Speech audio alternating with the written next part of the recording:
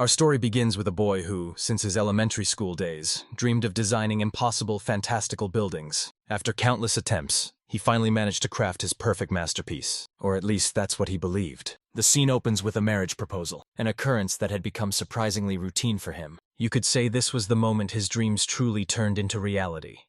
In this era of massive VR virtual reality had taken a firm hold in Japan. While thrilling battles hooked the hardcore players, the game's absolute freedom, from designing furniture to constructing entire skyscrapers, drew in crafters from across the globe. Among them was Miyabi, a man who poured every second of his spare time into his craft. He eventually achieved his childhood vision, though his creation somehow became a legendary romantic haven for other players. The constant attention was annoying at first, but he eventually grew accustomed to the fame. In the real world, Miyabi was trapped in a soul-crushing corporate job, so crafting and bringing joy to others felt incredibly rewarding. He took immense pride in everything he accomplished within the digital realm. One day, he received a mysterious email from the game admins titled Guide to a Special World. Though the timing felt strange, his curiosity eventually got the better of him. The email praised his remarkable architectural creations, making him feel as though his hard work was finally being recognized. Overjoyed by the praise, he accepted the admin's invitation to visit a unique, hidden world. The message asked if he'd allow his data to be transferred.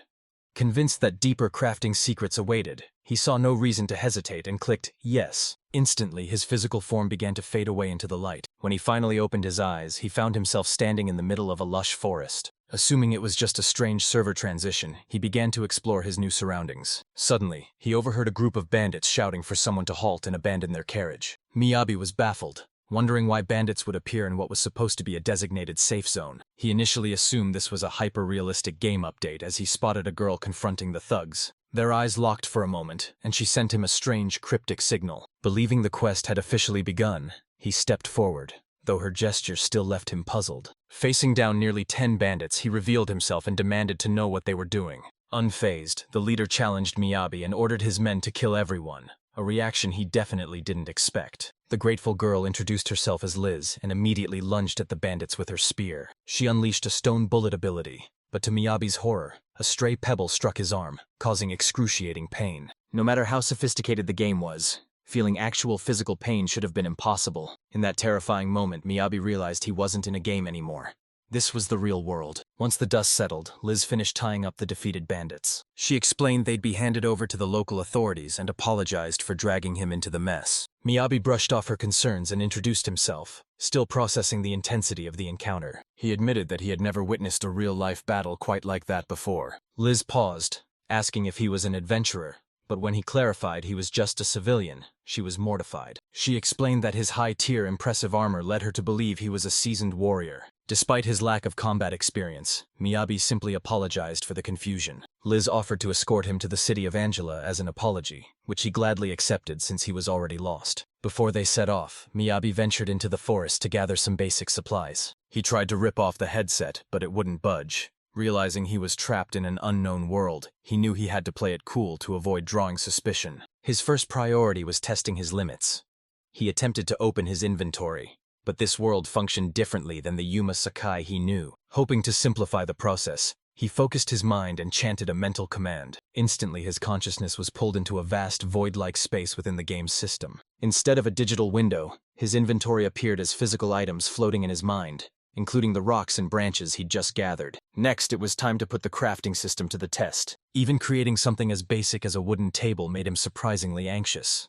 Using the materials on hand, he successfully brought it into existence. This confirmed the crafting system was fully operational and even more convenient than the game, allowing him to mentally summon any recipe he desired. He then crafted a stone axe, a versatile tool perfect for both gathering timber and serving as a makeshift weapon for his journey. Requiring only 10 branches and 30 small rocks, the axe would make resource gathering significantly more efficient. Testing the tool, he found it worked flawlessly, boasting incredible harvesting speed and power. With automatic collection features now active, he realized he could easily sustain himself in this world using his crafted items. He could gather the materials to build anything, balancing high-stakes adventure with the dream of a peaceful home for his family. He was overcome with excitement as his long-held dream finally started to become a reality. Returning to the carriage, he was met by a startled Liz, who was unnerved by both the sudden axe and his intense expression. Miyabi quickly masked his emotions to avoid suspicion, explaining that he'd crafted the axe as a basic means of self-defense. A puzzled Liz noted that he'd entered the forest empty-handed, so he explained he had used forest debris to craft it, revealing his role as a crafter. Liz found it reckless that he'd ventured out unarmed, and when Miyabi asked if she could use the axe, she explained her role was that of a magician. The guards questioned why a crafter like Miyabi was traveling without protection, but Liz sharply rebuked them for their rudeness toward a stranger. Once the tension settled, Liz double-checked to ensure he had all of his belongings before they continued. They resumed their trek, following a map and dispatching any goblins that dare cross their path. Before long, the massive gates of the city of Angera loom in the distance. The heavy security at the entrance suggests this is a major regional hub. As the group approaches, a unit of soldiers steps forward to halt their progress. Miyabi tenses up at the sight of the spears, but Liz quickly reassures him that this is just a routine check. Captain Angela thanks them for apprehending the bandits and asks who's in charge of their party. Relieved that they aren't in trouble, Miyabi watches as Liz steps forward to claim the role of leader. The soldier verifies her C-rank status, and while Liz identifies Miyabi as a mere civilian, the rest of the group is happy to let her handle the talking. Miyabi is caught off guard, but Liz calms him down, explaining that the highest-ranking member naturally takes command, and she outranks everyone there. The other adventurers praise her leadership, prompting Miyabi to apologize for his surprise. He admits he didn't expect a woman to lead, but commends her for earning the respect of such veterans. His genuine praise catches her off guard, and a faint blush creeps across her face. The soldiers haul the bandits away, informing the group that their reward will be processed later through the Adventurers Guild. The merchant from the carriage offers his sincere gratitude before the rest of the party departs, leaving Liz and Miyabi on their own. As they approach the gate, Miyabi asks if he needs any form of identification to enter the town. Liz is baffled. How can someone with an inventory skill not have an ID? When he admits he never had one, she explains that entry will require a fee. The problem is he's broke, jokingly calling his lack of both an ID and money a double miracle. After a moment of stunned silence, Liz scolds him for his lack of preparation, though she can't just leave him behind. She begrudgingly pays for a 3-day temporary pass, advising him that he'll need to register at the guild if he plans on staying any longer. Once inside Angera, Miyabi thanks her for the loan, but Liz sternly reminds him that he needs to pay her back and follow her conditions. Her terms are simple. He must register as an adventurer and form a party with her so she can track his location and ensure he doesn't try to run off. Since crafting requires rare materials, registering as an adventurer posed no issue for him. The second condition was to assist Liz with her tasks, primarily acting as a porter to carry her equipment. Miyabi was easily distracted by the town's shops, but while he lacked combat skills, he felt confident in a support role. Instead of the guild, Liz led him to an inn, insisting they both needed a place to rest first. The inn charged 5 silver coins per night. After getting change from a gold coin, Miyabi realized 1 gold equaled 10 silver, making it worth roughly 10,000 yen. Feeling guilty for borrowing so much money from a girl, he resolved to repay her kindness immediately. The next morning, they finally made their way to the Adventurers Guild. Miyabi was immediately awestruck by the massive, bustling crowd. Liz teased him for his reaction, so he claimed he was from a remote village to hide his knowledge of gaming tropes. Liz greeted a receptionist named Eleanor, reporting the successful completion of her latest escort mission. Eleanor welcomed her and inquired about Miyabi, who was currently captivated by the receptionist's beauty. Putting on his most charming expression, Miyabi introduced himself and explained he was there to register on Liz's advice. Eleanor appreciated his courtesy, though Liz teased that he was acting like a total flirt. He defended his manners while Eleanor took Liz's adventurer card to finalize the rewards for her request. Meanwhile, Miyabi received an application form and realized he could miraculously read the foreign script. It was likely a side effect of his data transfer skill. He noted the guild used a 7-rank system based on merit. The adventurer card also doubled as a bank tool, which was much safer than carrying bags of coins into battle. The form emphasized rules like maintaining civility, making Miyabi wonder just how rowdy some adventurers actually were. Liz watched him in silence, surprised by how diligently he was studying the guild's regulations. Miyabi explained that his corporate background made him a perfectionist, while Liz noted that nearly everyone else just glosses over the fine print. Miyabi found that hard to believe until Eleanor confirmed it, thanking him for his diligence and noting his reliability as Liz's friend. Noticing the form's simplistic language, Miyabi realized Eleanor was likely struggling to manage things alone before finishing his paperwork. He realized too late that he'd signed in Japanese, but Liz didn't notice and simply told him to list his role as a supporter. When a confused Miyabi asked for details, she explained that long-distance escorts made gear maintenance a nightmare, requiring extra hands for assistance. Relieved his secret was safe, he asked if a supporter was just a background worker. She confirmed, adding he'd handle chores like cooking but skip dangerous night shifts. Miyabi worried the tasks were too easy, but Liz insisted that the constant tension of escorting made her desperate for any help she could get. Essentially, supporters were the glue holding a party together, handling the mundane chores that usually lead to exhaustion and infighting. Accepting the role, Miyabi officially registered as a supporter and handed over the paperwork to Eleanor, while an exhausted Liz prepared to head out. With a quick wave goodbye, she took her leave and disappeared into the crowd. Eleanor then presented Miyabi with his official adventurer card and requested his temporary pass in exchange. He pulled it from his inventory, a move that stunned her once she realized he held the producer class. He asked if producers becoming adventurers was rare. She admitted it was unusual but praised his resolve, as most preferred the safety of commercial guilds. She noted that while some tried, most producers lacked the stamina for the field, though Miyabi felt his burning passion would see him through. Eleanor encouraged him, mentioning that inventories freeze time, meaning he could store monster meat or rare parts without them ever spoiling. Determined, he vowed to hoard as many materials as possible to pay off his debt to Liz. Since crafting requires resources, gathering them during quests was the ultimate efficiency, allowing him to avoid the politics of production guilds. When he asked about safe zones for foraging, she recommended the eastern outskirts as the most beginner-friendly area. Moving on, Miyabi stepped out of the guild only to find himself completely turned around. He couldn't even find his own inn, as every building in the city looked exactly the same to his untrained eyes. Everywhere he turned, the scenery looked identical, leaving the displaced Japanese man completely disoriented. Since he'd relied on Liz all day, he couldn't even recall the name of their inn. As the sun began to set, he started to worry that Liz might be growing anxious over his disappearance. Suddenly, he spotted a girl with animal ears carrying a sword, clearly a capable adventurer. With no one else nearby to turn to, he approached her and asked if she could direct him back to his inn. She pointed in a general direction, but Miyabi remained just as confused as before. He realized he hadn't specified the inn's location, and she might have been pointing toward her own. Sensing her hesitation, he worried he had approached the wrong person. Not wanting to be a burden, he apologized for startling her and presented his adventurer card, explaining he had lost his way. After reviewing his credentials, she showed him her own card in return. Upon checking her status, he was stunned to discover that she was actually a high-level B-rank adventurer. He was shocked that such a cute, youthful girl actually outranked someone as experienced as Liz. Labeling him a lost adventurer, she introduced herself as Mel and offered to help. Her peculiar way of speaking was a bit odd, but he was simply grateful for the assistance. She asked for a hint regarding the inn's location. He recalled it was near the east gate, admitting he'd been distracted by another adventurer. Mel's expression turned serious as she asked if that adventurer was a girl. Once he confirmed the girl was roughly his age, Mel declared she knew the way and led him straight to his destination, leaving Miyabi astonished by her navigation skills. She explained that this was the only inn near the east gate that was safe for women and prohibited alcohol, making it the premier choice for low rankers. Miyabi realized Liz had chosen this place specifically for his safety. As they reached the door, Mel gave him a parting smile and encouraged him to keep working hard. Wanting to show his sincere appreciation, Miyabi decided he couldn't let her leave without a gift. He lacked the spare funds to pay her in coin, so he opted to craft something unique instead, selecting a high-quality piece of wood he'd gathered from the forest. He immediately activated his material disassembly skill to begin the process. Utilizing his inventory's automatic breakdown feature, he retrieved the wooden block and began shaping it with precise magical energy. He crafted a charming animal figurine from the wood. Mel's cheeks flushed with delight as she gazed at the carving and happily accepted the handmade gift. The moment reminded him of his days in Yume Sekai.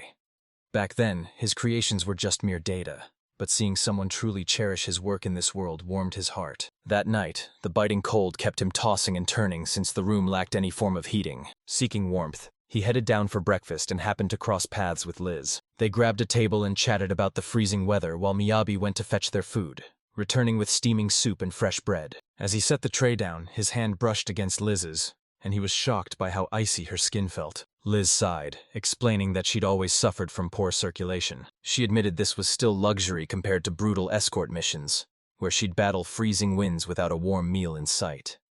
After countless nights of shivering, she finally understood the true value of having a supporter. Miyabi suggested carrying extra blankets for her, and she immediately offered a silver coin a day for priority access, though he worried he was overcharging her. Liz insisted it was a bargain compared to enduring a rainy morning on the road, jokingly asking if he'd rather hear about huddling for warmth or sleeping on frozen dirt. Hearing her hardships, Miyabi told her to take a break from escort missions. Once they finished their meal, the duo headed to the guild to pick out their very first joint quest. They browsed through the C and D rank requests, while Miyabi noticed Eleanor posting new listings, which immediately drew a crowd of rowdy adventurers. Liz explained they were all fighting over the high-paying low-rank jobs, making Miyabi realize that being a solo adventurer would mean dealing with that chaos daily. In that moment, he felt more certain than ever about sticking with Liz. Liz, ever the perfectionist, grew frustrated with the messy quest board and began neatly rearranging the papers to help others find work more easily. Miyabi was touched by her kindness as they looked over the available jobs together. She finally made her choice just as a grumpy adventurer nearby took notice. Miyabi asked about the details, and Liz revealed the target. Ground sheep. Despite the harmless-sounding name, the bounty had recently spiked. Miyabi was skeptical about the difficulty, but Liz, having hunted them before, assured him they could handle it, even if it took a few days. When they went to register, Liz bypassed a shorter queue to stand in a much longer, crowded line. Realizing she was heading toward Eleanor's counter, Miyabi teased her about being a fan of the receptionist, causing an embarrassed Liz to snap back at him. She playfully asked if he wouldn't want a beautiful woman seeing him off on a mission, though Miyabi thought that sounded like something an old man would say. Liz brushed it off, joking that it felt like a protective older sister sending her sibling off on an errand, a comparison Miyabi found bizarre. When their turn finally came, Eleanor was thrilled to see them officially teaming up, but her expression immediately soured the moment she saw their request for the ground sheep hunt. Liz admitted the quest would be time-consuming and keep them away from the guild, prompting Eleanor to warn them about the monster's lethal charge attack. The reason the reward was so high was due to several C-rank parties recently failing the mission. She urged Miyabi to do his best without overexerting himself, wishing them both the best of luck on their journey. Seeing Eleanor's radiant smile and hearing her kind words, Miyabi finally understood Liz's point.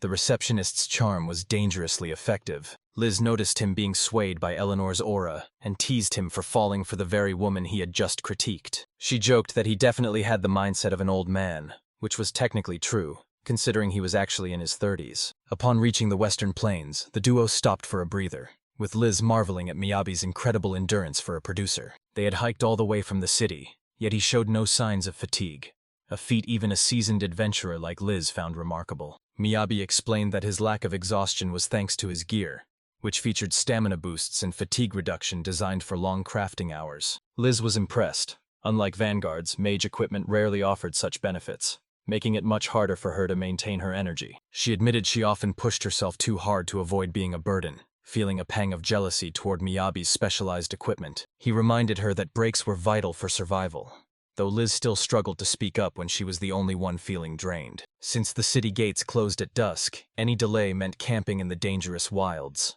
a situation Miyabi compared to a salaryman missing the last train after overtime. Having lived through those miserable commutes in his past life, Miyabi considered his current situation a total blessing. There were no toxic managers or angry customers here, just a kind teammate and the kind of mental peace that modern people desperately crave. While he was lost in thought, Liz suddenly shouted his name, warning him to stay alert as she had finally spotted the ground sheep. Peering into the brush, Miyabi initially mistook a nearby deer for their target, but Liz pointed out the actual ground sheep lurking just behind it. They watched closely as the massive, formidable ground sheep finally came into view. These creatures were notorious demons, known for bringing even the most seasoned vanguards to their knees. Legend says a single beast could shatter a castle gate with its horn, and 10 soldiers aren't enough to overpower one.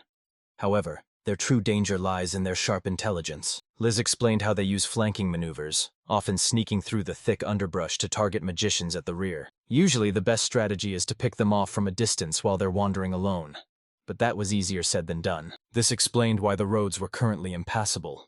Miyabi realized that nobody could survive a direct hit from their relentless charge. When he asked about civilian casualties, Liz noted that while no one had been hurt yet, the roadblocks were strangling a nearby village that relied on this path for supplies. This made their mission a matter of survival for the locals, and despite being a supporter, Miyabi vowed not to be a liability. He asked for any other vital details, and Liz stressed that he must evade their charge at all costs, fearing he was taking the threat too lightly. She warned that they won't stop until they're dead, making this as dangerous as a B-rank mission. Miyabi realized that without a fatal blow, their momentum is unstoppable. Liz looked at him, visibly confused by his sudden analytical tone. He explained that even these ground sheep would be vulnerable to a well-placed surprise tactic. After crafting a stone shovel, He suggested they lure the beasts into a sophisticated pitfall trap. Liz countered that these demons weren't naive. If pitfalls worked, everyone would be using them. Plus, they didn't have the time to dig a massive hole. However, Miyabi had already carved out a massive crater in a single second, leaving her speechless.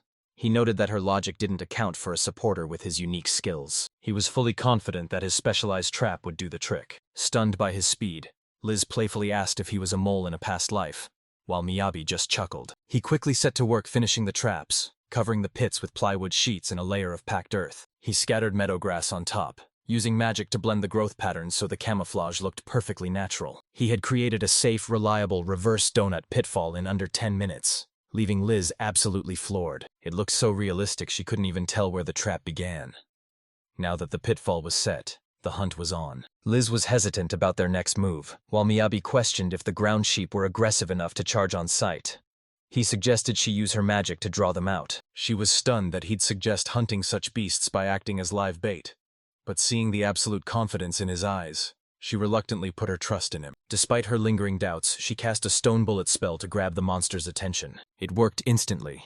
The sheep fixed their terrifying gaze on them, sending a wave of panic through the pair. Liz's fear spiked as one of the beasts began a full-tilt charge, and though Miyabi tried to soothe her, his words fell on deaf ears. The gap closed rapidly, and her heart hammered against her ribs as the monster neared. Her confidence in the plan shattered, leaving her certain they were about to face a brutal head-on collision. Instinctively, Liz grabbed Miyabi's arm as the ground sheep let out a piercing bleat. But contrary to her fears, the monster plummeted into a pitfall the second it stepped on the hidden trap.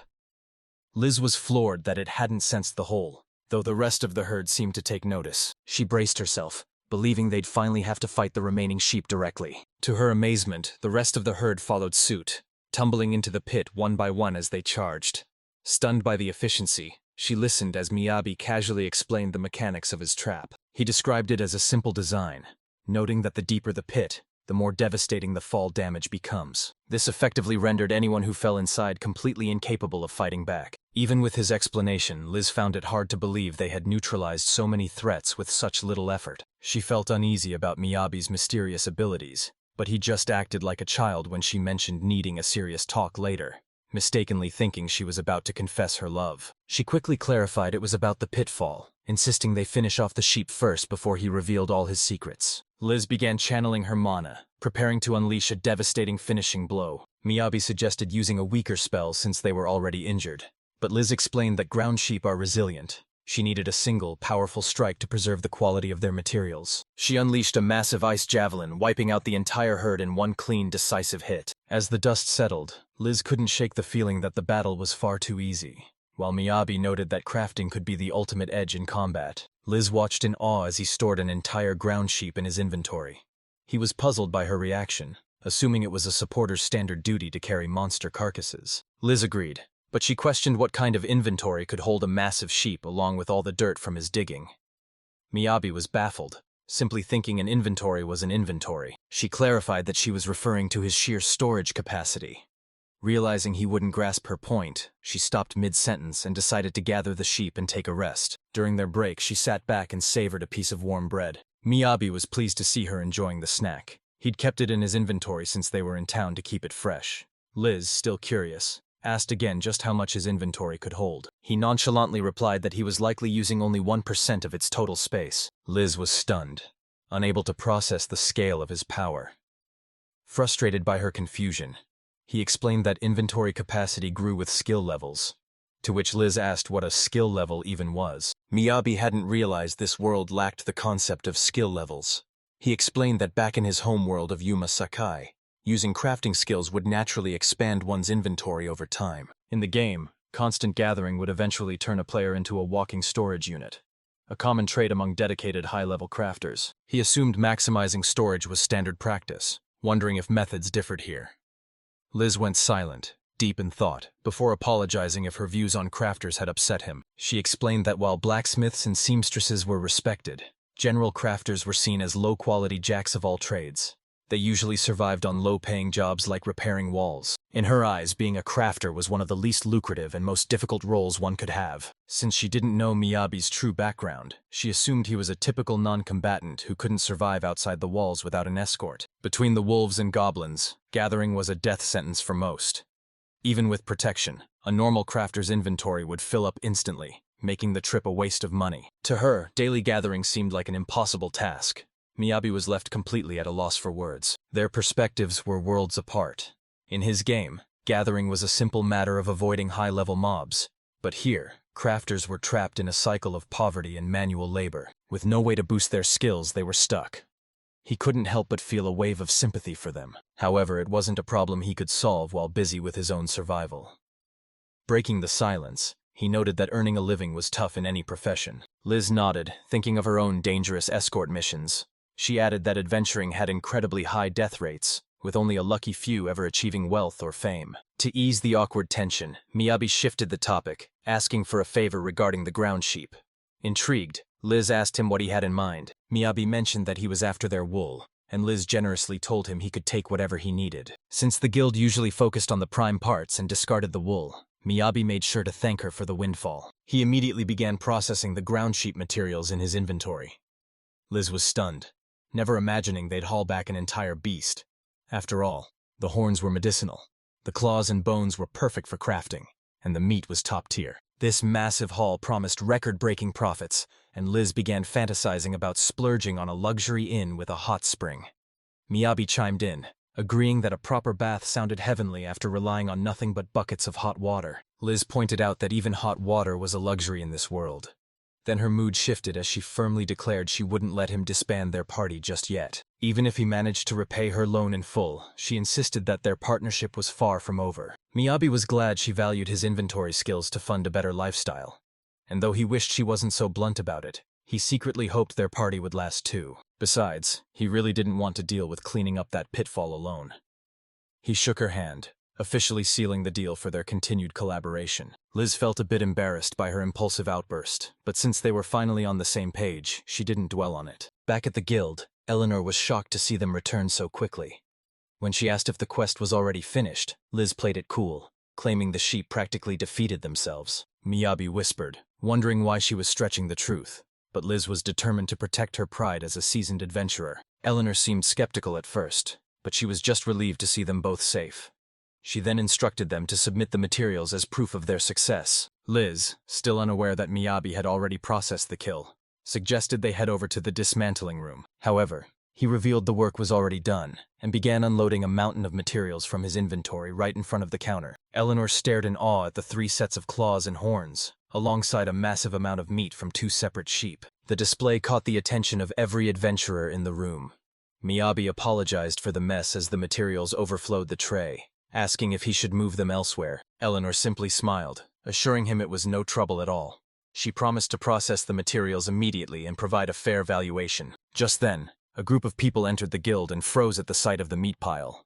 They couldn't help but shout in excitement over such an impressive haul. Seeing their intense reactions, Miyabi asked if ground sheep meat was really that popular. Liz explained that it's a lean, healthy delicacy known for its incredibly mild and delicious flavor. Because it was delivered within 3 hours of the kill, the meat was exceptionally fresh. The guild would flash freeze it to be eaten raw, making it a prized delicacy for local foodies. Recalling Liz's earlier comments, Miyabi assumed she was a fan of ground sheep as well. She quickly clarified she'd never eat it raw just as Eleanor returned to the group. She handed over 45 gold coins for the request reward, plus another 60 gold for the well-preserved remains of the horns and claws. With the alameat valued at 85 gold coins, the total payout reached 200 gold. Miyabi suggested taking only 30% for his role as the group's luggage carrier, but Liz insisted he deserved 70% for his efforts. Miyabi flatly refused, arguing that accepting so much would compromise his integrity, especially while he was still indebted to her. Liz scolded him, asking if he planned to repay her 10 times over, and warned that being too humble made him look like a suspicious mole. Eleanor grew curious at the mention of a mole, forcing them to play it cool until they were outside. They still couldn't agree on the split. Liz believed Miyabi did the bulk of the work, while Miyabi countered that he was just a supporter. He argued that since her risk of injury was higher, she deserved more, but Liz felt his reasoning meant he was already overpaying her. When she asked for a better split, he proposed a 6-to-4 ratio, but she rejected it and told him to take even less, suggesting a 5-to-5 equal split instead. Even then, he doubted he deserved half the pay for simply being a supporter. Liz wouldn't let him refuse, insisting it was fair since they'd earned so much extra from the ground sheep. With the argument settled, Miyabi and Liz promptly headed to a nearby hot spring inn. However, he had misjudged the lodging expenses. Switching from a basic room to a luxurious one was starting to strain his wallet. Still, he appreciated the welcoming atmosphere. Liz urged him to dive into the hot spring immediately, but he wanted to go shopping first. Puzzled, Liz told him to go warm up and not fret about her as she headed for the baths alone. Miyabi knew major requests like yesterday's were rare, and venturing was a tough business that required him to organize his life quickly. Thinking about their survival, he knew they needed to stockpile food while they had the funds, as securing rations would be vital if a future request dragged on. While simple salt usually sufficed, Miyabi decided not to settle for less and purchased every condiment available at the stall. The merchant initially dismissed him as a window shopper, but his attitude flipped the moment Miyabi flashed 10 gold coins. Seeing the cold, hard cash, the vendor was suddenly all ears and ready to deal. From there, he hit up a condiment shop for seasonings before finishing his spree at a dry goods store for the remaining essentials. His wallet took a hit, leaving him with only 49 gold coins, but he knew these supplies were a vital investment for their survival. With the basic provisions covered, it was finally time to move on to their more specialized needs. He stepped into a local blacksmith shop and began scanning the impressive inventory. He was immediately struck by the incredible craftsmanship on display. This was clearly the work of a master. His own crude stone axe looked like a toy compared to these finely honed blades, proving his amateur skills were no match for a professional.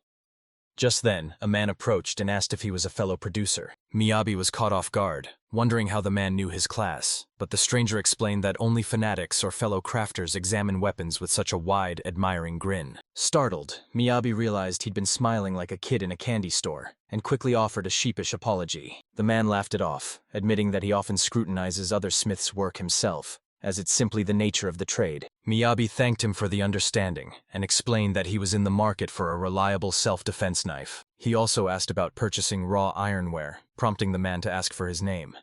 Miyabi introduced himself, identifying as a supporter. The man, Weiss, revealed he was the third-generation owner of the shop, noting that he respected any crafter still trying to forge their own path. Weiss then asked to see Miyabi's own handiwork, which sent a wave of panic through him as he realized the master smith had totally misread his intent. He had actually come for basic cooking gear, like a stove for making Genghis Khan's stir-fry, but now wasn't exactly the time to bring that up. Reluctantly, he pulled out his stone axe for inspection while Weiss looked it over with a discerning, professional eye. Miyabi braced himself for the man to laugh at such a crude tool, but instead, Weiss silently gestured for him to follow. Weiss led him into a back room that was absolutely overflowing with high-quality iron ore. Miyabi was floored by the massive hoard, realizing he had never seen this much raw material, not even back in the game's virtual world. Weiss prepared a massive crate of iron ore, noting it was the same amount he usually gives to his novice blacksmiths. When Miyabi asked for the price, Weiss laughed, saying he wouldn't charge for a mere stone axe project,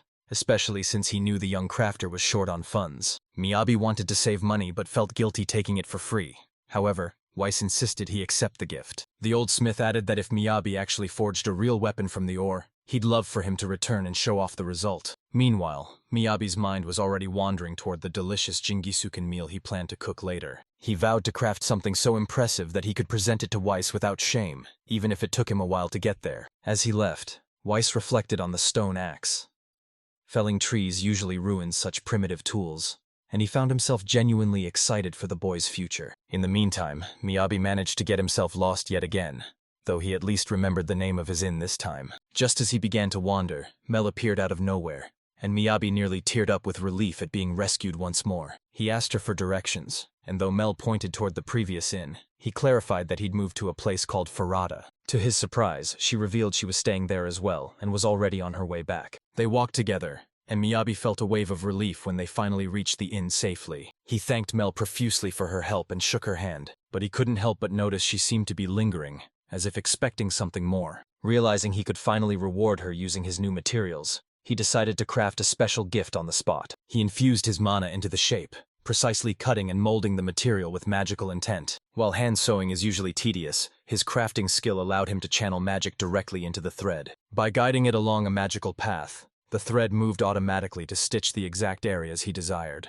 In a matter of minutes, he had crafted an adorable, high-quality plushie. But Miyabi had one final touch to add, a secret technique known only to master crafters. He infused the surface with magic, utilizing ground wool to sprout a thick, fluffy layer in an instant. With some final adjustments, the masterfully crafted plushie was finally complete. He was so focused that he didn't even notice the crowd gathering to admire and praise his craftsmanship. He apologized to Mel for the delay, thanking her for her guidance throughout the entire process. Mel blushed deeply, touched that he had finally addressed her by her name for the first time. Miyabi was pleasantly surprised that she had even remembered his name at all. He hoped the gift would leave a lasting impression, relieved to see that she truly loved it. Just then Liz emerged fresh from her bath, curiously asking if she'd missed any of the action. Miyabi played it cool, acting completely oblivious about the impressive crafting scene he'd just caused. He quickly pivoted, asking about her soak. She raved about going in 3 times, and seeing her so relaxed made his heart race. A blushing Miyabi was distracted by her mature beauty,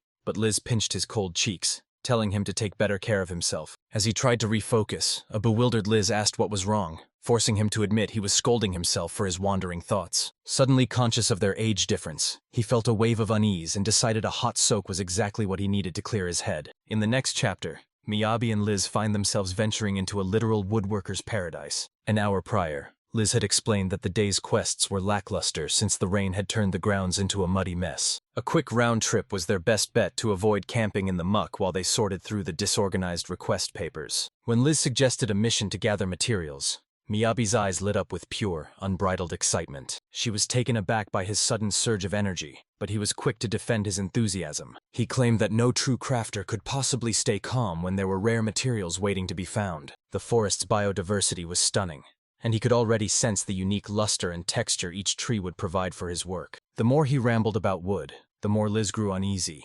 warning him to limit his logging to this specific area. Falling trees could attract dangerous demons, but as she spoke, the tree Miyabi was cutting suddenly vanished into thin air. Thinking she had hallucinated, Liz was stunned when Miyabi explained it was simply his craft collection skill at work. She laughed it off, convinced she was dreaming since a tree couldn't just disappear.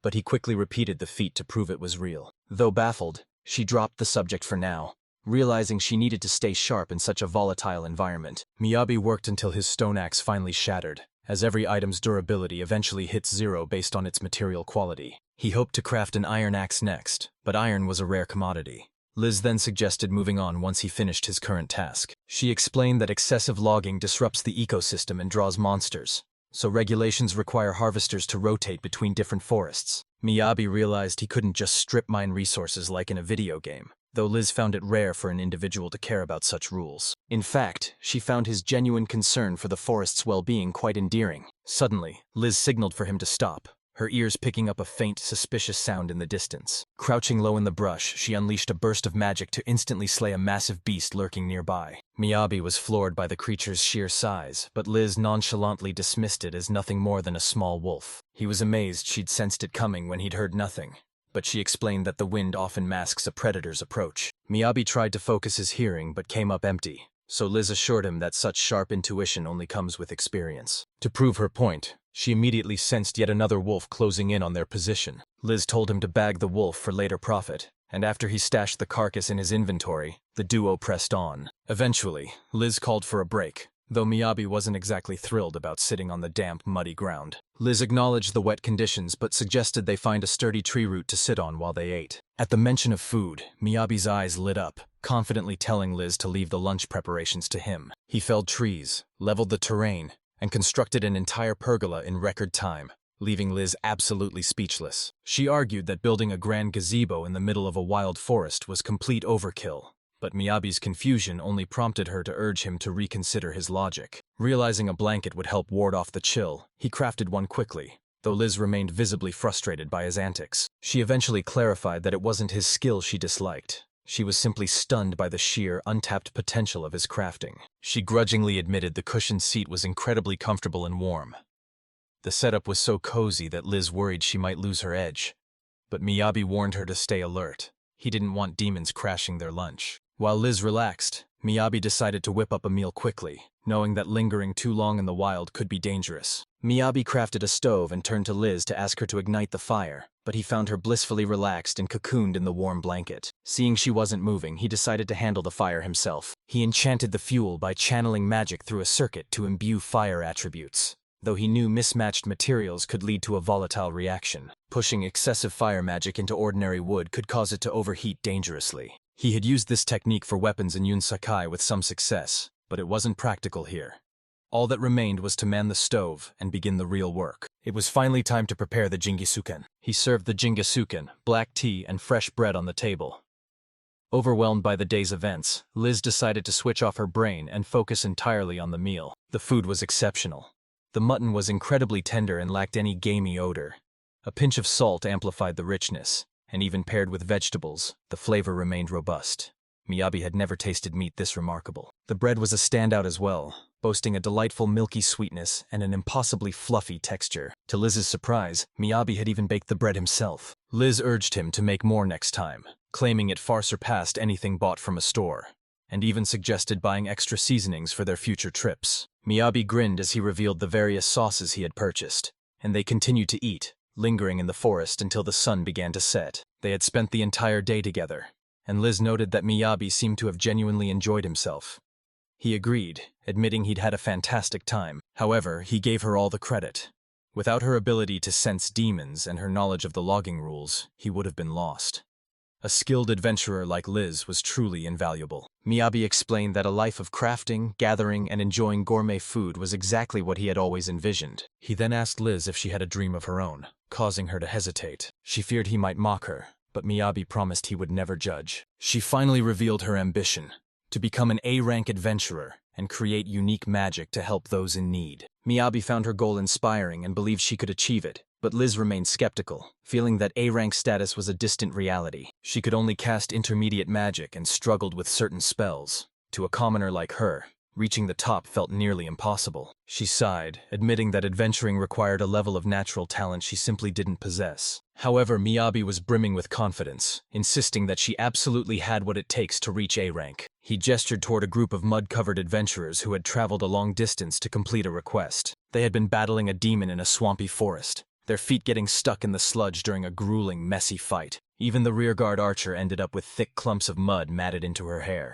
They managed to defeat the demon, but with the city curfew looming, they had no time to stop and wash up. They planned to clean their gear in a river near the city and rush back to the gates, even if their clothes were still soaking wet. Liz smiled, saying no one would actually go that far, only for Miyabi to admit he'd made the story up to prove a point. He noted that while the story was fake, failure in their line of work could mean consequences far worse than mere injuries. Meanwhile, some adventurers choose to skip requests entirely based on the weather or their party's conditions. He asked her which type of adventurer was more dependable, those who persevere or those who give up when things get tough. He insisted her current skill level was no reason to abandon her dream, prompting a shy Liz to clarify she never intended to quit. They both agreed that raw strength wasn't the only thing that defined a great adventurer. Liz then asked him to wait a moment as she approached the muddy adventurers passing by. In the next scene, Miyabi prepared a lavish dinner centered around fresh fish. He served up grilled trout and salt-crusted fillets, leaving Liz stunned to be eating such gourmet meals while out on a quest. Most adventurers stick to bland rations while traveling, as the scent of cooking tends to lure in dangerous monsters. However, Miyabi was busy crafting a different 5-star meal every single day. Liz worried she'd never be able to go back to her old lifestyle at this rate, though Miyabi assured her she wouldn't have to. After completing another request, Eleanor praised their progress, noting how seamlessly they functioned as a party. Miyabi credited their success to Liz's excellent intuition when choosing requests. She countered that Miyabi's massive carrying capacity was the real key, but Eleanor noticed that Liz had been smiling a lot more lately. Miyabi joked that she always smiled, even if she spent half her time scolding him, leading Eleanor to suggest that Liz's nagging was just a sign of how much she cared. Liz blushed furiously at the suggestion, causing Eleanor to pause. Miyabi used to think Liz only admired Eleanor, but he realized Eleanor was looking out for her too. However, describing Liz's concern for him as simple caring didn't feel quite right. Eleanor then pointed out that Miyabi had been fixated on gathering-type quests and suggested he branch out soon. Her words made Miyabi realize that Liz wasn't actually pursuing her own goals. She was prioritizing his safety above all else. He knew long-term quests were dangerous for a supporter, and Liz had been meticulous about keeping him out of harm's way. Now that he knew her true aspirations, he wanted to help her reach them. The last thing he wanted was to be a hurdle in the way of Liz's dreams. Later, Liz asked him what he planned to do with their upcoming free time. Since they had a break in their schedule, Miyabi decided to focus on honing his enchantment skills. Liz mentioned she might spend the time studying magic. He suggested she take a rest instead, but she stubbornly refused. The two began playfully teasing each other, pretending to argue until they both eventually burst into laughter. Miyabi eventually left to work on his enchantments, though he quickly found the process to be incredibly challenging. Enchanting was a complex system. Missing a single material or using clashing attributes made the entire process fall apart. While compatible elements allowed mana to flow smoothly, clashing attributes caused magic to leak and damage the base material. Perfect control was essential, and though he'd intentionally failed in the past to generate heat, today he was aiming for a flawless success. Concentrating intensely, he advanced with caution, aiming to reach the material's core while using the absolute minimum amount of magic. His persistence eventually paid off, resulting in the successful creation of a small thermal block. These blocks were designed to warm Liz's room without a heater, but since they were useless outdoors, Miyabi wasn't entirely satisfied. He decided to craft a wearable item that wouldn't hinder travel, concluding that enchanting a spare shirt would be the ideal solution. Eager to test his theory, he asked Liz for a spare shirt to enchant, but she completely misunderstood and scolded him. Miyabi hadn't realized how inappropriate such a request sounded. He collapsed in pure embarrassment, realizing that even if it wasn't underwear, the request was still bizarre. Since his main gear was already spoken for, he needed a new plan. Just then, a guard announced the city gates were closing, prompting him to head inside. Under normal circumstances, he'd be hopelessly lost, but thanks to his new map, he wouldn't be repeating that rookie mistake. He crossed paths with Mel again, who quickly offered directions, but he clarified he actually knew where he was going. Mel looked disappointed, as she was clearly hoping for another reward. After gifting her a small bird figurine, Miyabi asked why she was out so late. She explained she needed to fix a slightly chipped weapon. However, it was far from minor. Her sword was nearly shattered, pushed beyond the limits of standard repair skills. Intrigued by the prospect of seeing a weapon repair, he asked to tag along, and she happily agreed. At Weiss's shop, the blacksmith's explosive reaction to the damaged sword startled Miyabi. It turns out Mel always waits until the last second to fix her gear. Weiss then noticed Miyabi, questioning if he was there to watch the repair. After giving Mel a piece of his mind, Weiss explained he was swamped with orders and the repair would take quite a while. He then asked if Miyabi could handle the material synthesis himself. Miyabi was stunned, realizing Weiss wanted him to take over the repair. He hesitated, knowing a failed synthesis would ruin the high-quality materials. Weiss insisted that such rare opportunities are where a crafter's magic manipulation truly shines, but Miyabi was still nervous. To ease his nerves, Weiss joked that Mel could afford a replacement if he messed up. Relieved, Miyabi checked if Mel was okay with it, and she simply asked what reward he wanted in return. The material in question was a dragon fang, an item of immense value. With Weiss and Mel cheering him on, he began his preparations. Realizing the process was remarkably similar to enchantment, he narrowed his focus. He successfully opened and linked the circuit. Now, all he had to do was channel his magic directly into the damaged area. Unlike simple enchantment, he had to manually stabilize the raw magic within the materials, making the process exponentially more complex. Miyabi was so tense he nearly forgot to breathe, but he figured he'd pull through as long as he stayed focused. To sweeten the deal, Weiss promised him rare dragon fangs if he succeeded on his first try. Weiss' incentive hit the mark, and Miyabi dove back into the work with renewed vigor. The grueling repair process dragged on well into the dead of night. Once finished, Weiss inspected the blade and casually asked if he could repeat the task later. Miyabi was floored. How could he suggest a second round when he was this drained? The job was 100 times more taxing than he'd ever imagined. Weiss then dropped a bombshell. Repairing high-tier gear isn't even a standard crafter's duty. Miyabi stood there stunned, feeling completely played by Weiss's earlier encouragement. To make amends, Weiss handed over 2 dragon fangs. Miyabi hesitated, still feeling guilty about nearly breaking a component. But Weiss explained that a repair of this caliber usually burns through 4 fangs. In reality, Miyabi's efficiency was staggering. Accepting the reward with a mix of exhaustion and pride, he finally headed back to his inn. He collapsed onto his cot the second he arrived. Liz was amazed, worried that he was pushing himself way too hard with his enchantment training. He woke up the next morning feeling stiff as a board after accidentally passing out in the lobby. Despite the aches, they made their way to the guild. There, Liz reached for another gathering quest, but Miyabi was itching for variety. He suggested an investigation in the Jade Forest, but the look on Liz's face was one of pure apprehension. She pointed out that investigation quests carry a lot of weight and could affect their standing, plus she'd never attempted one before. To her, it felt premature, especially with the high probability of demon encounters. Miyabi could see right through her. The real reason for her reluctance was her deep concern for his safety. Liz confessed that while their last fight went smoothly, she was terrified of failing to protect him if things turned south.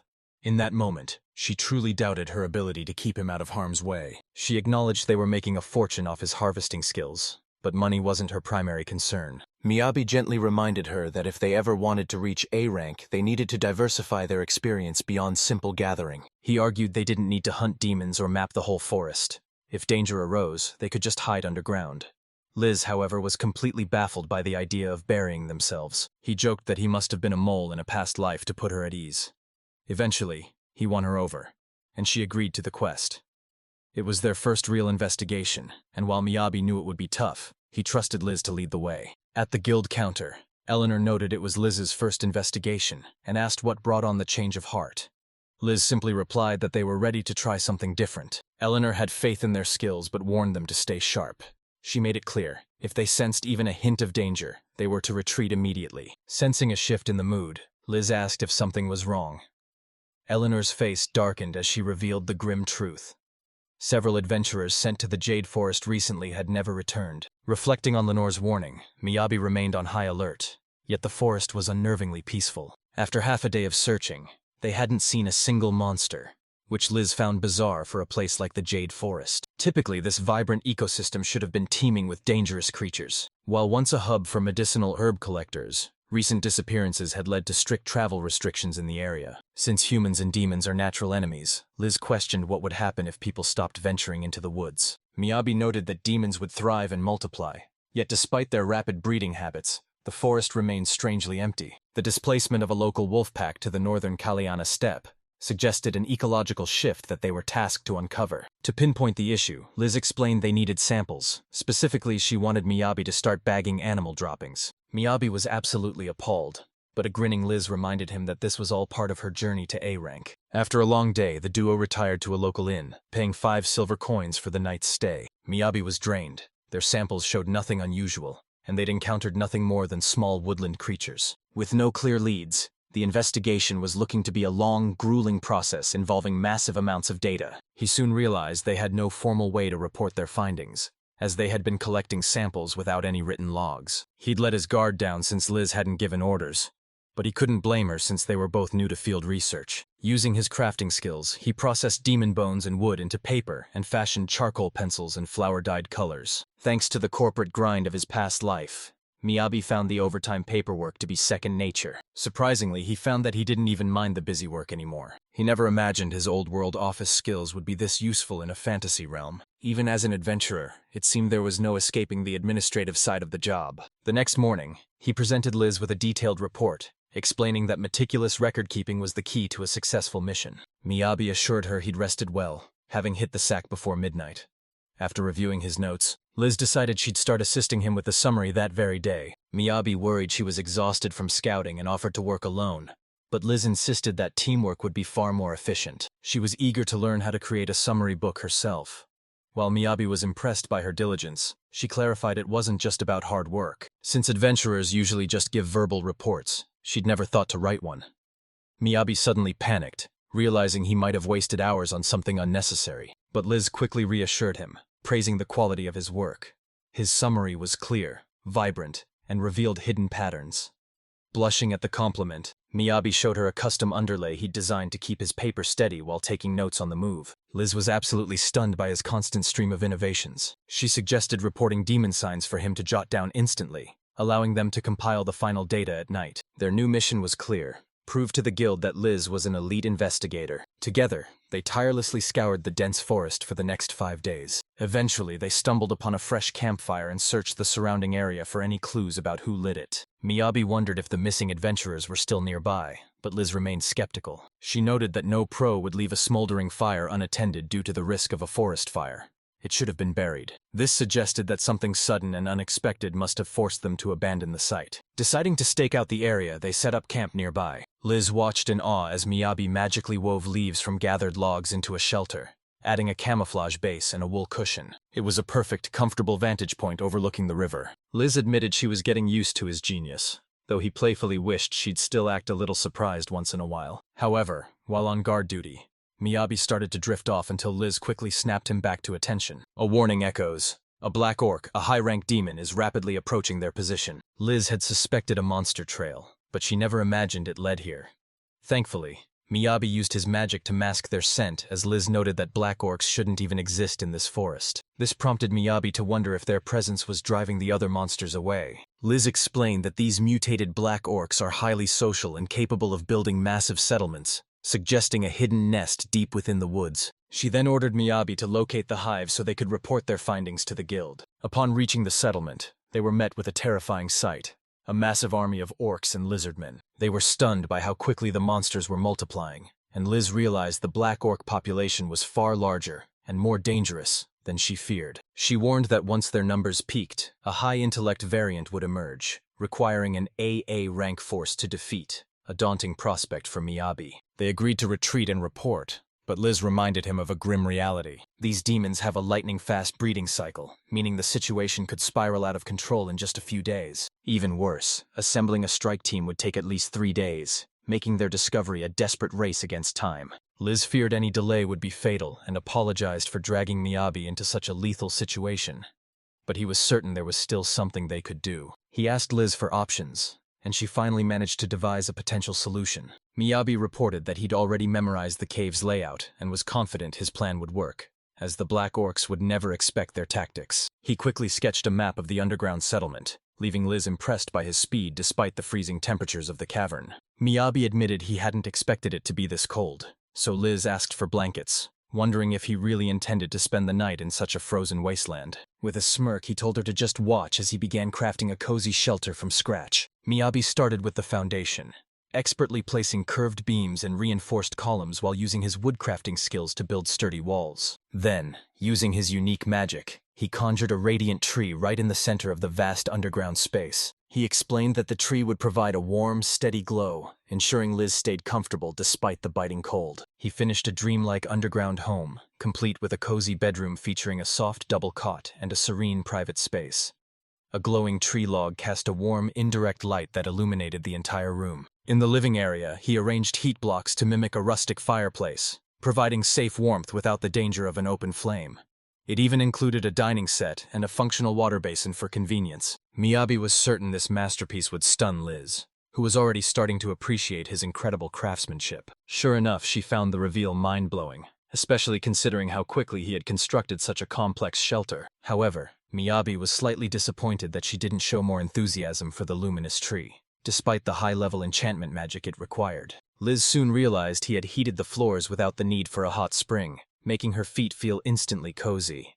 To her, it felt like a subterranean paradise. Miyabi admitted he had discreetly infused fire elements into the flooring, leaving Liz absolutely overjoyed. She playfully warned him not to make it more comfortable than a 5-star hotel, completely forgetting about the black orcs stalking above. She was so relaxed, she felt like she could sleep right there on the floor. But Miyabi wasn't having it, insisting that resting on the floor was beneath her. He presented her with a plush wool cot, and the moment she felt its softness, she was mesmerized. Liz described the cot as being wrapped in a warm embrace, perfect for the cold weather, though she worried it might be too expensive. Miyabi brushed off her concerns, simply telling her to make sure she didn't oversleep. As a C-rank adventurer, she confidently claimed she wouldn't oversleep, insisting her body would wake up naturally. Of course, the next morning, Liz was fast asleep, just as Miyabi expected.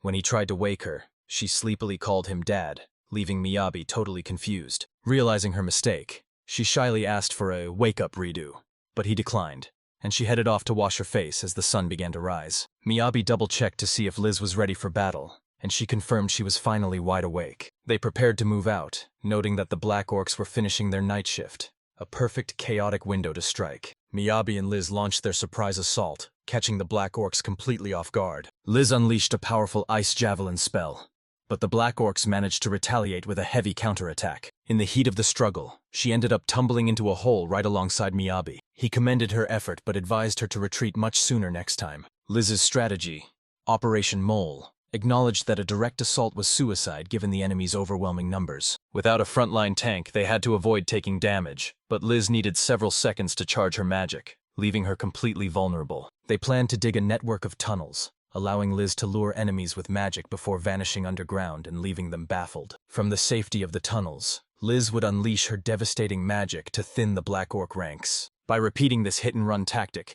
they hoped to whittle down the enemy and secure a window to escape. However, Miyabi worried about a high-ranking species appearing, prompting them to prioritize mapping the cave's complex exits. Finding the black orcs mid-feast, they hurried to dig a scout passage, though Liz felt Miyabi's presence made the plan unpredictable. Miyabi asked if they were going to initiate the operation that very night. Liz told him to wait until dawn, explaining she was low on mana and currently relying on a scent masking spell just to stay hidden. As they scouted the herd, Liz hoped that keeping their numbers low would prevent a more powerful high orc from spawning. Suddenly, Miyabi conjured a block, perfectly anticipating an incoming strike and saving them from a surprise attack. Liz hesitated, asking Miyabi if she could say something a bit strange, and he prompted her to speak her mind. She then asked him if he knew just how delicious black orc meat actually was. If they wiped them out, they'd walk away with a mountain of high-quality meat to sell and feast on themselves. This sudden greed fueled Liz's burning desire to annihilate every last one of them. Miyabi was stunned by her bloodlust, especially since firing consecutive ice javelins was rapidly draining her remaining energy. She asked Miyabi for backup just as a confused black orc began searching for her location. "I'm right here!"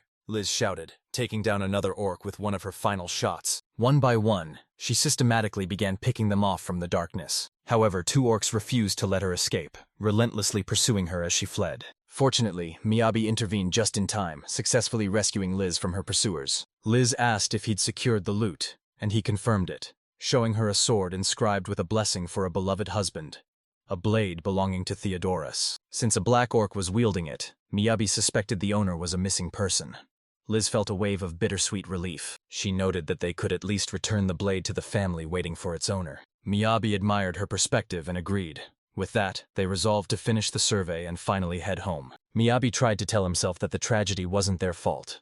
It was simply a stroke of bad luck. He couldn't shake the mystery of the sword's owner, yet he was impressed by Liz's mental fortitude and asked how she stayed so composed. Liz explained that returning to the guild felt like coming home, and after a long journey, they finally greeted Eleanor. Eleanor was relieved to see them but noted they'd exceeded their scheduled time.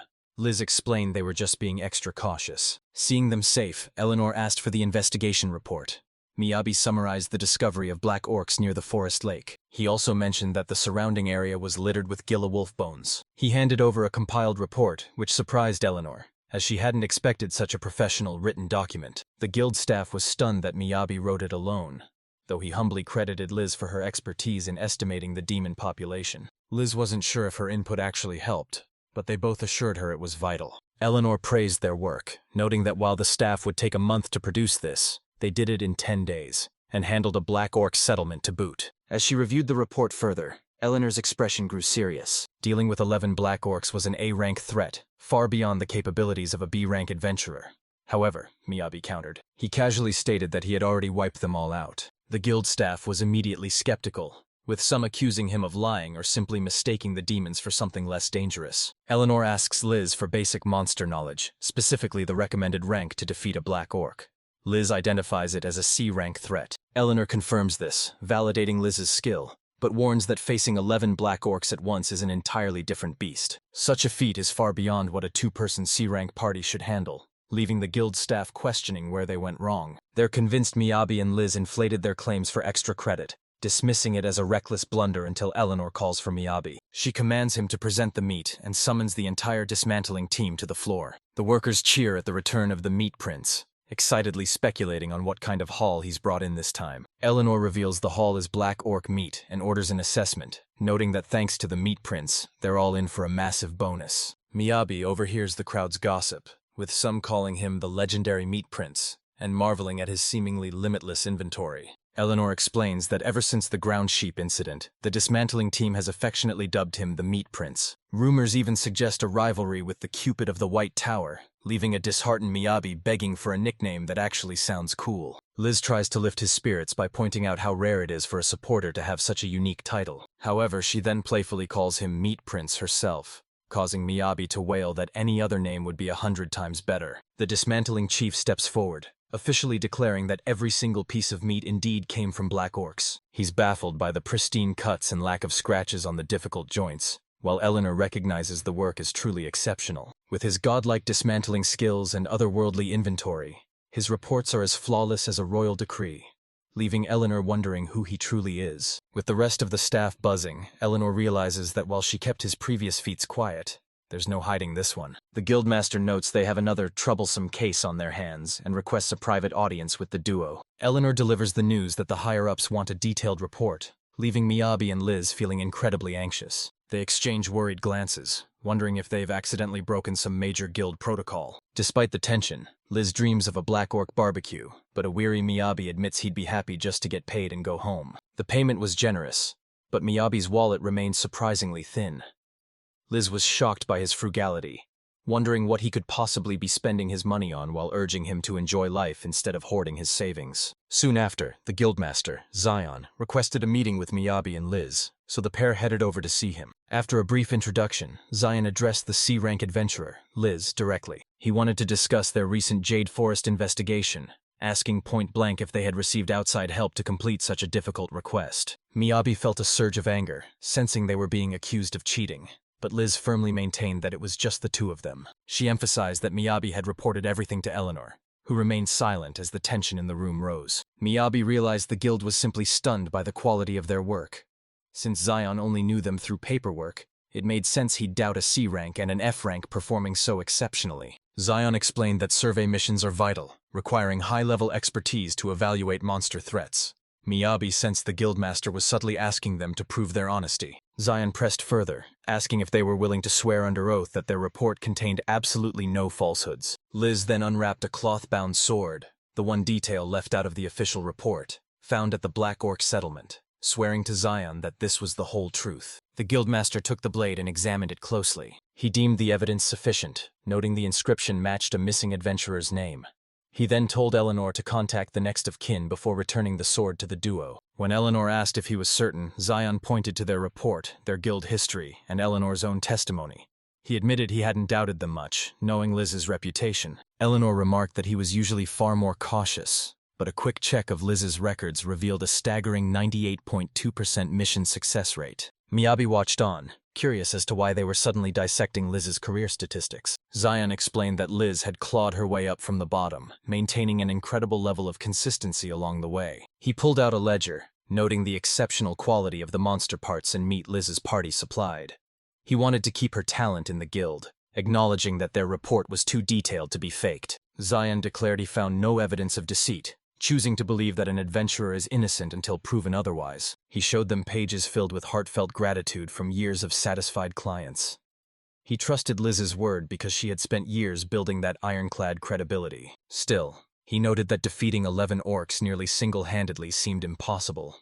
Liz quietly admitted that she wasn't sure she could have pulled it off alone either. Zion suggested Miyabi take on the role, asking if he'd handled the vanguard position during the fight. Liz explained the battle was over before she could even swing, but Miyabi insisted she did all the work. Zion jokingly told them to get their stories straight. Liz swore Miyabi took down at least 2 orcs, but he stayed humble, claiming he was just support. Zion wondered if they were a secret comedy duo. Liz shut him down, calling his perspective totally skewed. To her, Miyabi was nothing more than a walking, talking storage unit. She told Zion about the massive haul of Blackhawk meat and how Miyabi shoveled an entire crater's worth of dirt into his inventory in seconds.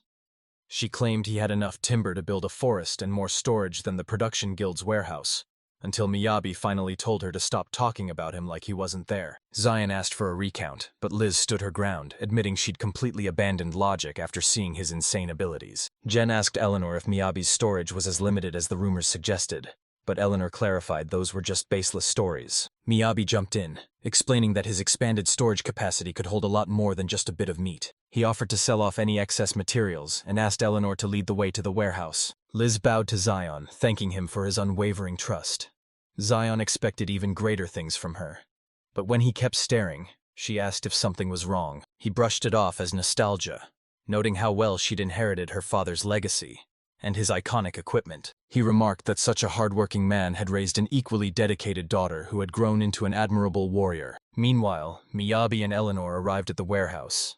Miyabi was impressed by its size, but Eleanor admitted it was nothing compared to the production guild's facility. She explained that adventuring income usually comes from mission rewards, feeling more like a series of bonuses than a stable career.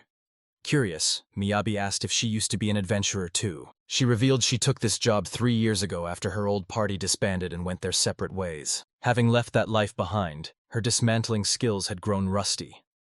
She asked Miyabi for his secret to avoiding injuries while harvesting parts, but Miyabi didn't want to explain his unique skill. Instead, he just claimed he was good with his hands. She questioned if it was really just dexterity, but Miyabi quickly changed the subject, asking a question while Liz was away. He asked if his portion of the survey mission reward could be donated to the family of the fallen swordsman. Eleanor noted his share was 100 gold and asked if he was sure. Miyabi insisted he was fine, as he already had enough money for his materials. She found the gesture noble but naive, wondering if he planned to give up his pay every time someone died on a mission. Miyabi struggled to find the right words to respond. While the future remained uncertain, Miyabi was resolute, choosing to follow his instincts to keep his conscience clear. He admitted his choice might seem selfish, but it wasn't a financial burden, and he wasn't planning to surrender half his income forever. Eleanor suggested a non-profit fund for the families of fallen adventurers and offered to personally handle the donation for him. However, she warned him that rewards are fair compensation for the life-threatening risks adventurers take, and he shouldn't undervalue his worth. 2 days later, Eleanor informed the duo that their performance was so exceptional, it warranted an even greater reward than promised. Miyabi quickly calculated their 910 gold coin payout, realizing it was a staggering amount when converted to yen. Eleanor offered to keep the funds in the guild's vault, while Miyabi hoped the money would help the bereaved families, even if it felt insufficient. But the gold wasn't the only surprise. Miyabi was also receiving an unexpected promotion straight to D rank. The news left both him and Liz absolutely stunned, as Miyabi struggled to process the sudden jump in status. This promotion bypassed E rank entirely, a rare feat for a support class. But the guild was eager to invest in his undeniable potential. As he questioned the guildmaster's motives, Eleanor explained that an F rank carrying such massive wealth would only invite trouble. To put it in perspective, their latest earnings actually exceeded those of a typical B-rank adventurer, including Eleanor herself. Grateful for her guidance, Miyabi thanked her, while Eleanor admitted the guild hoped he'd remain a support specialist to maximize their future gains. Just as they were about to leave, Eleanor stopped them, realizing she needed to clarify one final detail with Liz. Referencing Liz's earlier request, she asked if she also wanted her own donation to remain strictly anonymous. A flustered Liz tried to silence her, but the secret was out. Miyabi realized Eleanor's earlier warning about sacrificing salary was actually about Liz. Deeply moved by her selflessness, Miyabi couldn't help but stare at Liz in total awe. Her face turned bright red as she chided him for staring, and with that, their whirlwind mission officially came to a close. Between the Blackhawks and meeting the guildmaster, the stress had been so intense that Liz feared her heart might actually give out. Miyabi agreed it was a lot to handle and suggested a change of pace, not just a gathering, but a proper victory celebration. Miyabi prepared a visual and culinary masterpiece using his signature black pork Chinese cuisine, leaving Liz utterly baffled. She had no idea what Chinese food even was, asking if it was just some fancy way of cooking. Miyabi brushed off her questions, instead asking which cuts of meat she wanted him to grill. Liz insisted on helping, but Miyabi firmly took the reins as the sole chef. She remained skeptical, worried the meal would be over too quickly to actually enjoy. Her attention then shifted to something that looked like bread, and she decided to give it a taste. The bun was packed with a savory filling that she found absolutely divine. Miyabi explained these were meat buns, perfect for cold weather, featuring a filling stewed until it was fork tender. The rich filling perfectly complemented the smooth dough, which was denser than standard bread, creating a flawless texture. Liz was completely enchanted by the bun's sweet and juicy flavor profile. With the delicious bun finished, Miyabi had her full attention as she eagerly awaited the next course. He then presented another dish, further piquing her curiosity. She noticed the table itself was rotating as it served the plates. Miyabi jokingly declared that it wouldn't be an authentic Chinese dining experience without a spinning table. While Liz didn't quite get the logic, she found the setup incredibly practical. As the table spun, Miyabi warned her not to rotate it backward. Suddenly, Nell appeared out of nowhere, catching them both off guard. She greeted them while munching on a meat bun, claiming she had simply followed the delicious scent. Miyabi was surprised that Liz knew her, but Liz was even more shocked that Miyabi was acquainted with Nell, a famous B-rank adventurer. They sat down and shared how they met, with Nell teasingly noting that Miyabi often loses his way. She then remembered that the local blacksmith wanted a word with him. Miyabi asked if she knew why, leaving Liz stunned that he knew Master Weiss, demanding to know if he realized who Weiss actually was. Miyabi casually described Weiss as just a kind blacksmith, and asked if the man was actually famous. Liz and Nell exchanged a look of disbelief before deciding to escort him to Weiss personally. When Weiss saw them together, he asked why Liz was hanging around with Miyabi. She simply replied that they were currently in a party together. Surprised, Weiss asked if she'd mind him borrowing Miyabi for a moment.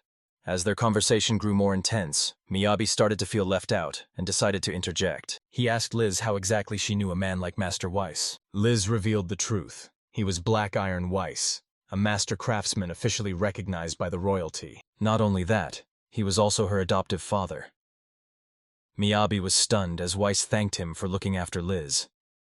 Miyabi's head was spinning, but before he could ask about her biological parents, Weiss revealed the real reason he wanted to meet. He explained that the regional lord, Duke Baldini, was planning a massive renovation for his mansion. Weiss then asked if Miyabi would be interested in taking on the prestigious project. Both Liz and Miyabi were absolutely floored by the sudden offer. Miyabi couldn't understand why he was being picked, but Weiss explained that he had been tasked with selecting the personnel and was free to choose whoever he deemed fit. Miyabi felt like he was walking into a trap, but Liz quickly shut him down, reminding him that working for a duke is a golden ticket for networking. She insisted he give it his all to leave a lasting impression, leaving Miyabi with no choice but to begrudgingly accept the job. They headed to Angela's western quarter, where lavish aristocratic estates dotted the lush, rolling hills. At the center of this high-class district stood the most magnificent residence of all, the Baldini estate. Upon arrival, Weiss informed them that work would begin in 2 days, and lodging was already settled.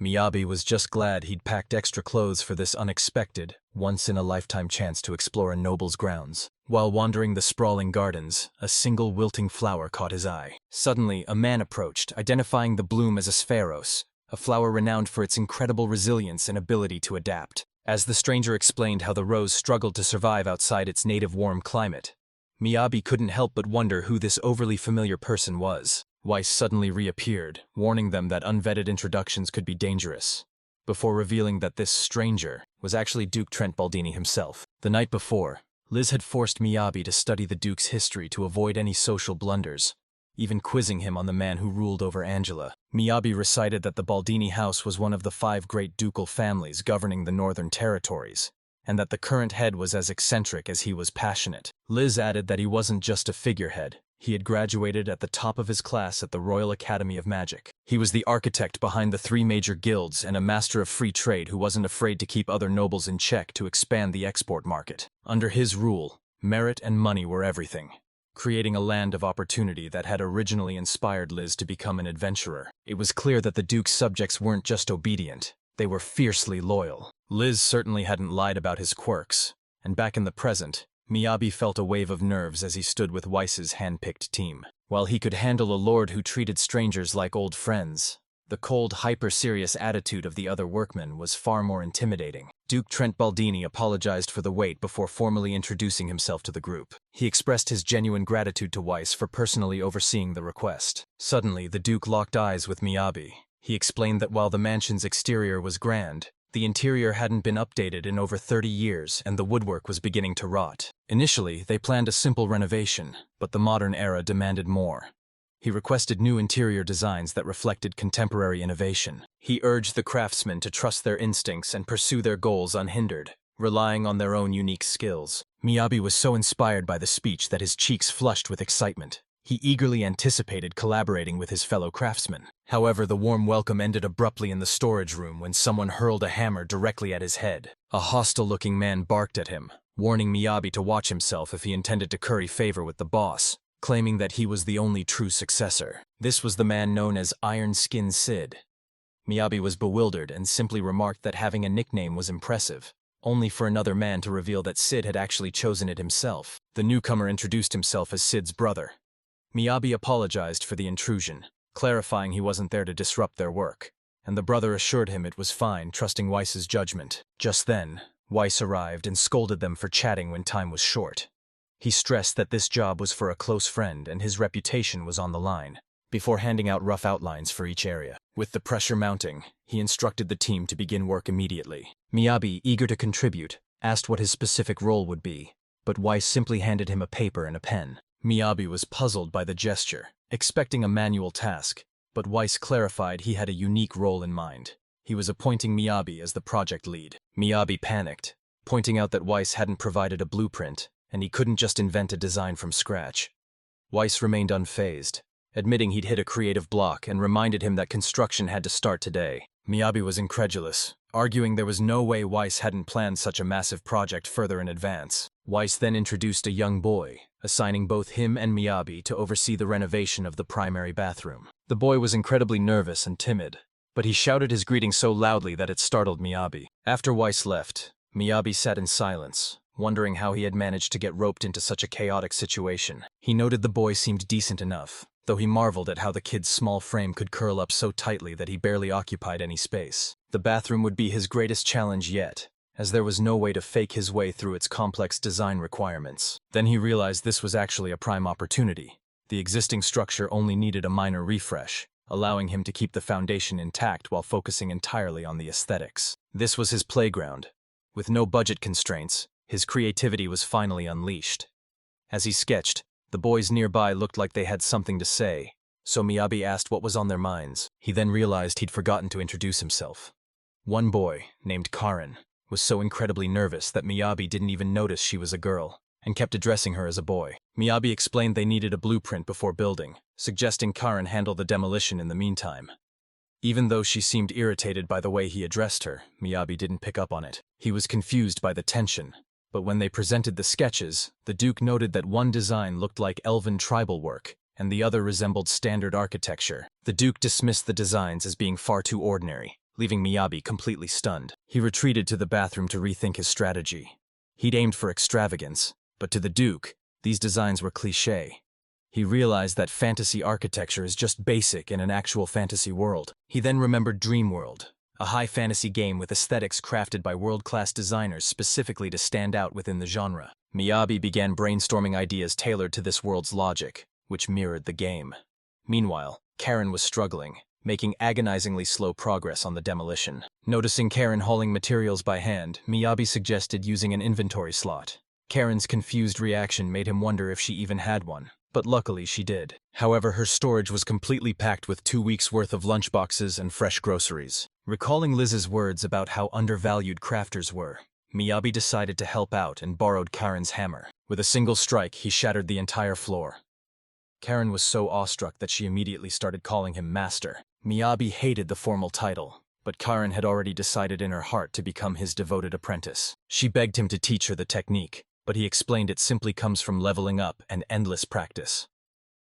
Though exhausted, Karin's infectious enthusiasm kept Miyabi focused. He wasn't sure if he'd call his own skill talent, as he vividly remembered his own early failures and struggles. He encouraged Karin, suggesting she might have the same hidden potential if she just kept at it. By morning, the demolition was finished, and Karin was floored by the speed. Amidst the debris, Miyabi remembered a lingering question. He asked Karin if she knew what the pit-like structure was for, but before she could answer, the Duke appeared to explain it was a reservoir for boiling water. Miyabi was shocked once more, but the Duke casually explained that they simply used buckets to carry the hot water to the bath. Miyabi was baffled by the lack of plumbing, noting how laborious the task was. The Duke countered that a servant with fire magic handled the heating perfectly. However, old age eventually forced his retirement. Unfortunately, such an unglamorous position proved incredibly difficult to fill. The Duke inquired if Miyabi had any new breakthroughs, to which he presented a significantly enhanced version of his original design. Despite his high status, the Duke chose to wait as patiently as any commoner. Drawing inspiration from a title outside of Dreamworld's developers, Miyabi was confident this new concept would truly stand out. Yet the Duke noted that the architecture still felt heavily influenced by the elvish Macierini and dynasty styles. As the day drew to a close, Weiss reported their progress, noting that everything regarding the bath was moving along smoothly. He mused that if he pleased the Duke too easily, it would take all the fun out of the challenge. While the Duke approved the final drafts for the bath, he could sense Weiss's lingering curiosity. Deep down, the Duke confessed he could never bring himself to abandon a project that showed genuine potential. He teased that Weiss's obsession with originality was making him just as stubborn as the other old-timers, while Weiss humbly admitted that a master craftsman must always prioritize the client's vision. He held high expectations for the fresh group of novices he had recently taken under his wing. When Liz finally reached the park, she found Eleanor lost in a book, and immediately apologized for being late. Eleanor waved it off to compliment Liz's outfit, while Liz noted how long it had been since their last outing together. She had worried about looking too much like a rough adventurer, and didn't want to embarrass Eleanor by not dressing up. Picking the right clothes took time, and she admitted things were easier when Miyabi was around to help. Though Eleanor questioning her use of his inventory as a wardrobe sent Liz into a panic. Thinking back, Eleanor realized she hadn't crossed paths with Miyabi at the guild for quite some time. Liz explained that he'd been personally invited to assist with the renovations at the Lord's mansion. This unexpected revelation caught Eleanor completely off guard. Meanwhile, Miyabi was on the verge of quitting.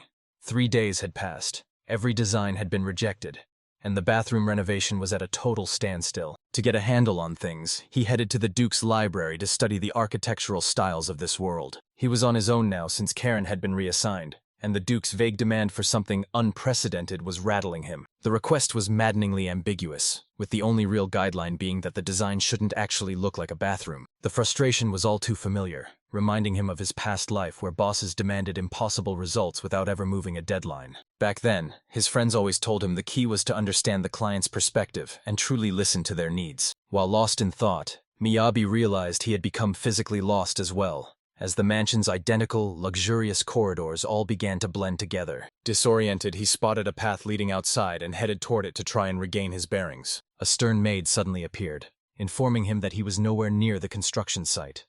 Relieved to see anyone, Miyabi admitted he was lost. However, the maid was far from friendly, coldly informing him that only members of the household were permitted beyond that point. When he asked for the location of the bath, she noted it was right next door and offered to guide him with a stiff, formal politeness. Miyabi tried to decline to save her the trouble, but she insisted on escorting him personally, leading to a very quiet walk. He introduced himself and mentioned his role in the construction project, but his attempts at small talk were met with stone-cold silence. With the conversation dead on arrival, Miyabi found himself trapped in an agonizingly awkward stroll with a total stranger. Desperately grasping for something to say and unable to bear the quiet, he just prayed they would reach the bathroom quickly. Thankfully, the awkwardness was cut short when he spotted Mel playing nearby with her puppies. A striking woman standing beside Mel, who had been playing with the dogs as well, turned and asked for his identity. Mel introduced Miyabi as the guy who always gets lost, though she did make sure to boast about his recent promotion to D rank. Between her elegant attire and refined voice,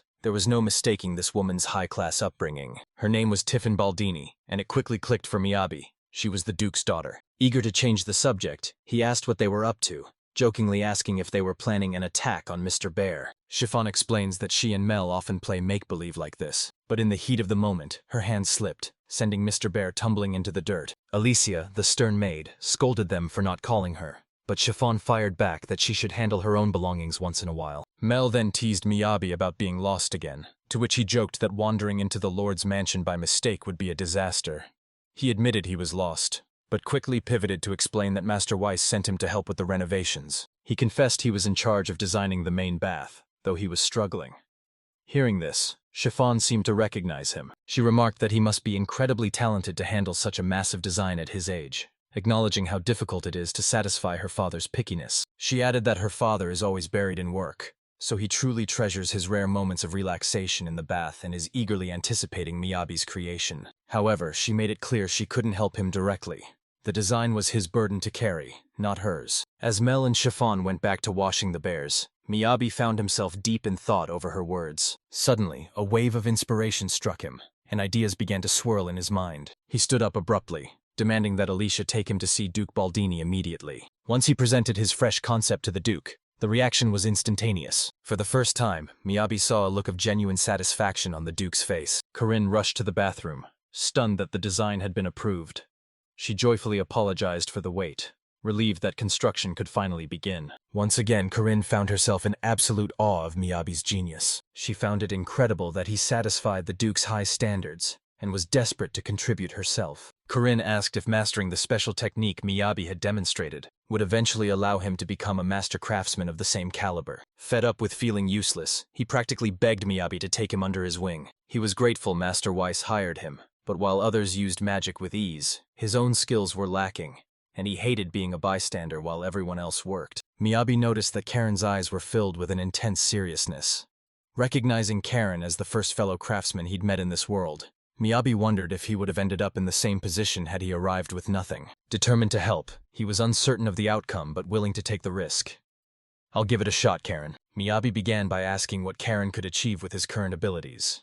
Karin confidently explained that he frequently crafted hammers. He would harvest the wood, shape the components, and assemble them manually. Miyabi then inquired why he didn't simply use his crafting-related skills. Karin explained that using those skills produced poor results with incredibly low accuracy. Fixing the misshapen parts took so long that it completely negated any time saved by using the skills in the first place. Miyabi considered that while his own skills might be unique, Karin still had a functional inventory and class-specific abilities, meaning a solution was possible. That solution was grinding for levels. The bathroom renovation required those exact skills, offering a clear path for Karin to improve. Miyabi tasked Karin with using his crafting skills to produce 5,000 small blocks. He noted that crafting such a massive volume manually was impossible, forcing Karin to hone his handicraft skill to reach the next level. He emphasized that this work was central to the entire bath's design, urging Karin to give it his absolute all. Though clearly uneasy about the scale of the task, Karin promised to deliver and retreated to a corner to begin. Miyabi wondered if Weiss had paired them together because they were both crafters, believing they could support one another's growth. While Karin prepared the blocks, Miyabi worked on an automatic, temperature-controlled bathtub using stone blocks imbued with water and fire attributes. The water blocks generated the supply, while the fire blocks adjusted the temperature. By arranging them alternately along the edge, he ensured a steady flow of hot water without needing a well. This innovation rendered traditional wells obsolete. While he worked, he continued to assess the rest of the available building materials. Weiss soon arrived, having heard the work was approved and eager to see the new design for himself. Before sharing the progress, Miyabi asked him to be kind to Karin, who was currently laboring under his demanding requests. Weiss chuckled, deeply impressed by the automatic water and heating system, while Miyabi felt uncharacteristically proud of his work. He explained that separating the enchantments simplified the process while maximizing the results, beaming with pride at his latest creation. Suddenly, Weiss urged them to return home immediately, as Karin rushed in to report a major problem. The bathtub was overflowing, and Alicia and the other maids were left to clean up the mess. Miyabi apologized profusely for the disaster he'd caused. Weiss pointed out that infinite water production without drainage was a recipe for disaster, leaving Miyabi feeling like a scolded child. However, Karin found it strange, noting that baths always used plenty of hot water and wondered how they used to drain it. Weiss explained that the mansion's aging infrastructure relied on magical levitation to remove water, meaning a proper drainage system didn't even exist. Miyabi realized that plumbing was yet another modern convenience he'd have to build from scratch. He then explained the concept to the others, as they were completely unfamiliar with the term. Weiss then highlighted two major flaws in Miyabi's current plan. First, the bathtub's design was poor. Miyabi worried the checkerboard pattern was ugly, but the real issue was the cube alignment. Miyabi thought he'd done a great job, but Weiss suggested he take off his shoes and test it for himself. The moment Miyabi stepped in, his feet were nearly scalded by the intense heat. Weiss explained that enchantment effects must be tuned via mana input. While boiling water with enchantments alone was impressive, blocks with such high heat output would easily burn someone's skin. The second issue was the foundation. The Duke's mansion was built on 3 layers of massive stone, making drainage installation nearly impossible, though Miyabi didn't see the problem. Karin proudly declared that her master's special techniques could handle the excavation with ease. To prove it, Miyabi demonstrated his abilities, leaving Weiss even more baffled by the boy's true nature. Once the excavation was finished, Miyabi brought up an idea that had struck him while digging. Weiss, wearing a grim expression, seemed to have anticipated this. By now, Miyabi was used to such reactions. He suggested that since the block's heat output was constant, they should install a separate water heating tank. He went on to explain exactly how the mechanics would function. Weiss questioned why the water drained into the river automatically. Miyabi admitted he couldn't stop the flow, making Weiss remark that such waste seemed extravagant to commoners. He reminisced about his early days at an inn, where a single cold bucket was his only means of bathing. He warned that dumping hot water into the river was a mistake, as it could easily devastate the local fish population. Karin suggested cooling the water before it reached the river, comparing the process to blowing on a hot bowl of soup. The trio immediately began brainstorming potential solutions to the problem. That evening, Eleanor returned to deliver an important update to Zion. She informed the Adventurers Guildmaster about an intriguing rumor she had recently heard. She reported that a specific adventurer was performing contract work for the Production Guild, without any formal request being submitted. Over at the Duke's mansion, 2 workers grew curious after noticing Miyabi and Karin working late every single night. Miyabi explained he was crafting a prototype for the reliefs needed for the next day's construction. They advised him to rest, warning that the lack of sleep would take a toll, but Miyabi insisted he was nearly finished. However, he struggled to carve the petals correctly, as they never quite looked right to his eye. The other workers leaned in, curious to see the progress of his prototype. Sid, who was also present and excited by the challenge, offered his vast expertise and confidently took over the task. He quickly astonished everyone with the sheer quality of his exquisite craftsmanship. Miyabi was stunned by how delicate and vibrant the petals appeared under Sid's expert touch. He had no idea blacksmiths were capable of such finesse. prompting the other workers to laugh at his shock. Sid's brother clarified that Sid was actually a sculptor, not a blacksmith. This caught Miyabi off guard, but the brother explained their workshop was a versatile hub for all crafts. They employed a wide variety of artisans, including eccentrics like sculptors who dabbled in smithing. To them, official class titles were meaningless. They prioritized creative freedom and mutual loyalty. Miyabi found it fascinating that such a prestigious project, like renovating a lord's mansion, required the combined efforts of so many specialized workers. It was a golden opportunity for these craftsmen, who were all driven by a singular, intense focus. They were determined to uphold the Black Iron name by delivering nothing but absolute top-tier quality. Suddenly, Karin let out a scream of pure shock.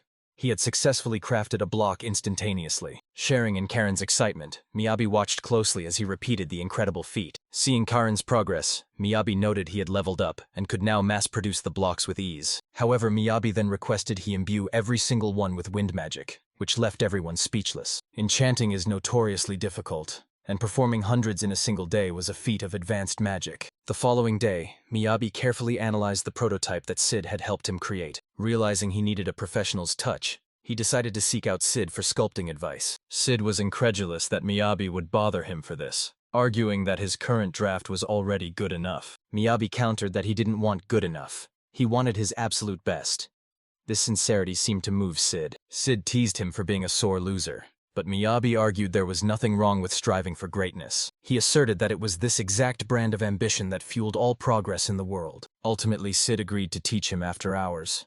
Miyabi was shocked by the easy yes, but Sid just shrugged it off. He took great pleasure in humbling Miyabi's overconfidence. After work, Sid began teaching him the fundamentals of sculpting while the Duke watched from his room. Karin, Miyabi, and their team toiled tirelessly day and night, their dedication even earning praise from Wise. One evening after their shift, Sid and his brother chatted with the other laborers. They noted that only one final construction task by Sid remained to complete the entire project. Sid remarked on how unusual it was for someone of the Duke's stature to be so involved. It was rare for the Duke to personally attend a site inspection, and now only Miyabi's bathroom awaited his final review. The Duke and Wise soon arrived at the bathhouse entrance. The Duke confidently asked if Miyabi was ready to showcase his creation, and Miyabi assured him he could begin whenever the Duke wished. They started with the dressing room, where Karin whispered her anxieties to Miyabi, who admitted he was also feeling the pressure of a direct client evaluation. The Duke approved the dressing room without issue, but despite trusting his craftsmanship, Miyabi remained anxious,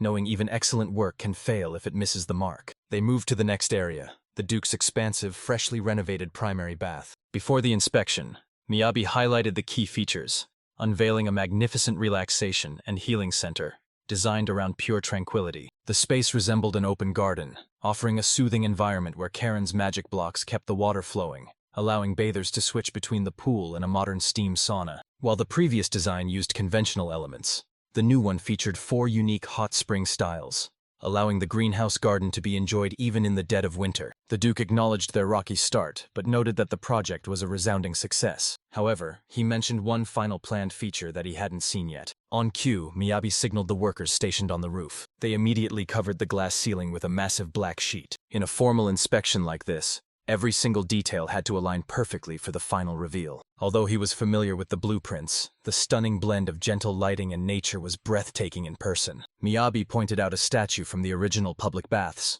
It was far too beautiful to discard, so he incorporated it to honor the new design. Prioritizing the healing of both body and mind without compromising the elegance of the decor was exactly what the Duke desired, signaling the dawn of a new era. The Duke sincerely thanked Miyabi for his hard work, despite Miyabi having accepted the job on a total whim. Through this project, he met his first fellow crafter, befriended a man guarded with his emotions, and encountered kind people who supported him through the tough times. Despite the setbacks, he wouldn't trade the experience for anything.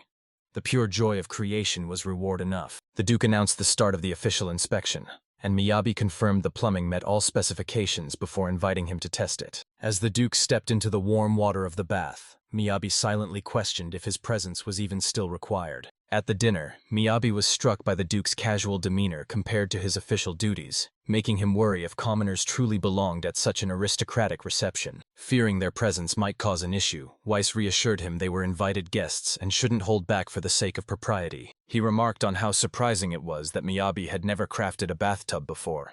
But Miyabi explained he was inspired by a spa from his hometown. His initial design pitches had been total failures, leading him to wonder if the Duke found his ideas a bit peculiar. But he had missed the mark. The Duke's near-encyclopedic knowledge and art-filled mansions suggested that he would have preferred something much more grand. However, Chiffon's casual remark about her father's lack of self-care revealed that what he truly needed was a serene retreat. Calming waterfall sounds, subtle visual designs, and wood accents unified the space while maintaining a noble dignity.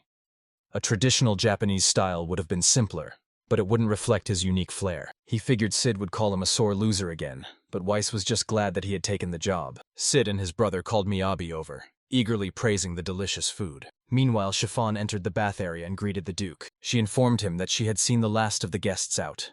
The Duke was relieved his daughter had saved him from the Lord Chamberlain's incessant rambling by shifting the subject. Chiffon observed that despite the late hour and the approaching winter, the bathroom remained impressively warm. The Duke explained his new underfloor heating system, which circulated excess bathwater to keep the room warm enough for even tropical plants to flourish. His previously struggling roses had been replanted and revitalized, much to Chiffon's delight. She teased that the roses would soon be as vibrant as her father's curly hair, and wondered if they could grow flowers from the royal capital there. When she asked about his future plans for the garden, he decided to keep those details a secret, even from her. Chiffon then noticed the original blueprints lying nearby. She pointed to a specific line on the map that indicated a new path leading directly toward the city. The following morning, Liz was frantically rushing Miyabi out the door. She was annoyed by his sluggishness, but Miyabi was still exhausted from the previous day's journey, and saw no reason for the urgency. When he asked what the rush was for, Liz simply pointed toward a massive crowd that had already gathered ahead. It was the grand opening of the public footbath, where citizens could soak their tired feet in the heated water. Miyabi remembered designing this. Since the enchanted masonry produced constant heat, he'd proposed using the runoff for greenhouses and this public pool. The two took a moment to relax in the soothing water and enjoy a quiet conversation. Afterward, Liz mentioned that Eleanor had requested a meeting with Miyabi as soon as he was back in town. Miyabi wondered what it was about, but Liz didn't have details. Only a specific time to meet in the guildmaster's office. Later, Miyabi, Liz, Zion, and Eleanor sat together in a heavy, awkward silence. Eleanor eventually broke the tension by excusing herself, leaving the three of them alone. Zion revealed that the production guild had contracted the Adventurers Guild without his approval, prompting Liz and Miyabi to apologize immediately. Miyabi admitted he hadn't grasped the political weight of the job, while a guilty Liz confessed she'd pushed him into it. Zion accepted the apology, but asked for a heads-up next time. Since Master Weiss personally made the request, they were mostly in the clear. Dealing with him had prepared Zion for Miyabi's habit of bypassing proper protocols. However, he warned them to be cautious, as they were now attracting significant attention. Producing a formal document, Zion announced a mission specifically requesting both of them, and they were to meet the client immediately. To their shock, the client was none other than Duke Belding himself. Stunned, the two began to whisper, with Miyabi wondering if Dukes always acted this casual. Liz never expected her previous advice to impress the Duke this much. Their gossiping was painfully obvious, prompting Zion to urge them to be more discreet in the Duke's presence. After they composed themselves and Liz introduced herself, the Duke dismissed all formalities and encouraged them to relax. He praised Miyabi's craftsmanship, admitting Weiss had surprised him by mentioning that the boy was primarily an adventurer. Liz tried to downplay her skills next to Miyabi, but the Duke insisted she shouldn't be modest after he reviewed her impressive record. The 150-league journey to the capital was dangerous, and he needed trustworthy protection for his daughter. Seeing this as Liz's chance to shine, Miyabi watched as she boldly accepted, though she professionally noted that a long escort mission required a full, balanced party to be successful. The Duke praised her tactical thoroughness, revealing that he had already secured additional high-level reinforcements. He had hired the A-rank party Redcliffe and a B-rank adventurer named Nell to round out the team, tasking Miyabi and Liz with proving their true value alongside these veterans without a moment's delay. With the team assembled, they embarked on their new mission to escort Duke Chippen's daughter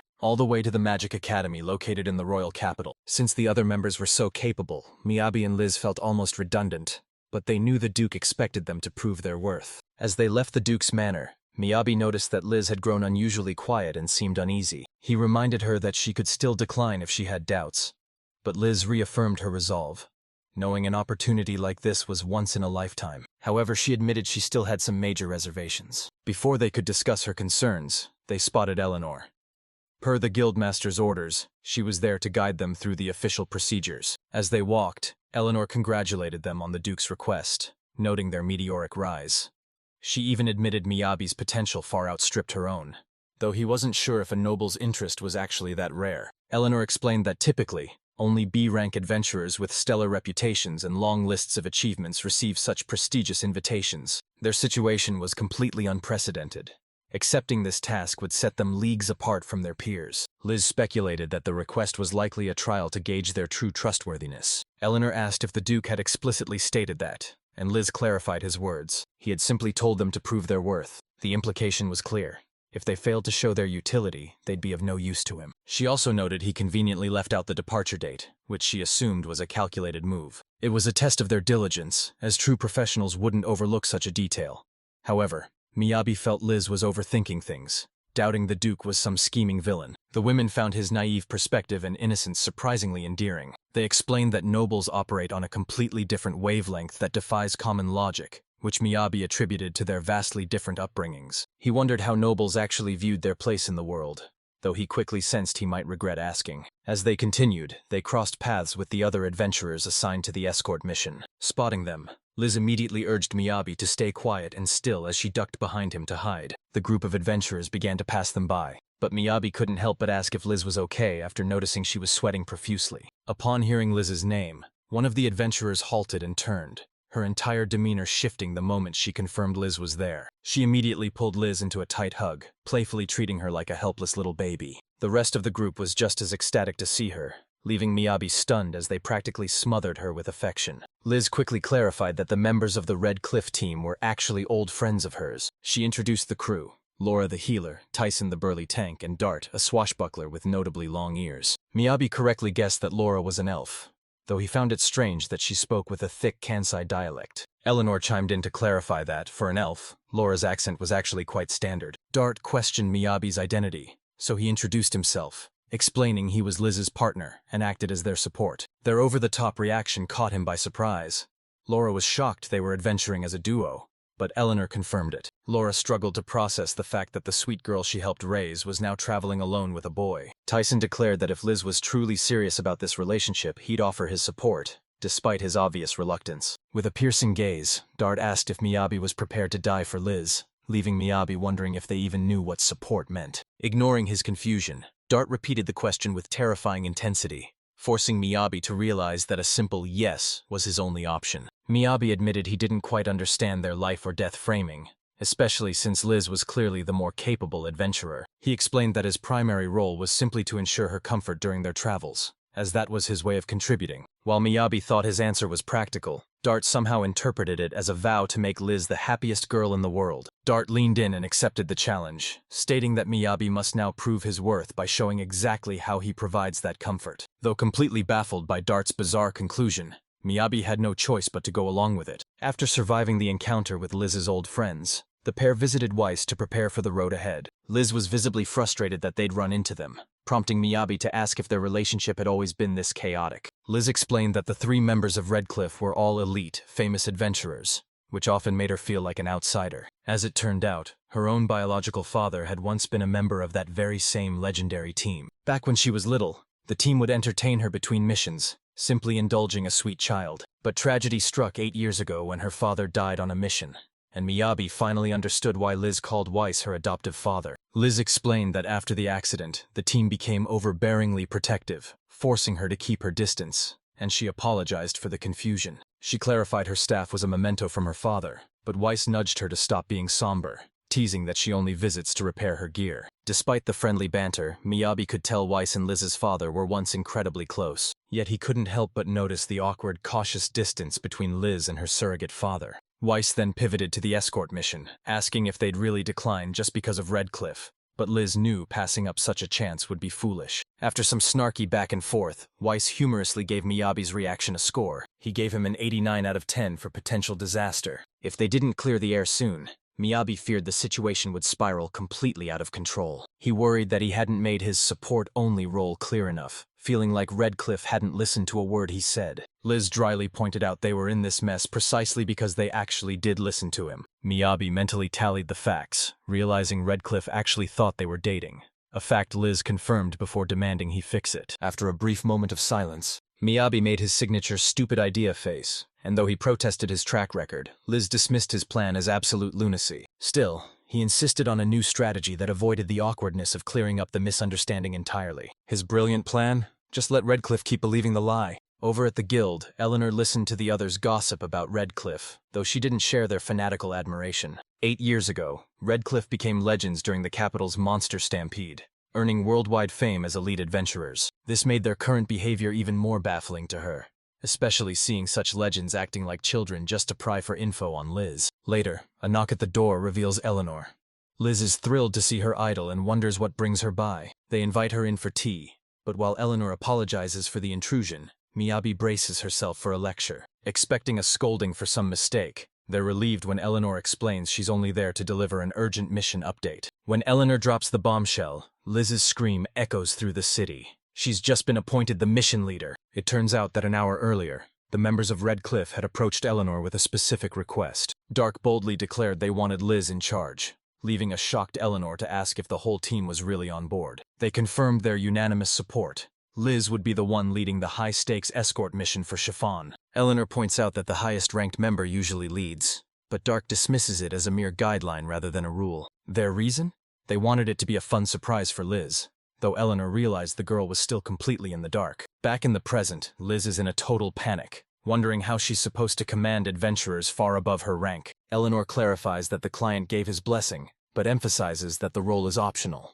Liz can always say no. Liz is stunned, finding it hard to believe that Duke Baldenia would actually sign off on such a crazy idea. Seeing her friend spiraling, Miyabi tries to lift her spirits with some much-needed encouragement. She argues that this role proves she's trusted, offering a golden opportunity to show the Duke exactly what she's capable of. But the anxiety remains.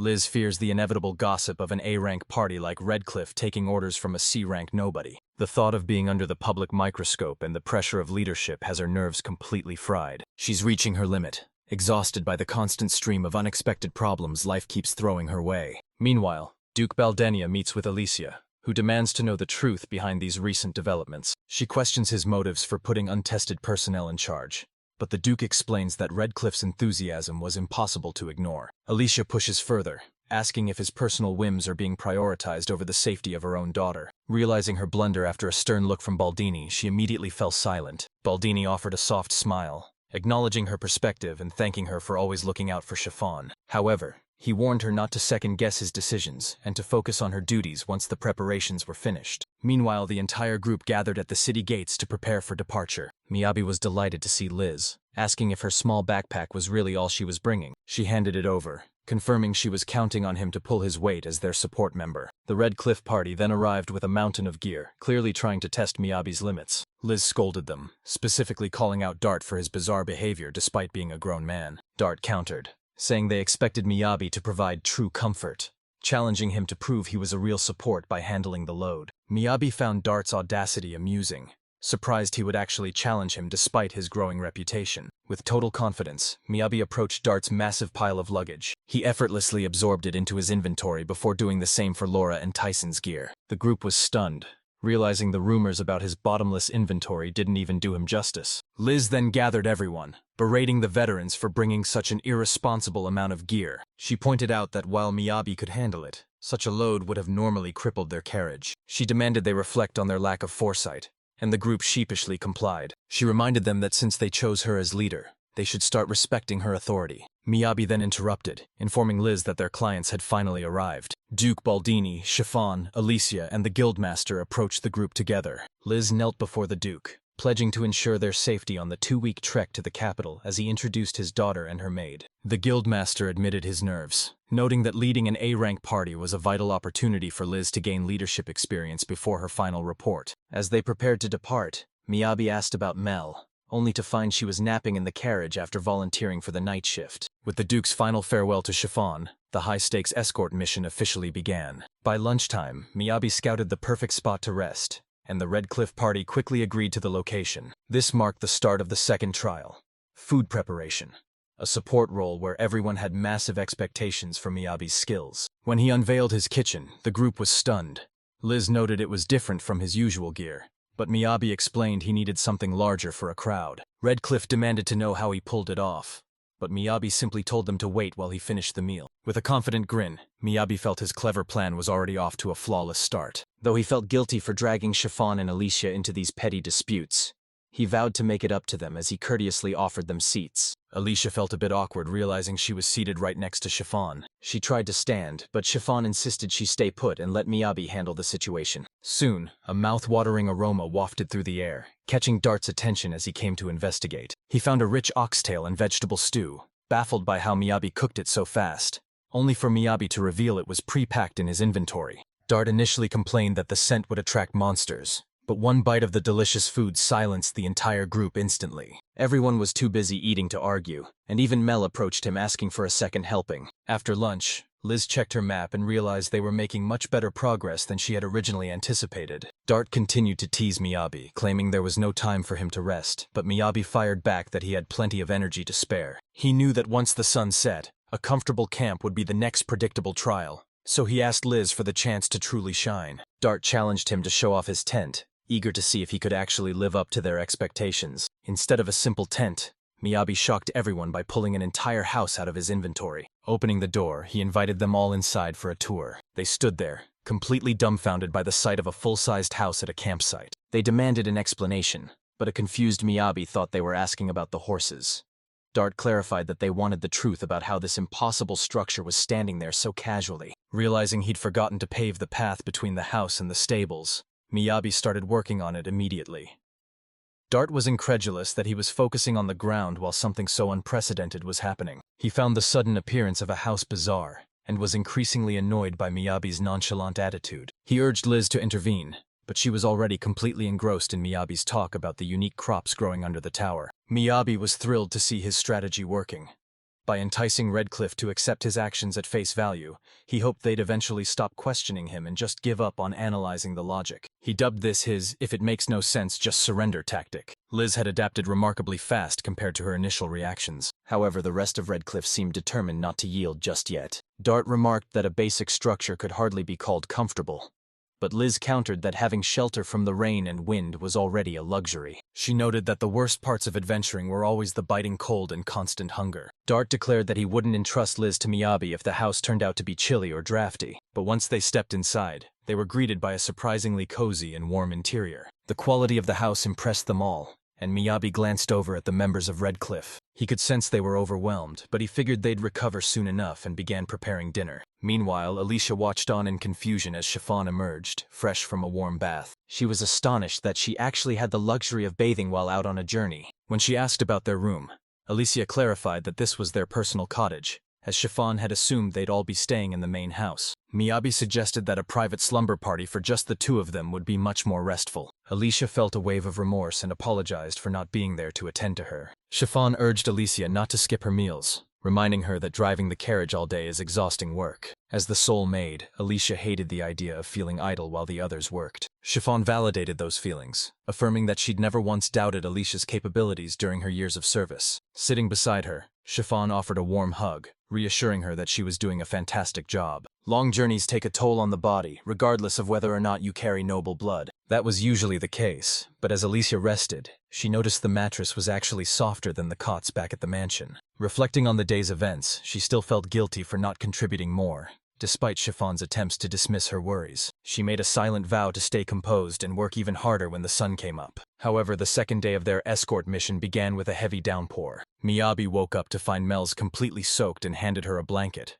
only to hear that Radcliffe's snoring was the only thing louder than the rain. Liz approached soon after, warning Miyabi that their departure might be delayed until the storm eased up. When Miyabi asked how a delay would affect their schedule, Liz explained that the current severity was their only concern. The region's weather was notoriously unpredictable, so she planned to reevaluate at noon, even if it meant staying another night. In the meantime, Miyabi got to work on breakfast while keeping an eye on the camp. Since Mel's had handled the solo night watch, Miyabi decided she earned a special reward. He whipped up a steaming, flavorful bowl of ramen just for her. Seeing the delicious dish, Liz immediately requested a bowl for herself, prompting Miyabi to ask if it was too heavy for the morning. But she didn't seem to care about the calories, proving he had vastly underestimated a teenager's appetite. With the girls fed, he decided it was time to wake the veterans and gave their door a firm knock. However, he received no response. Miyabi initially assumed Redcliffe had simply overslept, but the day was already wasting away. Drawn by the commotion, Alicia finally emerged from her room. Miyabi greeted her as she groggily asked for the time, with Liz assuring her they'd wait for the rain to clear. Miyabi couldn't help but point out that Redcliffe had definitely stayed in bed too long. Alicia asked about breakfast, and Miyabi confirmed that the meal was already prepared. He then casually asked if she wanted to change or fix her messy hair first, realizing she was standing there in sheer pajamas with a disastrous case of bedhead. A mortified Alicia slammed the door, while Liz scolded Miyabi for being so incredibly tactless. Once she was decent, Alicia returned and apologized, desperate to make up for her earlier errors. She offered to cook whatever he desired, but Miyabi told her that the kitchen wasn't her responsibility. However, she stood her ground, firmly insisting she didn't believe in separating their duties. Chiffon joined them with a chuckle, praising Alicia's unmatched and admirable sense of duty. She suggested they let Alicia help out, provided it didn't cause any inconvenience. Alicia was thrilled to work alongside Miyabi, as the rain forced them to stay put for another day. Redcliffe eventually appeared, visibly embarrassed for having slept until the late afternoon. Miyabi served up the hot meal he had originally prepared for Liz. Once they finished eating, the group finally began to regain their usual lively energy. Miyabi waited for them to adjust, hoping they'd become as thick-skinned as Liz one day. By the next morning, the weather cleared, and Liz immediately approached Miyabi's window for food. Alicia ushered him into the kitchen, swearing she wouldn't oversleep ever again. Chiffon giggled, revealing that Alicia had actually slept on the floor to avoid her overly soft pillows. Knowing her prideful and serious nature, Miyabi refrained from any comments that might embarrass her further. As Alicia began preparing breakfast, Miyabi privately noted how charming she looked. Meanwhile, Guildmaster Zion met with Production Guildmaster Georgie, asking if he'd been waiting long. Zion had hoped to avoid this encounter, but it was finally unavoidable. He bowed respectfully, apologizing for the renovation contract fiasco, but the irritable Georgie dismissed it as a pointless hassle. He lashed out at Zion for failing to control his members and hiring a fool, warning him to be grateful he wasn't blacklisted from the industry. Zion suppressed his rage to keep the peace, promising to be more diligent in the future. Still grumpy, Georgie stormed off without a word. Suddenly, Duke Baldini appeared, noting that Georgie's disdain for crafters hadn't changed a bit. He was pleased to see Zion and mentioned he had something incredible to show him, leading him straight to a bathroom crafted by none other than Miyabi. Zion was visibly stunned, realizing that even the most seasoned professionals would struggle to match such craftsmanship. The Duke noted that while most crafters produced subpar goods, Miyabi rivaled the best artisans using only his inventory's extra-dimensional space. It was clear Miyabi was already forging deep ties with the most prominent ducal houses. The Duke asked for Zion's honest opinion, believing that Miyabi would become a vital asset for Angeline. The journey to the capital was a massive 150-league trek that had to be completed within 2 weeks. Marching from sunrise to sunset on foot, the group battled relentless rain, making the entire journey a grueling test of endurance. By the 6th day of their mission, heavy rain forced the group to stay indoors once more. Chiffon grew anxious, fearing they wouldn't reach the capital on schedule. Liz apologized for the delay, explaining that their progress had been temporarily halted.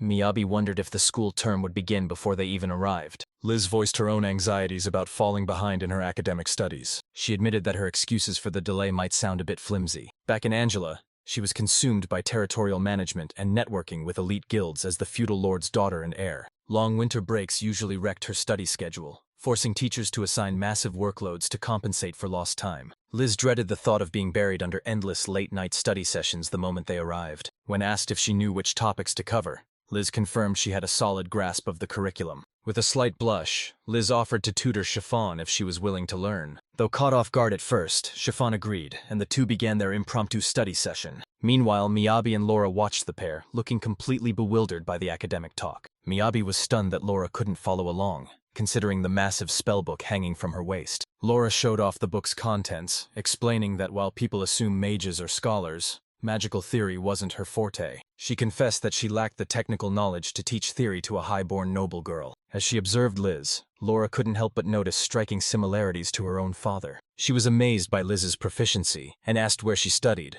only for Liz to reveal she was entirely self-taught. This revelation stunned Chiffon, who had assumed the legendary Wise had been the one training her. Reluctant to burden Wise with tuition costs, Liz had spent her time working at the Adventurers Guild and studying in their library. Chiffon was blown away that they'd managed to befriend such an elite and capable woman. A flustered Liz downplayed her own skills, claiming she only knew the theory, but their conversation was cut short when Laura suddenly sneezed. Liz insisted Laura put on a shirt, noting the bizarre weather.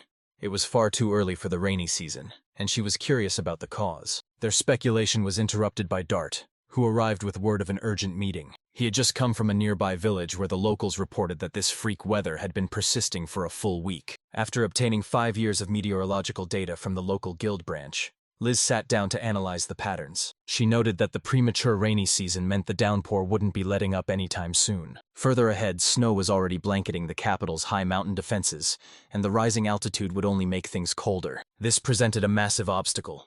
If they had moved faster, they might have outrun the worst of the impending snowstorms. Because of the harsh conditions, Liz and Miyabi were ordered to travel inside the carriage starting the next day. Liz took offense, asking if they were being treated as baggage, but Dart explained they needed to double their speed and run for 8 hours straight. Miyabi realized that even with his gear boosting his stats, he wouldn't be able to maintain that grueling pace on foot. Swallowing her pride, a humiliated Liz lowered her head and admitted she wasn't physically capable of keeping up either. It was eventually decided that Liz would take over the party's scouting responsibilities instead. On the 7th day of their trek, the group officially began the most difficult leg of their journey. When a massive fallen tree blocked their path, Dart called on Miyabi, who promptly cleared the debris so they could press on. During a lunch break, Luana approached Miyabi to discuss revising their meal plan to account for the extra calories needed in the freezing climate. Liz remarked on how impressive Miyabi was, noting the entire Redcliffe team already relied on him, though he quickly redirected the praise to her scouting. He recalled Laura's compliments about Liz's precise mana control,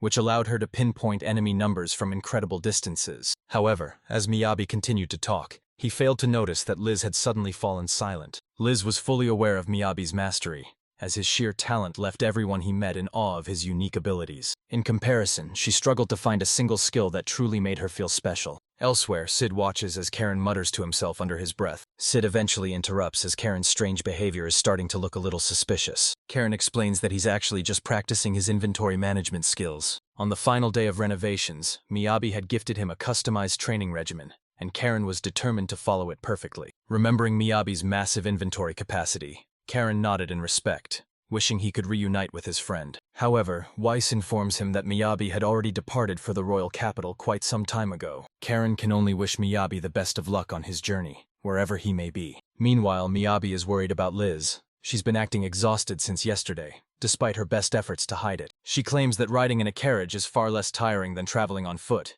but Miyabi isn't entirely convinced. He can tell that Dart's plan is weighing heavily on her, even if she knows it's necessary for their survival. It still feels unfair.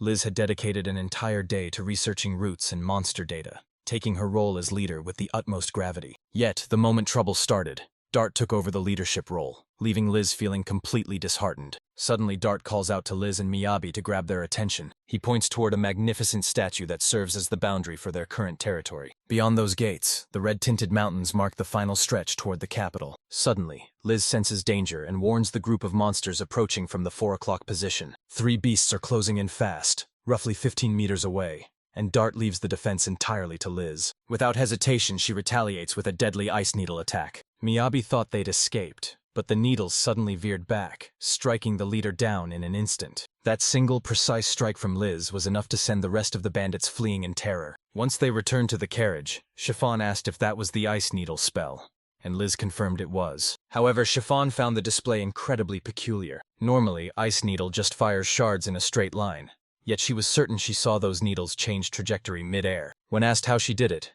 Liz explained it was a high-level technique requiring extreme magical precision. Liz could manually guide her targets from a distance, a skill she had spent years perfecting through intense practice. Chiffon was absolutely starstruck by the demonstration. Seeing her enthusiasm, Liz offered to teach her the technique, and Chiffon eagerly accepted. As they settled in for a 5-night rest, Dart hoped the favorable weather would continue to hold out. This downtime allowed Chiffon and Liz to focus entirely on mastering the ice needle spell. Chiffon struggled to redirect her shots, often hitting random obstacles, but Liz assured her that the beginning is always the hardest part. To keep her energy up, Liz offered her some delicious cookies that Miyabi had prepared for them. Despite all the harrowing stories her father told her, Chiffon found the journey's hardships easy to forget with such good company. Whenever it rained, Miyabi built covered walkways, and he even provided desks and blackboards for their study sessions. Miyabi's resourcefulness never failed to impress Chiffon, making her curious about how he and Liz first met. Liz explained she found him lost in the woods near Angela. Since he was broke and alone,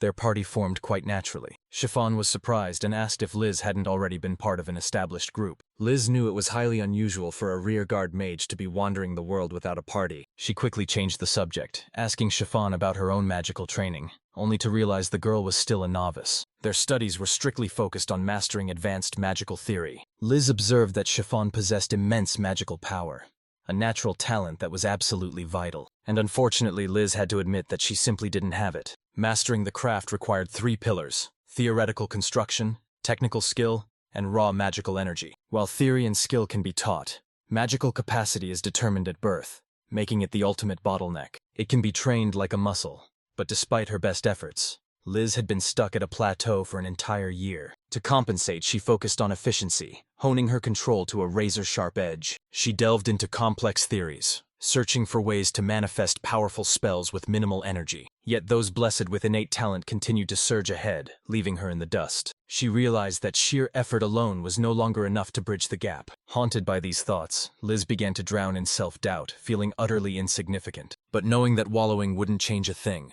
she forced herself back into her training. She then asked Chiffon to hold out her hand, explaining that magic is channeled directly through the palms. Liz aligned their magical frequencies, telling her to memorize this sensation for her future practice. As the lesson continued, Chiffon was hit with a wave of nostalgia, remembering her father teaching her the exact same way. Meanwhile, Miyabi headed over to speak with Dart, giving his door a firm knock. Tyson answered instead, explaining that Dart was resting, and correctly guessed that she was there about Liz. He invited Miyabi inside and offered her a cup of herbal tea. Over tea, Tyson asked how Liz was doing, and Miyabi admitted she had been visibly depressed since their carriage ride. Tyson agreed, noting that Lizzie's movements were painfully obvious. He questioned if the carriage situation was Miyabi's primary concern with Dart, noting there wasn't much they could do to change it. Miyabi clarified that he was actually worried about the ripple effects of the situation. Although Redcliffe chose Liz to lead the mission, she felt her authority was being undermined. He supported the plan, but wondered if they could truly step back and let Liz lead as originally intended. He asked Tyson if he truly believed Liz lacked the experience to handle it. Seeing Tyson tear up, the man admitted he thought he was prepared,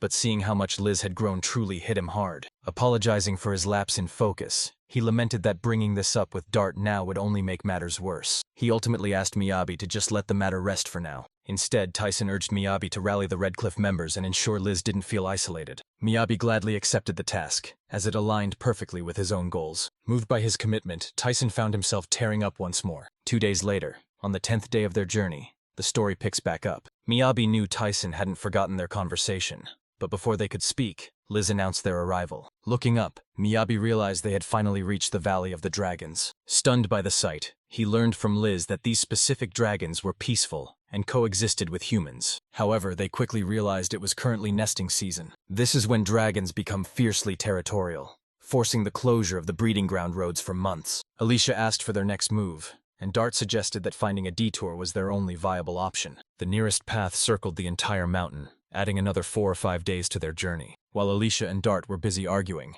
Liz proposed a different plan. She intended to use Miyabi's unique skills to carve out a shortcut. Before long, the group was moving swiftly through the cavern depths. However, they soon hit a dead end at an underground waterfall with no path ahead. Miyabi suggested backtracking to try digging from a different angle. Suddenly, he sensed danger and looked up just as a massive slime lunged. But Nell intervened, slicing it apart to save him. The group immediately raised their guard, scanning for threats, while Liz stood stunned that they'd missed something in the crevices. Something began to emerge from the shadows, and they soon realized the terrifying truth. They had wandered directly into a massive slime nest. Shaking off his initial shock, Miyabi forced himself to think clearly. He realized this situation was even more dire than their previous underground battle. The surrounding water had them trapped, and there was no telling what lurked beneath the surface. Nell hacked through the slimes one after another with ruthless efficiency. She barked orders at the group to find an immediate exit route. Liz searched frantically but found no escape, so Nell told her to simply create one. She praised Liz's talent, noting that her power would make individual attacks on the slimes unnecessary. Slimes are monsters that dissolve flesh and bone through a unique and terrifying method. They move slowly,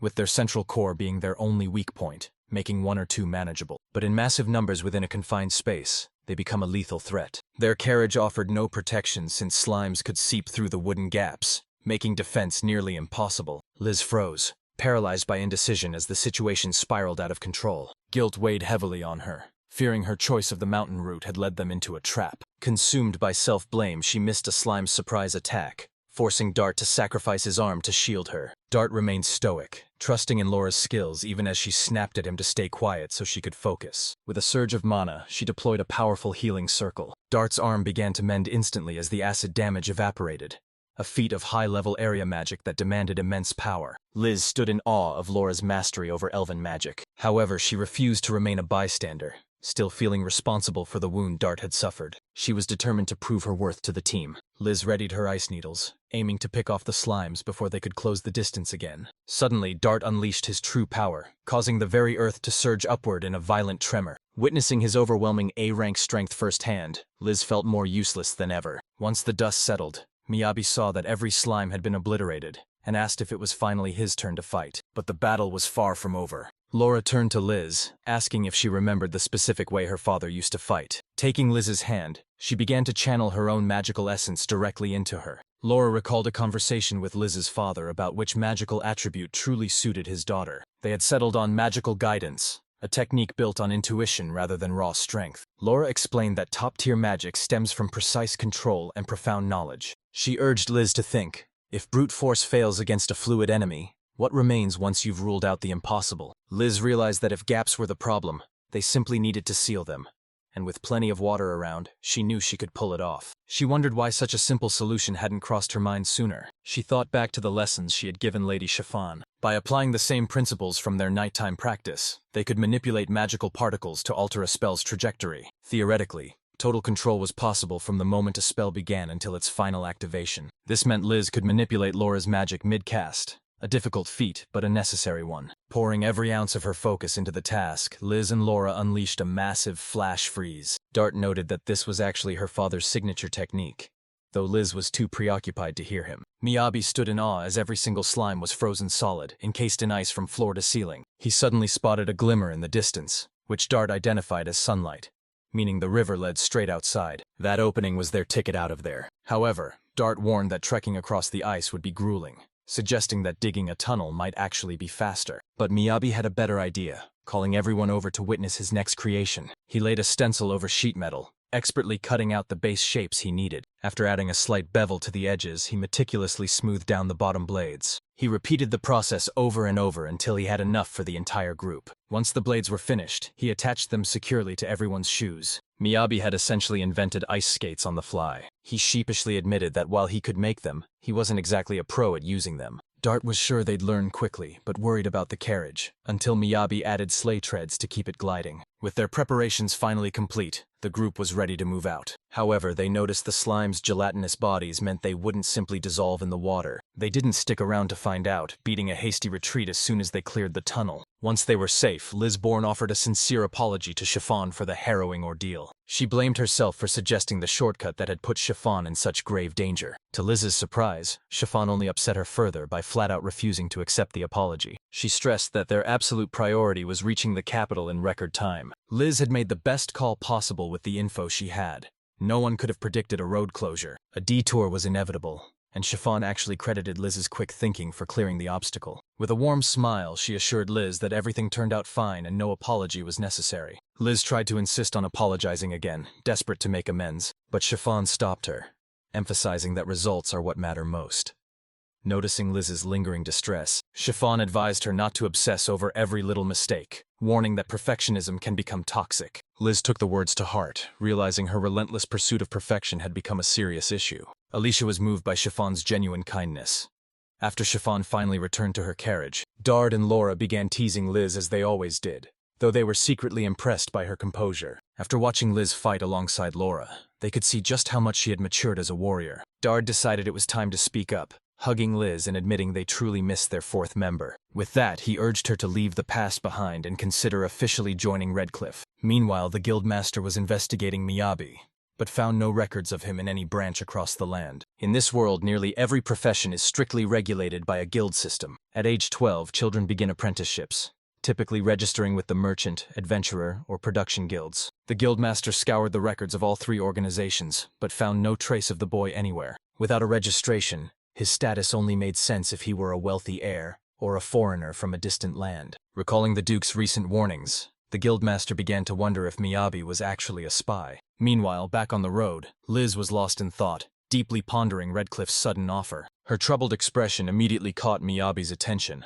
but when he asked why she was distracted, she claimed she just needed time to think. Miyabi worriedly noted they were near their newly built tunnel, a risky spot to stop.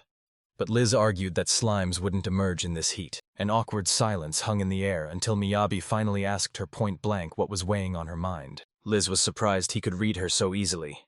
Though Miyabi insisted her distress was written all over her face, she hesitated for a moment, unsure if he would even care to hear her problems. Miyabi assured her he wasn't pressuring her to speak, but as he turned to give her space, Liz grabbed his shirt, insisting he stay and listen since the situation involved him as well. Once they settled down, Liz revealed that Redcliffe had invited her to join his party, leaving Miyabi completely stunned. It turns out Redcliffe had originally approached her when she first started her journey as an adventurer. She declined back then, fearing she would hinder their rank evaluation, as she desperately wanted to forge her own path to independence. Even now, she doubted she was truly worthy of them, yet she feared that declining a second time would ruin her chances of ever reaching A rank. This dilemma left her feeling deeply conflicted and stuck between two worlds. To complicate matters even further, Redcliffe had also extended an invitation to Miyabi. Despite his official D-rank status, Miyabi's skills rivaled that of an A-ranker, making the offer a massive shortcut to wealth and fame. After a brief pause, Liz asked him directly what he thought the best decision was.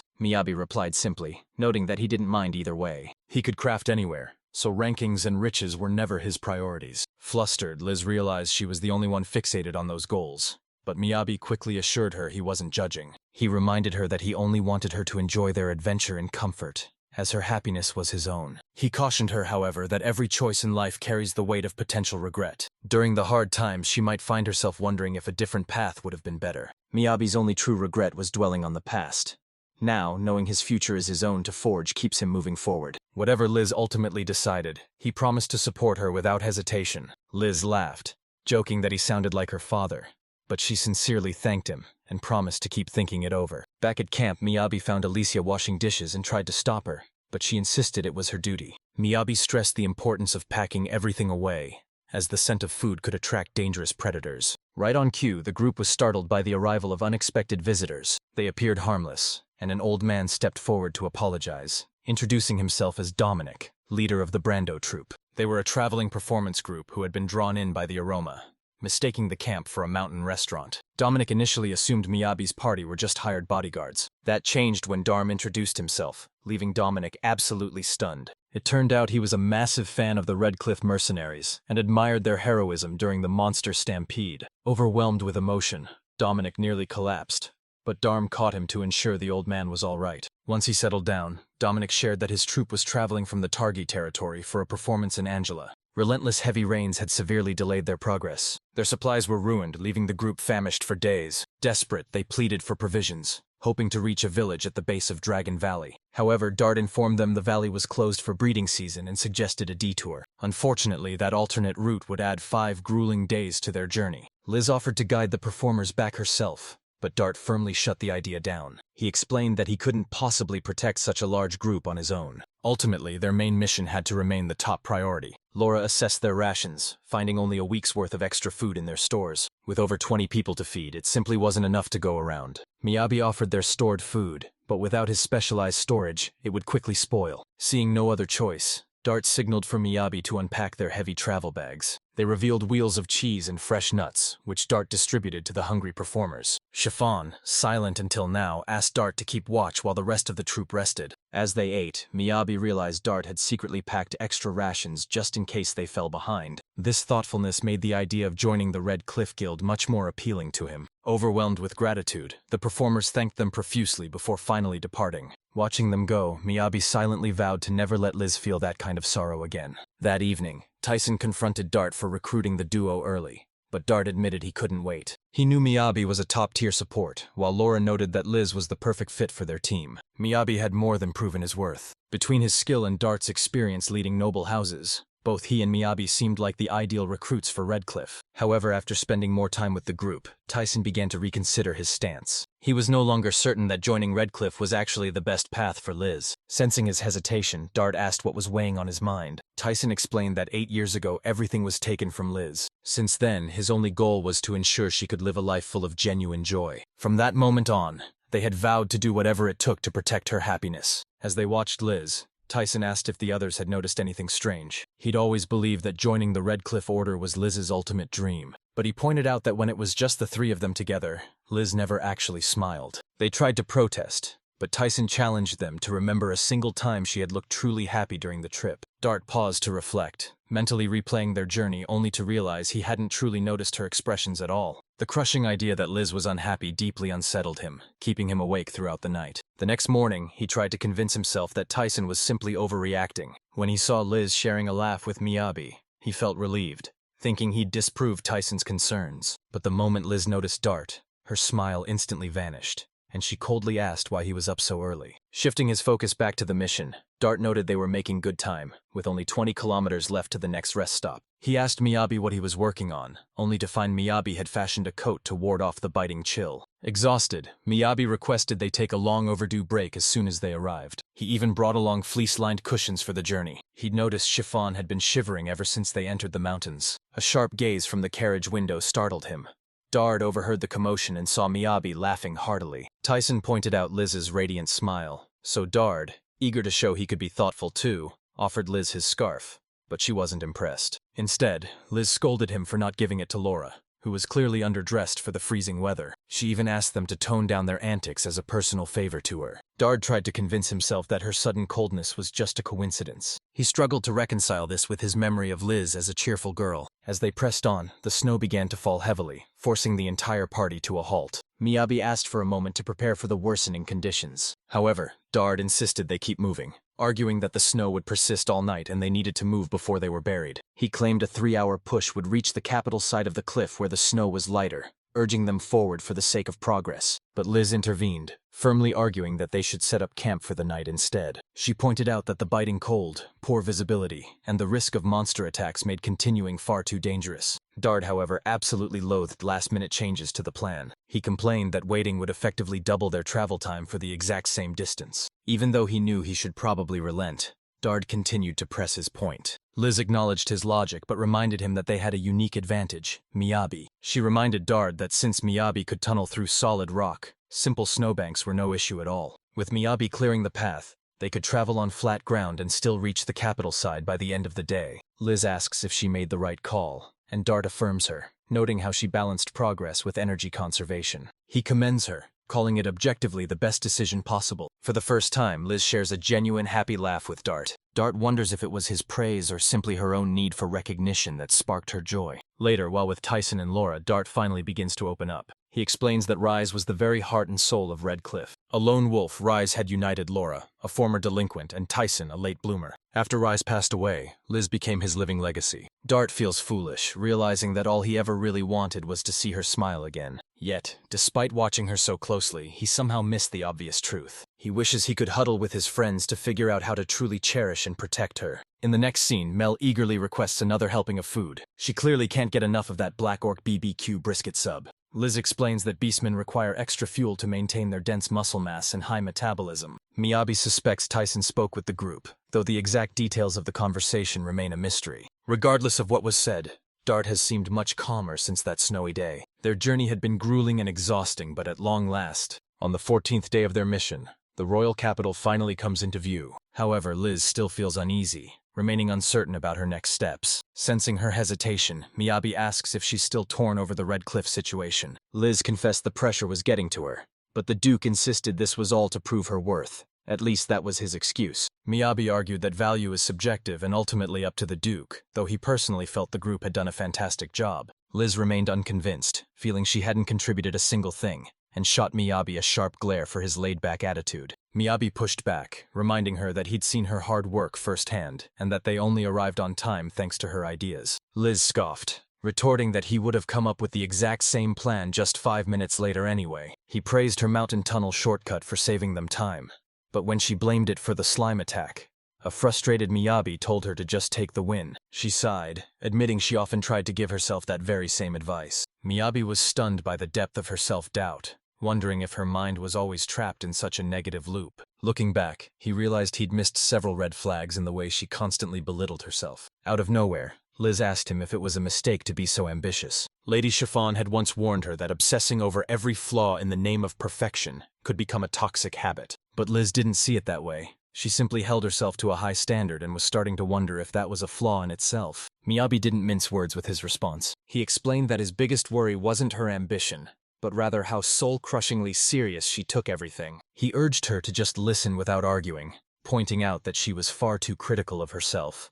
And seeing her shock, he decided to try a different tactic. He asked her to name just one thing she excelled at, to which she tentatively replied that she was good at studying. However, she immediately walked it back, claiming that just because she enjoyed it didn't mean she was actually talented. Miyabi cut her off, noting she was falling into the same trap again, before sliding on his glasses with purpose. It was time for a deep dive into the mechanics of self-esteem. He told her to brace herself for another lesson, and while she nervously claimed she couldn't think of anything else, he told her not to worry. He claimed that love was a force powerful enough to move mountains. Speaking softly, he mentioned he knew a trustworthy man who could help. He took her to see him, and after an examination, the man noted she was just beginning her journey of self-discovery. Miyabi then pushed her to boldly declare her passion for her studies. Despite the valuable lesson, Liz still found the entire situation mortifying. The next morning, Chiffon remarked on how much she enjoyed the previous night's antics. A flustered Liz soon realized that their chaotic shouting match had been overheard by everyone nearby. Even so, Chiffon couldn't help but notice that Liz seemed much happier. On the 15th day of their journey,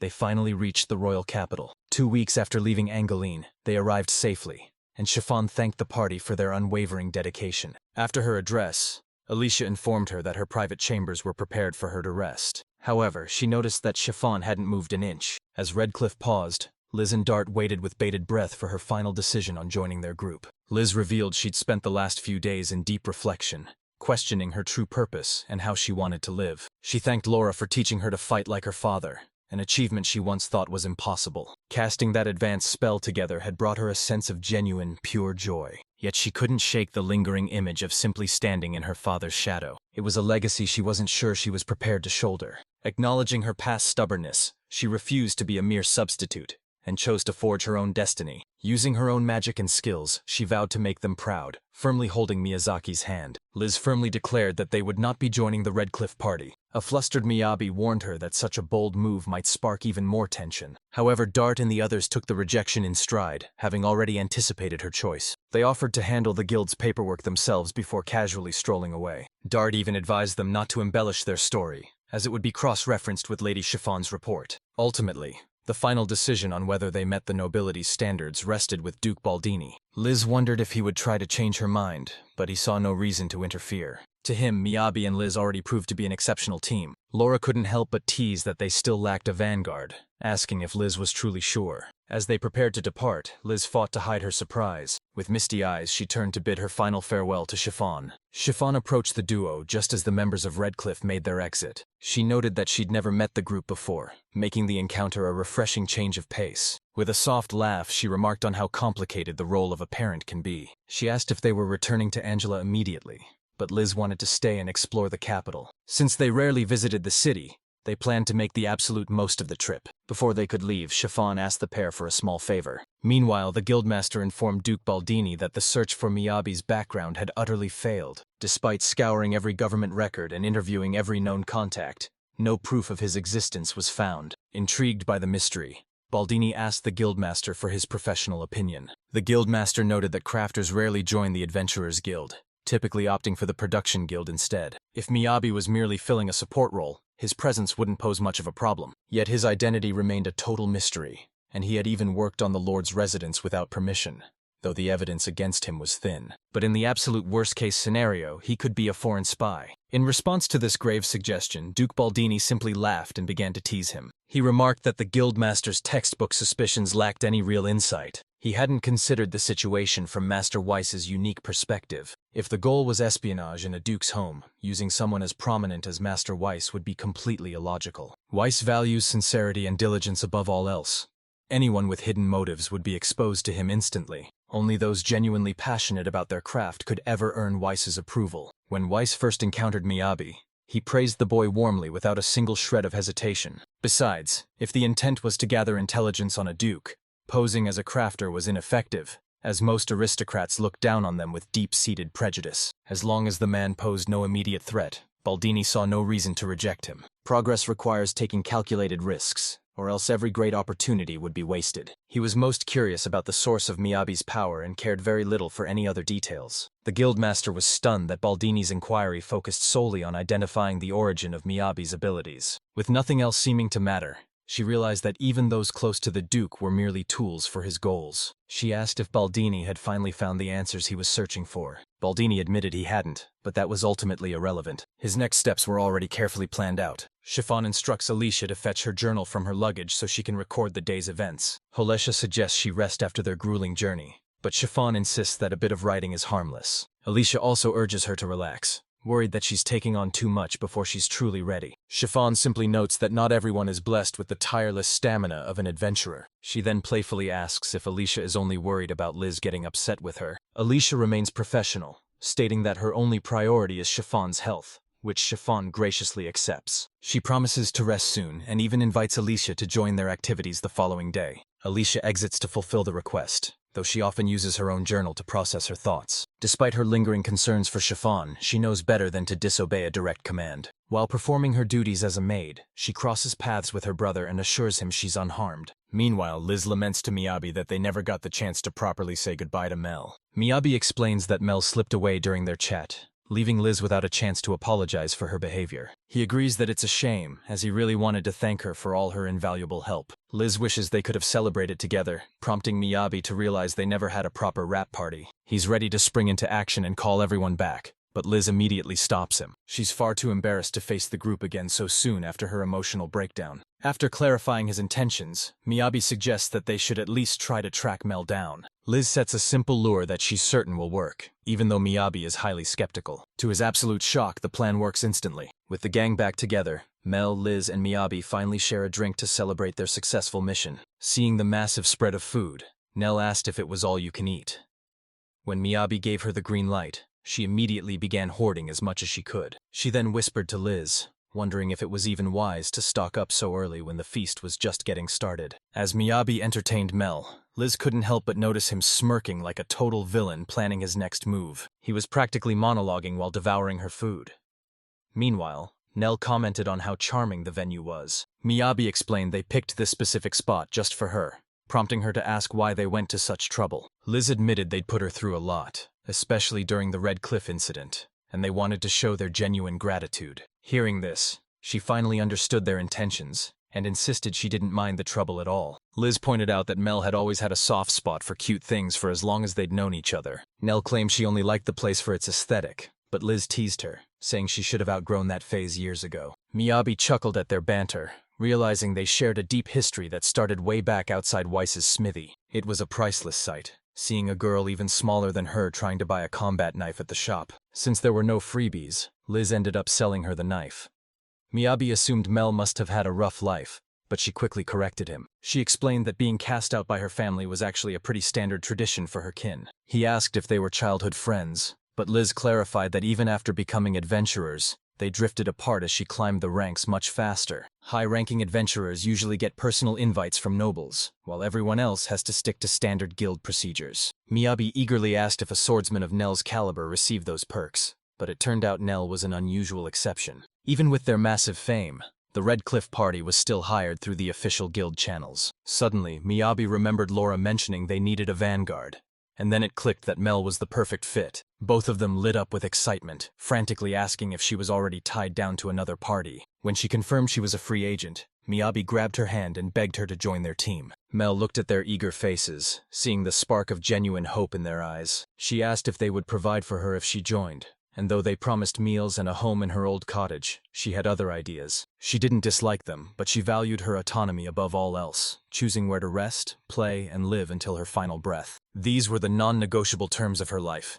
and she doubted they truly fit into their grand plans. Miyabi was initially stunned by her rejection, but he quickly nodded in understanding. He admitted he'd let his imagination run wild, getting caught up in the dream of having her on the team. His humble honesty reminded Mel of her former companions from a lifetime ago. Softening her gaze, she offered the group a warm, nostalgic smile. After lunch, Liz and Miyabi headed off to meet Chiffon, only to find Mel trailing behind them. When Miyabi questioned why she wasn't going home, she simply replied that she'd leave whenever she felt like it. Chiffon was surprised by the extra guest, but Miyabi's concerns were misplaced.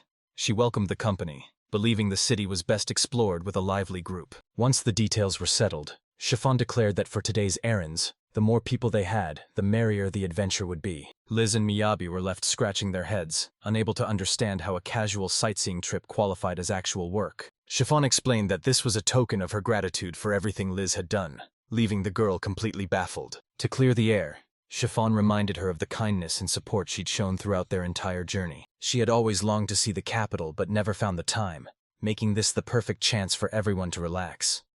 Put that way, the duo couldn't possibly refuse. Their first destination was a landmark of great importance, the magnificent Holy Stella Church. Inside, Chiffon explained that the temple was dedicated to the mother of all gods in the kingdom. Miyabi was so overwhelmed by its sheer scale that he started acting like a total tourist, earning a sharp scolding from Liz. Miyabi eventually spotted a crowd gathered nearby and asked what was happening.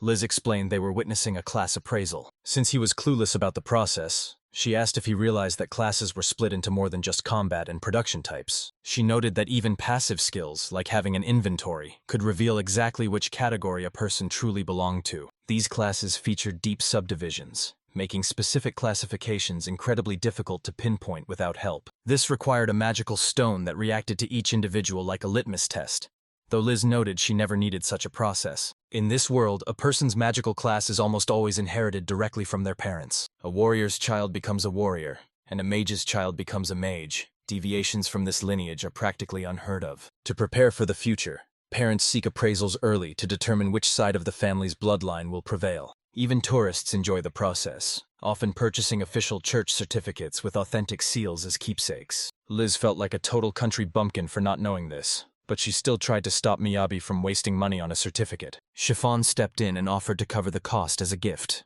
recalling her father's words regarding generosity. She then turned to Miyabi, asking if he was truly comfortable being the only one without a formal appraisal. Suddenly, the church radiated with light as an infant underwent the ceremony, revealing a crimson hue, the mark of a future hero. The priest noted that such raw power in a newborn was exceptionally rare, leaving the child's parents absolutely ecstatic. Such high potential in a combat class essentially guarantees a successful life, and soon, it was time for Liz and Miyabi's appraisals. Considered a divine gift from the 12 goddesses, the priest prayed for guidance before directing Liz to touch the stone. While Liz worried she wouldn't even match the infant's prowess, a mysterious purple glow confirmed her status as a magician. Now curious about Miyabi's own potential, the group watched intently as he finally placed his hand on the relic. Liz expected him to possess significant mana, but no one was prepared for the sheer scale of the reaction. A flash of light erupted from the stone, so blindingly intense that it momentarily scorched the vision of everyone nearby. As the brilliance faded, Miyabi and the others stood in a daze, struggling to process what had just occurred. The panicked priest declared that a reading of this magnitude was unprecedented, though the light had been too bright to see his class. Determined to get a clear reading, they had Miyabi touch the stone once more, and this time, the result left everyone speechless. The priest officially declared Miyabi a crafter, a class the group viewed as a total letdown given his massive magical potential. Sensing their disappointment, the priest assured them that no class is truly inferior before directing them to collect their certificates. While Miyabi was clearly unhappy with the result, Liz was even more frustrated, even landing a punch on him while Chiffon tried to keep the peace. When Chiffon asked Mel for an appraisal, she flat out refused. Meanwhile, Alicia was lost in thought, fixated on the strange light she'd seen, and the feeling that something about Miyabi was fundamentally different. She wondered if that mysterious glow was the real reason Chiffon had joined them today. As they departed, the priest watched from the steps, recalling the messenger from the House of Baldini, and the warning that something extraordinary was coming. In 50 years of service, the elder priest had never witnessed a magical presence this immense, surpassing even the royal bloodlines.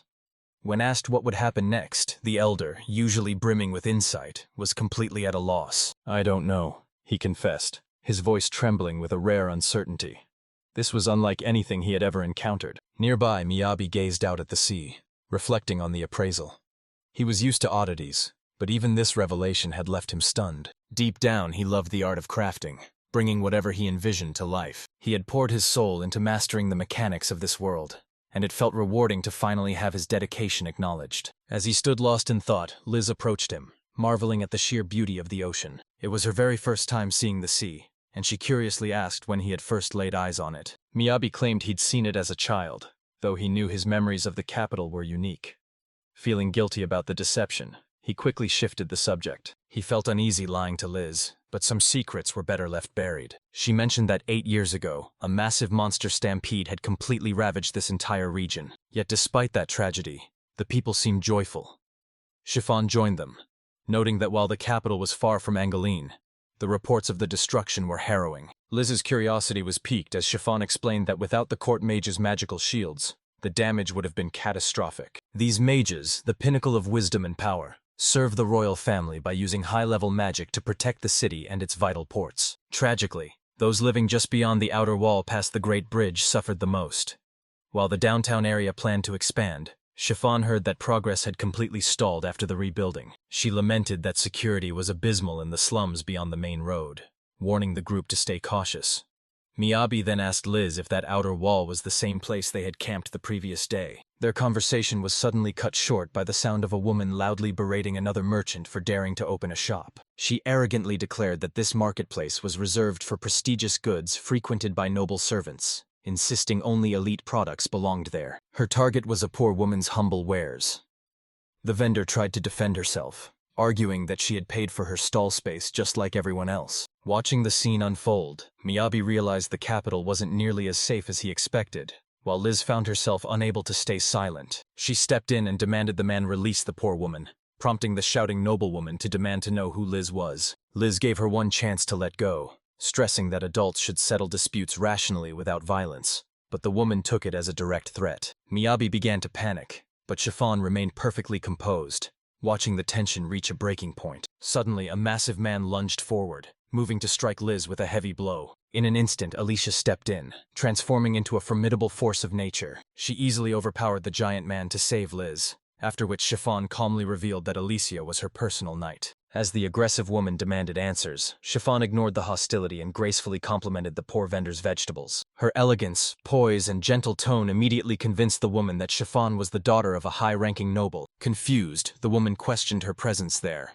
while still criticizing the other vendor's low prices. Unfazed, Chiffon stated she preferred this vendor's authentic display over nearby shops that treated food like mere decoration, noting her own refined taste. Moments later, the guards arrived on the scene and escorted the aggressive woman away. Liz thanked Alicia for the rescue, marveling at her incredible strength, though Alicia coldly replied that she hadn't done it for Liz's sake. The poor vendor thanked Liz for defending her, then tentatively asked Chiffon if she was truly sure about buying her humble goods. She admitted her wares weren't fit for a noble's table, but Chiffon offered two specific reasons for her choice. She was intrigued by the situation, especially since this carrot possessed a unique scent compared to ordinary ones. The woman was thrilled, and Chiffon listened as she explained that her village was located halfway up the mountains. They grew incredibly sweet produce despite its plain appearance, which Miyabi recognized as snow carrots. He noted that carrots grown under thick snow develop a much higher sugar content, which was likely the case here. The others were puzzled since it had only been raining,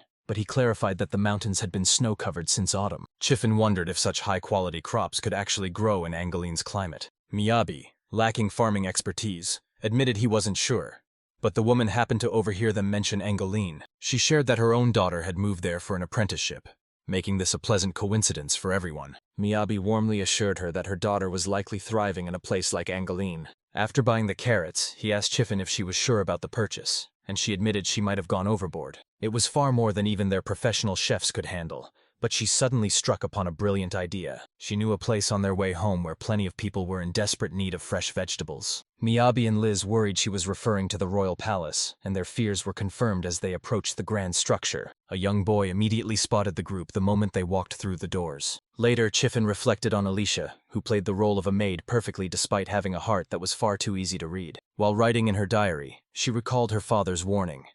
Miyabi's skills were far too advanced for a mere crafter, and he needed her to verify his true class. She noted her father's uncharacteristic caution and considered adding more to her diary entry. However, she decided to stop there.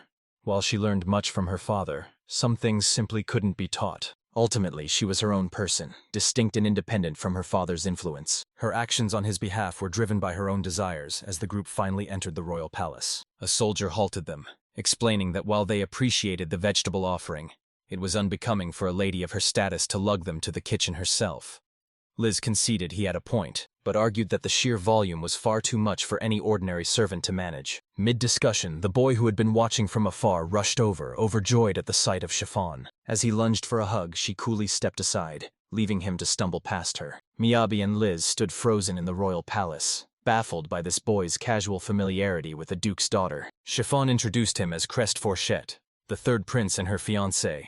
Stunned by the revelation, the group followed them inside, Miyabi thought the Duke's mansion had prepared him for luxury, but the palace was on another level. Still, he couldn't help but wonder about Chiffon and Crest's relationship. Crest apologized profusely, lamenting that if he'd known she was coming, he would have prepared sweets from her favorite patisserie. Witnessing their awkward yet affectionate exchange, Miyabi wasn't quite sure how to react to their unique dynamic. Sweating buckets, Liz interrupted to nervously ask if they were even allowed to be in such a prestigious place. Realizing his rudeness, Crest apologized for ignoring his guests and asked Chiffon for an introduction. She presented Liz, Miyabi, and Mel, explaining they had successfully escorted her all the way from Angeline. Crest was visibly impressed, noting that the group seemed to be around Chiffon's age. He inquired about their earlier spat with the guard, leading Miyabi to nervously explain they were just trying to deliver carrots. Their attempt to enter the kitchens had ruffled some feathers, but Chiffon dismissed the concern, noting the carrots weighed nothing inside Miyabi's inventory. Curious, Crest asked if Miyabi was actually a production worker. He'd assumed Miyabi was a combat-class adventurer, but Miyabi clarified he was a craftsman who usually handled support roles. To everyone's surprise, Crest revealed that he was also a crafter. Miyabi was floored. He never expected a prince to spend his time crafting. Chiffon just laughed, teasingly asking why the idea of royal crafters was so hard to believe. When they pressed for answers, she admitted it was a sensitive topic, but both she and Crest were perfectly fine with it. Liz wondered if this had surfaced at the cathedral, and Chiffon explained that since magical affinity is hereditary, parent-child classes are rarely a surprise, something Miyabi vaguely recalled. Chiffon added that possessing such power meant bearing the responsibility of leading during a national crisis to prevent unnecessary bloodshed. This philosophy, established by their first king, led noble houses to favor combat classes. Whether swordsman or mage, a class was set in stone. She understood their shock, as Miyabi realized this raised a major question. How did a prince end up with a crafter class? He hesitated to dig deeper, fearing the consequences of knowing too much. But he knew Crest wasn't the type to hold a grudge. Crest admitted he hadn't exactly hidden his class, but he didn't advertise it either, noting with a trembling hand the stigma crafters face in noble circles. Chiffon then asked Miyabi for the cushion he had crafted back in the mountains, and he promptly pulled it out. As Chiffon showed it to Crest, the prince was stunned by the fabric's quality and warmth, while Miyabi boasted about its fire enchantments. Crest was left completely floored by the sheer talent behind the crafter's work. Chiffon seized the moment, asking if Crest wanted to create things like Miyabi, though the prince doubted he could ever match such skill. Sensing his doubt, Chiffon interrupted with a serious tone, making him promise to stop being so hard on himself. Moved by her earnest expression, Crest apologized and gave her his word. Miyabi was reminded once again just how cruel society could be toward those in the crafter class. However, he knew that perspective was flawed. Crafting wasn't about status, it was about the joy of creating, something accessible to anyone. Miyabi gently suggested that Crest start small by crafting a simple gift for Chiffon. He explained that crafting is most rewarding when it's for someone you care about, which is why he recommended making something for his fiancée. Reminding Crest of his desire to make her happy, the prince looked over at Chiffon. He took the leap and decided his first project would be a small lap blanket. He had noticed her legs getting cold during their last picnic, and with the project chosen, his journey began. Miyabi was eager to start right away, taking a moment to evaluate Crest's current crafting abilities. However, no matter how hard he tried, Crest's attempt at a blanket kept falling apart. Crest stood in awe of Miyabi's work, which possessed the exquisite luster and texture of royal linens. Between the intricate embroidery and the perfect finish, Miyabi felt almost guilty for the massive skill gap. He figured Crest just needed to brush up on the basics, but even for a level 1, this shapeless mess was bizarre. To find the root of the problem, Miyabi asked about his experience, only to realize Crest didn't even know what handicrafts were.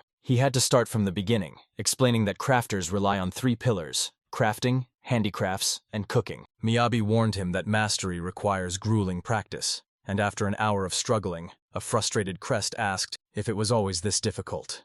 His blanket was a disaster, riddled with uneven stitches and errors. While channeling magic into the threads was easy enough for him, visualizing every individual stitch while maintaining that flow was mentally exhausting. Miyabi tried to offer some comfort, suggesting they fix the errors by hand, but he stopped when he saw Crest breaking down. Through tears, Crest declared that he refused to give Chiffon something so poorly made. As he wept, Chiffon gently approached and took his hand in hers. She urged him to be kinder to himself and to the precious item he was creating. She reassured him that she never expected something of royal quality from his first attempt. The flaws didn't matter. She only cared about the love he poured into it, and wanted his very first creation. Moved by her kindness, Crest found himself unable to hold back his tears of joy. By the end of the day, Crest finally finished a proper lap blanket and proudly presented it to Chiffon. As Miyabi headed to bed, Crest thanked him, embarrassed by his outburst but grateful for the experience. He asked if they could meet again tomorrow to dive deeper into crafting, leaving Miyabi thrilled to help Crest embrace his new hobby. Crest then insisted they drop the formalities and simply address him by his name. Meanwhile, Alicia watched from the sidelines as Chiffon enjoyed a lively conversation with the rest of the group. It was a rare moment for Chiffon to cast aside her heavy duties as a duke's daughter and simply cherish time with her true friends. Alicia much preferred seeing Chiffon this happy, though she was still astonished they had actually been granted entry into the royal palace. Ultimately, she was glad she brought the adventurers along, even if she doubted their paths would ever cross again once the day was over. Chiffon apologized for getting carried away and taking up more time than planned, before asking where they'd like to be dropped off for the night. When they mentioned looking for a hotel, Chiffon briefly panicked before a bold new idea struck her. She invited them to stay with her instead, an offer so unexpected it even left Alicia stunned. While Chiffon's explanation made sense, Liz still wondered why she would go to such great lengths for a group of mere adventurers. Chiffon earnestly requested they accompany her to the Royal Academy, leaving Alicia to wonder what had truly prompted this sudden decision. Cut to the Adventurers Guild, where the team's latest mission report was finally being submitted. Outside the office, Eleanor found the guildmaster taking a quiet moment to smoke. He let out a sigh, claiming he simply needed a brief escape from the chaos. Eleanor wondered if the stress of dealing with high-profile nobles was getting to him, especially since he'd been acting strange ever since he ordered the investigation on Miyabi. Noticing her concerned expression, the guildmaster asked what was on her mind, and she informed him that the mission report was finally complete. She confirmed its accuracy and offered to dispatch it to the Duke's estate, but he abruptly stopped her. He snatched the report and insisted on delivering it himself, a move so unusual for a routine document that Eleanor was left in stunned silence. Eleanor teased that if he was really that bored, he might as well join the rest of them for a meal. Back at the Royal Academy, Chiffon personally escorted Miyabi and Liz to their new living quarters. While their travel clothes were being laundered, the group sat down for a simple dinner, though the prestige of the Royal Academy kept everyone on edge. Chiffon, however, was beaming with joy, even asking Liz for a post-dinner lesson on fine mana control, a request that left Alicia feeling completely overwhelmed. Frustrated by the obligation to treat her companions like honored guests, Alicia eventually retreated to the sanctuary of her room. She could tolerate B-rank adventurers and Miyabi, but Liz's leadership, secured through nepotism rather than merit, absolutely infuriated her. The more she dwelled on Liz's undeserved position, the more her blood began to boil. She deemed Liz unfit for the life of an adventurer and resented how Chiffon seemed to dismiss her concerns entirely. Meanwhile, a soft knock sounded at Miyabi's door. It was Nell. Finding her there, Miyabi assumed she was just looking for company out of boredom, though Nell quickly denied it. Nell pulled out her plushie, Kittygawa Taro, and asked Miyabi to craft some clothes for it since the poor thing was bare. Inspired by the dressed-up dolls she saw in Chiffon's room, she watched as Miyabi sketched out several designs for them to choose from. Miyabi got to work crafting the tiny outfits, but as he prepared to turn in for the night, Nell asked if he could make even more. He pulled up his skill screen to show her that while he could craft almost anything, he lacked pre-made recipes for clothes and plushies. Crafting skills might seem versatile, but without a specific recipe to follow, his creative options were surprisingly limited. Furthermore, attempting to craft something without a high enough skill level often resulted in total failure. As he tucked her in, he explained that handcrafting an item manually registers it as a permanent recipe. But Nell fell fast asleep mid-explanation. Left alone with his thoughts, he reflected on how he'd transferred his massive recipe library and maxed out levels from Dreamworld long ago. He realized the entry barriers for the crafting class were fundamentally unbalanced and punishing for most. Seeing how much others struggled made him realize his massive advantage, but he decided now wasn't the time for a deep philosophical dive. Elsewhere, an exhausted Liz let out a heavy sigh. She marveled at how even this secondary residence featured a massive training hall, a true testament to the elite lifestyle they were now witnessing. Between her class appraisal and meeting the prince, her life was becoming unrecognizable, and it was all because Chiffon had insisted they extend their stay. Her thoughts eventually drifted back toward the prince, but she decided to get some sleep, as the night was far too late for such heavy reflection. The next morning, Miyabi woke up feeling refreshed, but Liz was in a completely different mood. In a panic, she asked him how he could have possibly slept on that stiff room cot. He replied it was just a bit firmer than he was used to, but Liz found his lack of standards baffling. She insisted that beds in a duke's villa should be the pinnacle of luxury, pointing out the futon's high-down content. The smooth cotton and the duvet's thickness were clear signs of master craftsmanship. She couldn't understand why the comfort felt lacking, while Miyabi simply waited for her to finish her rant. He then scolded her, reminding her that a guest never complains about the mattress. Naturally, Liz deflected the blame. Their bickering continued while Mal rested peacefully on the roof above. Once their petty dispute finally concluded, it was time for them to depart. As Miyabi left for Cress's lesson, Chiffon expressed her joy over their stay, wishing they could remain longer. Liz dropped Miyabi off at Cress's mansion, informing him she'd return to pick him up that evening. Stepping inside, Miyabi was greeted by Cress, who was flanked by 2 stern bodyguards. Noting the tighter security, Cress explained his guard's patience had run out. He then led Miyabi away to show him a surprise. He brought him to a room overflowing with high-end crafting materials. He had ordered the supplies moved to his personal quarters for immediate use, leaving Miyabi stunned by the quality. Crest shared how much Chiffon loved his gift, but he was determined to craft something even more beautiful for her. Miyabi was touched by Crest's devotion to the griffin, as the young man sought help to redeem himself after his earlier failures. As they sat side by side, Crest admitted that knitting was too difficult, so he decided to start with pre-made fabrics and simple sewing instead. Miyabi was impressed that Crest had been studying on his own, but for now, he suggested they retry yesterday's project. Crest began working on the lap blanket.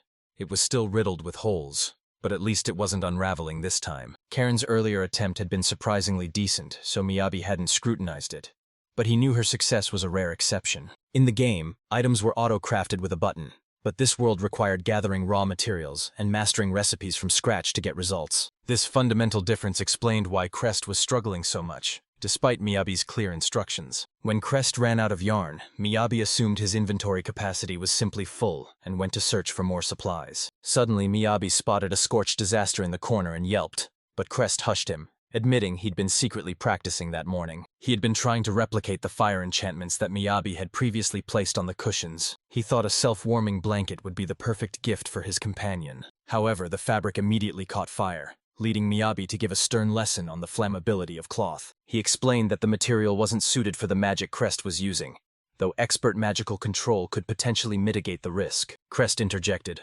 suggesting a clever workaround to apply the magic even without high-level control. Miyabi quickly cleaned the mess and restored the room to pristine condition, leaving Crest awestruck by his precision and repair skills. Eager to dive deeper into the mechanics, Miyabi interrupted Crest's reading to circle back to the boy's earlier idea. Crest explained he'd devised a way to infuse fire attribute magic into cloth without needing advanced control, piquing Miyabi's curiosity. Crest elaborated that enchantment difficulty depends on the spell's attribute and how compatible the material is with that specific magic. Since fabric is naturally flammable, trying to bind fire magic to it is an incredibly difficult task. To solve this, Crest proposed weaving a flame-retardant material, like metal, into the fabric before attempting the enchantment. He envisioned sewing 2 pieces of fabric into a pouch, leaving one seam open with the metal acting like the wires in an electric blanket. This would allow for a safe and effective enchantment, an idea Miyabi immediately recognized as ingenious. It solved 2 problems at once, providing a smooth, pleasant texture and making the item suitable for outdoor use. He suggested using rodent fur for the outer fabric, as it was incredibly soft, fluffy, and durable. For the inner layer, he chose chainmail to distribute weight evenly across the lap, noting they could magically lighten the heavy metal. After finishing his explanation, Crest awaited Miyabi's feedback. She noted it might be heavier than a standard electric blanket despite the similar principles. Nevertheless, she responded enthusiastically, and an elated Crest was eager to start working immediately. Crest assumed he'd have to forge the raw materials himself, but Miyabi stopped him and explained a much easier method. They'd start with mid-gauge wire, wrap it around a standard pole, and cut it lengthwise to yield a massive amount of identical rings. All that remained was assembly. But Miyabi cautioned that this approach was actually more difficult than it looked. The more complex an item is, the trickier it becomes to enchant, and thousands of tiny links might be beyond their current skill level. Crest asked if there was a simpler way, but Miyabi encouraged him to solve this puzzle on his own. After a brief but intense brainstorming session, Crest suggested enchanting each individual ring before linking them together. During their work, Miyabi noticed the rough calluses on Crest's hands. Crest explained they were from his mandatory sword practice, a royal obligation he was still forced to maintain. However, he admitted that he found the art of crafting to be far more enjoyable than combat. Ashamed, he confessed he'd never considered making things himself before.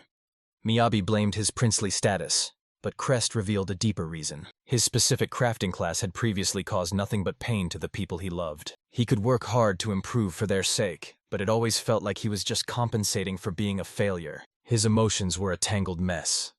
But seeing Chiffon's joy from his gift made his heart feel both heavy and warm, sparking a burning desire to create. Miyabi assumed Crest's words were merely metaphorical, but a literal inferno erupted behind him. They scrambled to douse the flames, but the table was already engulfed. As Crest searched for a heat source, the guards heard their cries and rushed in. With the oxygen depleted and the room ablaze, they were forced to evacuate. Meanwhile, Liz fretted over whether Miyabi was managing on her own. She had only accepted the invitation because declining a noble was nearly impossible. Truth be told, she was a nervous wreck. She assumed Chiffon just wanted company her own age, hence the disregard for protocol. But Liz still feared being expelled. Just as she began to drift off, Chiffon announced that the main gates were finally in sight. They had arrived at Magia Allah, the prestigious Royal Academy of Magical Sciences. Inside, Liz noticed the halls were teeming with noble students. Chiffon explained the school's aristocratic roots and apologized for the atmosphere, though she couldn't help but notice Liz seemed to be having the time of her life. Chiffon ordered Alicia to handle the luggage, and she complied only after shooting Liz a murderous glare. Liz had already picked up on Alicia's blatant disdain, even if she didn't know the cause. Chiffon, however, found the behavior uncalled for. She stood firm, stating Liz was a dear friend she wanted to bond with, a claim that clearly irritated Alicia. Liz had her suspicions that there was more to this than just friendship, while Chiffon hoped the tension would blow over. Still, she couldn't shake the feeling that Alicia required a bit of discipline. From there, the tour began. Liz stood paralyzed, completely overwhelmed by the Academy's sheer grandeur. Passing the portraits of legendary figures felt like walking a red carpet, and Chiffon was delighted to see Liz so captivated. Liz admitted that wandering through such a prestigious place felt intimidating, wishing she could just hide away. In that moment, Chiffon truly recognized the depth of Liz's passion for the magical sciences. Curious, she asks what originally ignited Liz's passion for magic. Liz admits she never really thought about it, wondering if one even needs a reason to love something. Chiffon, on the other hand, confesses she's never actually found magic to be fun. To her, magic was just another tool, like sociology or politics, used to mold her into a hollow, perfect instrument. But after seeing Liz pour her entire soul into her craft while still loving the journey, Chiffon can't help but feel a deep sense of respect for her. Liz blushes, realizing she'd completely misjudged Chiffon, and thanks her for being the first person to truly see her. Changing the subject, Chiffon reveals there's a specific reason she brought her here. But before she can explain, an explosion rocks the area, sending a man hurtling through the air. Chiffon calmly greets the man, Professor Coraline, who responds quite casually despite being stuck upside down. Inside his office, Mel plays with the staff while the group settles in for a formal meeting. Professor Coco Coraline, a renowned magic researcher, invites them to sit in his incredibly cramped, cluttered room. Liz doesn't recognize the name at first, but then she notices his surname.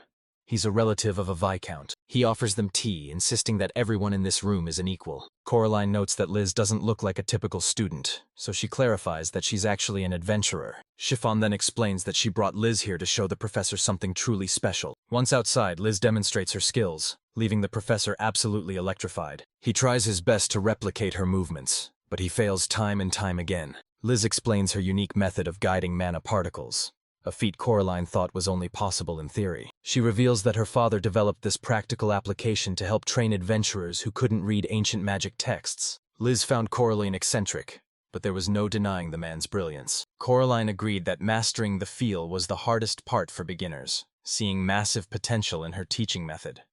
Liz pondered this for a moment, realizing this was the perfect time to consult an expert on whether her theories had actual combat applications. While combat is a broad term, Coraline remained skeptical about the practicality of her approach. He challenged her to imagine trying to channel someone else's magic in the middle of a chaotic battlefield. Constant physical contact was the fatal flaw.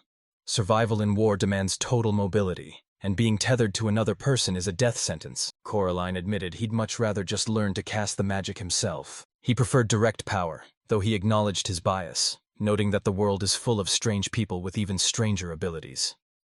Liz expected this response from a high-tier combat mage. This was precisely why she shifted the conversation toward production-class magic. However, Coraline immediately shot her down, dismissing the idea as an impossibility. Knowing it wasn't the answer she wanted, he explained that different magical classes are fundamentally incompatible, like trying to mix oil and water. While mages transmute raw mana into elements like fire or ice, production classes use their magic to reshape and refine physical materials. Combat class resonance can bond with living creatures, much like taming a beast, but that's where its limits end. Production classes resonate with tools and raw materials for crafting and enchanting.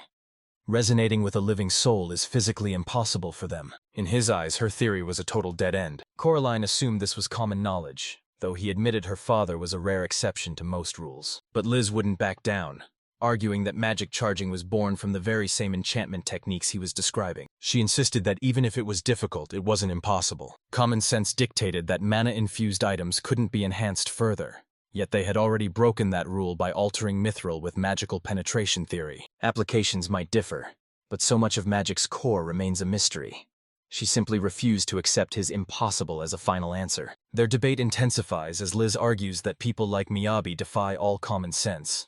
While some tamers excel with golems, she challenges him to find the line between the animate and inanimate. Coraline matches her fire, admitting that while he doesn't know Miyabi, he's considered the same theory. Recent studies found microorganisms in golden soil, proving golems could be tamed, but he points out that Liz's confirmation bias is clouding her judgment. Still, Liz refuses to abandon advanced magic just because it's a challenge. The debate fizzles out as Liz realizes she's lost the argument and struggles to regroup.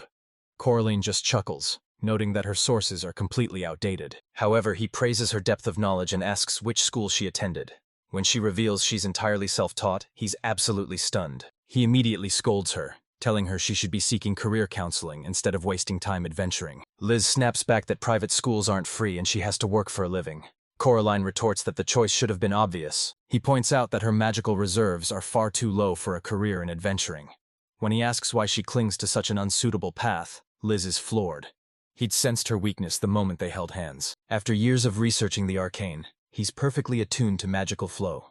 He acknowledges that private schools are exclusive, but he reminds her that their doors are always open to true talent, and she is more than qualified to enter. As they leave Coraline's room, Chiffon explains that the Royal Academy is actually publicly funded. However, general admission requires a letter from a major guild or noble family, plus a recommendation from a tenured professor. For magical research, it's the finest institution in the country. Liz asks if this was Chiffon's plan all along, and Chiffon doesn't even try to deny it. Liz wants to trust Chiffon's intentions, hoping the woman truly believes in her untapped potential. She tells Chiffon she doesn't understand why she's going to such lengths to help when there's no way to repay her. She wonders if this was all for Cress's sake, suggesting the encounter with Miyabi was orchestrated just to bring them together. Chiffon doesn't deny that either. Liz begins to ponder what enrolling in the academy would actually mean for her future. Her guild license would expire, and balancing intense coursework with adventuring and her life in Angeline seems completely unrealistic. Enrolling would mean splitting up the party and forcing Miyabi back into freelancing. Liz feels backed into a corner with no real choice. She eventually confesses that she does have a bit of a materialistic side. She dreams of luxury clothing and gourmet meals, but without Miyabi, she couldn't pursue that life. She's desperate to dive into magical research, and rejecting such a golden opportunity feels foolish when she desires it above all else. Yet she insists she won't abandon the path of an adventurer. Watching Miyabi's back, she realizes there's nothing cooler in the world. Risking one's life to save others was the very definition of maturity to her. She told Chiffon to just say the word if she ever needed help. Chiffon was caught off guard, noting that Liz's rapid-fire topic shifts were enough to make anyone dizzy. Chiffon admitted to withholding some information, acknowledging Liz's natural trust issues, but she assured Liz that her feelings were genuine, urging her to use that trust however she saw fit. Liz's instincts confirmed it. Chiffon was someone she could truly rely on. Meanwhile, Miyabi and Crest managed to extinguish the fire, though the damage was already severe. Just then, Captain Cavalry arrived to escort Miyabi back. Miyabi asked if Crest knew the man, and Crest confirmed the connection. Cavalry was actually Liz's older brother. Miyabi was surprised, but noticed they shared the same intense gaze. Cavalry thanked Miyabi for looking after his reckless younger sister. Crest asked if the Royal Guard captain was on escort duty, which Cavalry confirmed. Cavalry then mentioned his master had a specific message for Crest once he finished reading. Crest asked if Miyabi planned to return to Angeline, and Miyabi replied that their schedule was flexible. Crest hoped for more crafting lessons if time permitted, while Miyabi realized he hadn't discussed their future with Liz yet. He wasn't worried, though, expecting to talk on the way back. At the inn, Liz revealed she'd earned a full scholarship, shocking Miyabi. Once the shock wore off, he immediately offered his congratulations. Liz asked if that was his only reaction, so he joked about baking a cake, but she was worried about the party's future. Caught off guard, Miyabi began to panic about their next move until Liz insisted she wanted to keep adventuring while in school. Seeing her stress, Miyabi was puzzled. He had no intention of refusing, leaving Liz stunned by his casual acceptance. Establishing a new base was no easy feat, and was bound to cause complications. Miyabi asked if she'd be alright leading the group in Angeline, where Eleanor and Redcliffe were stationed, but Liz was hesitant to leave them behind. When Miyabi realized he hadn't said goodbye to the workshop crew, Liz panicked. fearing his ties there might force them to disband, until Miyabi gave her a playful bop on the head to calm her down. The 590-kilometer trek from the capital to Angeline took 2 weeks each way, making it impossible to travel year-round. He proposed balancing his life as an adventurer in Angeline and a student in the capital, but Liz was skeptical it would even work. Suddenly, Miyabi had an epiphany, envisioning a concept entirely alien to this world: a train. Confused, Liz asked what on earth a train even was. Miyabi described it as a form of horseless transport. He told her to imagine a rail running straight from point A to point B, with a metal box gliding along it, leaving Liz's imagination completely overwhelmed. Deciding that seeing was believing, Miyabi realized showing her would be much faster. He began crafting a miniature model. While such things were common in dwarven cities, it was his first time introducing one here. Miyabi assured her that once she grasped the concept, they'd make swift progress, explaining that a rail-powered cart could travel between Angeline and the capital underground. Liz was floored, but he clarified that since above-ground routes were plagued by monsters and terrain issues, going underground was the ideal solution. Liz was stunned that he could still find ways to blow her mind, and while she understood the mechanics, the sheer scale of the project was unprecedented. Miyabi reminded her they'd already tunneled through a mountain, proving his crafts were always born from practical necessity. To Liz, the idea felt like a spontaneous spark of genius, though Miyabi admitted there was still one massive hurdle to clear. He asked if she thought they could just build it themselves, but Liz immediately shut that idea down. She explained that infrastructure falls under the Production Guild's authority, and starting such a massive project without approval would land them in prison. Miyabi realized that skill alone wouldn't be enough to change the world. Just then, Nell returned from shopping, and Chiffon revealed that the head of the duchy held the ultimate authority over all the guilds. If they could secure Duke Trent Baldini's approval, the ambitious project was finally feasible. The group was baffled by her involvement, but Chiffon clarified she was simply responding to a request from Mel. It concerned the underground transport project between Angeline and the capital, which had seemingly stalled. Miyabi was stunned, but Mel nonchalantly quipped that when things get tough, you should make it a noble's problem. He was truly amazed that Chiffon, of all people, had intervened so quickly on their behalf. As their bond grew, Mel took the opportunity to ask Miyabi to craft yet another toy for her. Chiffon noted the primary goal was to maintain Liz's adventurer license while she attended the academy. Although Mel's initial details were vague, Chiffon now fully grasped the scope of the plan. Miyabi, however, pressed for more information on how this was actually achievable. Chiffon explained that since her father had set a precedent for public works, Duke Baldini's support would clear the path. Liz asked if this was truly safe to pursue and why Chiffon was going to such lengths to help them. It felt like an excessive favor for a commoner's request, but Chiffon claimed she simply wanted to support their strengths. However, she admitted that people often found her motives difficult to trust. She intended to facilitate Liz's education,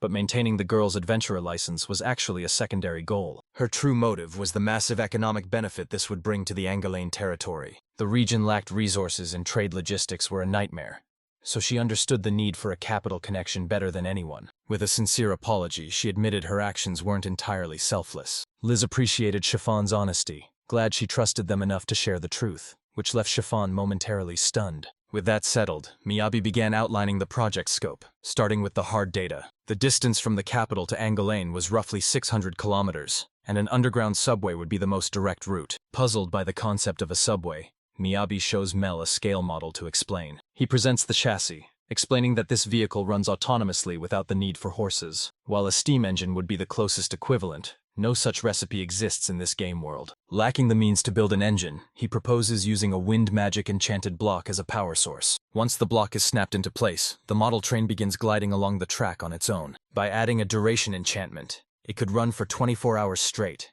easily outstripping human speed. Curious about the efficiency, Chiffon asks exactly how long a full trip would take. Miyabi estimates that the entire journey would only take about 12 hours. Considering their previous trip took 2 weeks, Chiffon is absolutely stunned by the upgrade. Liz's eyes nearly pop out of her head, much to Miyabi's amusement. He finds her dramatic reactions hilarious, even though she usually tries to keep her cool. Chiffon attributes this inner strength to the unconventional upbringing Liz received from her father. Despite tradition favoring sons, her father chose her as his successor, sparking massive controversy. Facing constant backlash, Liz simply learned to embrace the unusual and ignore the critics. Understanding the situation, Chiffon prepares a recommendation letter to submit alongside her official report. After expressing their thanks, Miyabi prepares to head back to Angelim, while Liz finishes one last task. However, Chiffon advises Liz to stay in the capital to prepare for the upcoming spring entrance exams. Since general admission requires a detailed independent research report, Liz is going to be busy for a while. Liz turns to Miyabi, asking if he's okay with waiting for her until the spring. After thinking it over, Miyabi decides he'll head back for now, but urges her to keep in touch. Liz was deeply worried about him, but Miyabi noted there was little left for him to do in the capital until spring. His primary goal was to kickstart the subway project, and Nell would be accompanying him to ensure his safety. Before they set off, Liz asked if they could possibly delay their departure for just a short while. Chiffon then informed Miyabi that he would likely need to enter negotiations with her father. The administrative rights for the subway required clarification, as the duchy expected benefits in return. Miyabi saw her point, but the prospect of handling it alone made him nervous. Chiffon urged him to stay focused and carefully consider his priorities for the upcoming project. In the world of high society, everyone has their own agenda.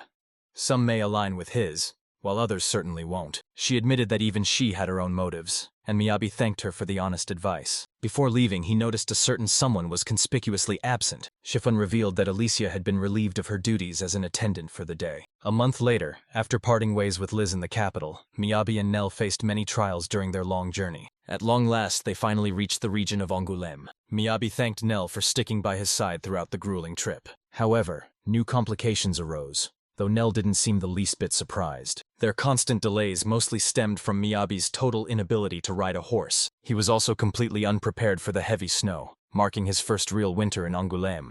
Nell mentioned that this weather was typical for the season, but she was managed to stay warm this year. She credited her cute new clothes for the warmth, prompting Miyabi to ask where she was headed next. She mentioned the Duke's residence, planning to take a nap and leave him to his own devices. Miyabi grabbed her, pleading for her to stay for his safety, but Nell clarified that her role as an escort was only for the journey itself. She reluctantly agreed to watch over him for the time being. They made their way to the noble district, reviewing their progress along the way. Miyabi had his presentation memorized, but he grew tense as guards approached.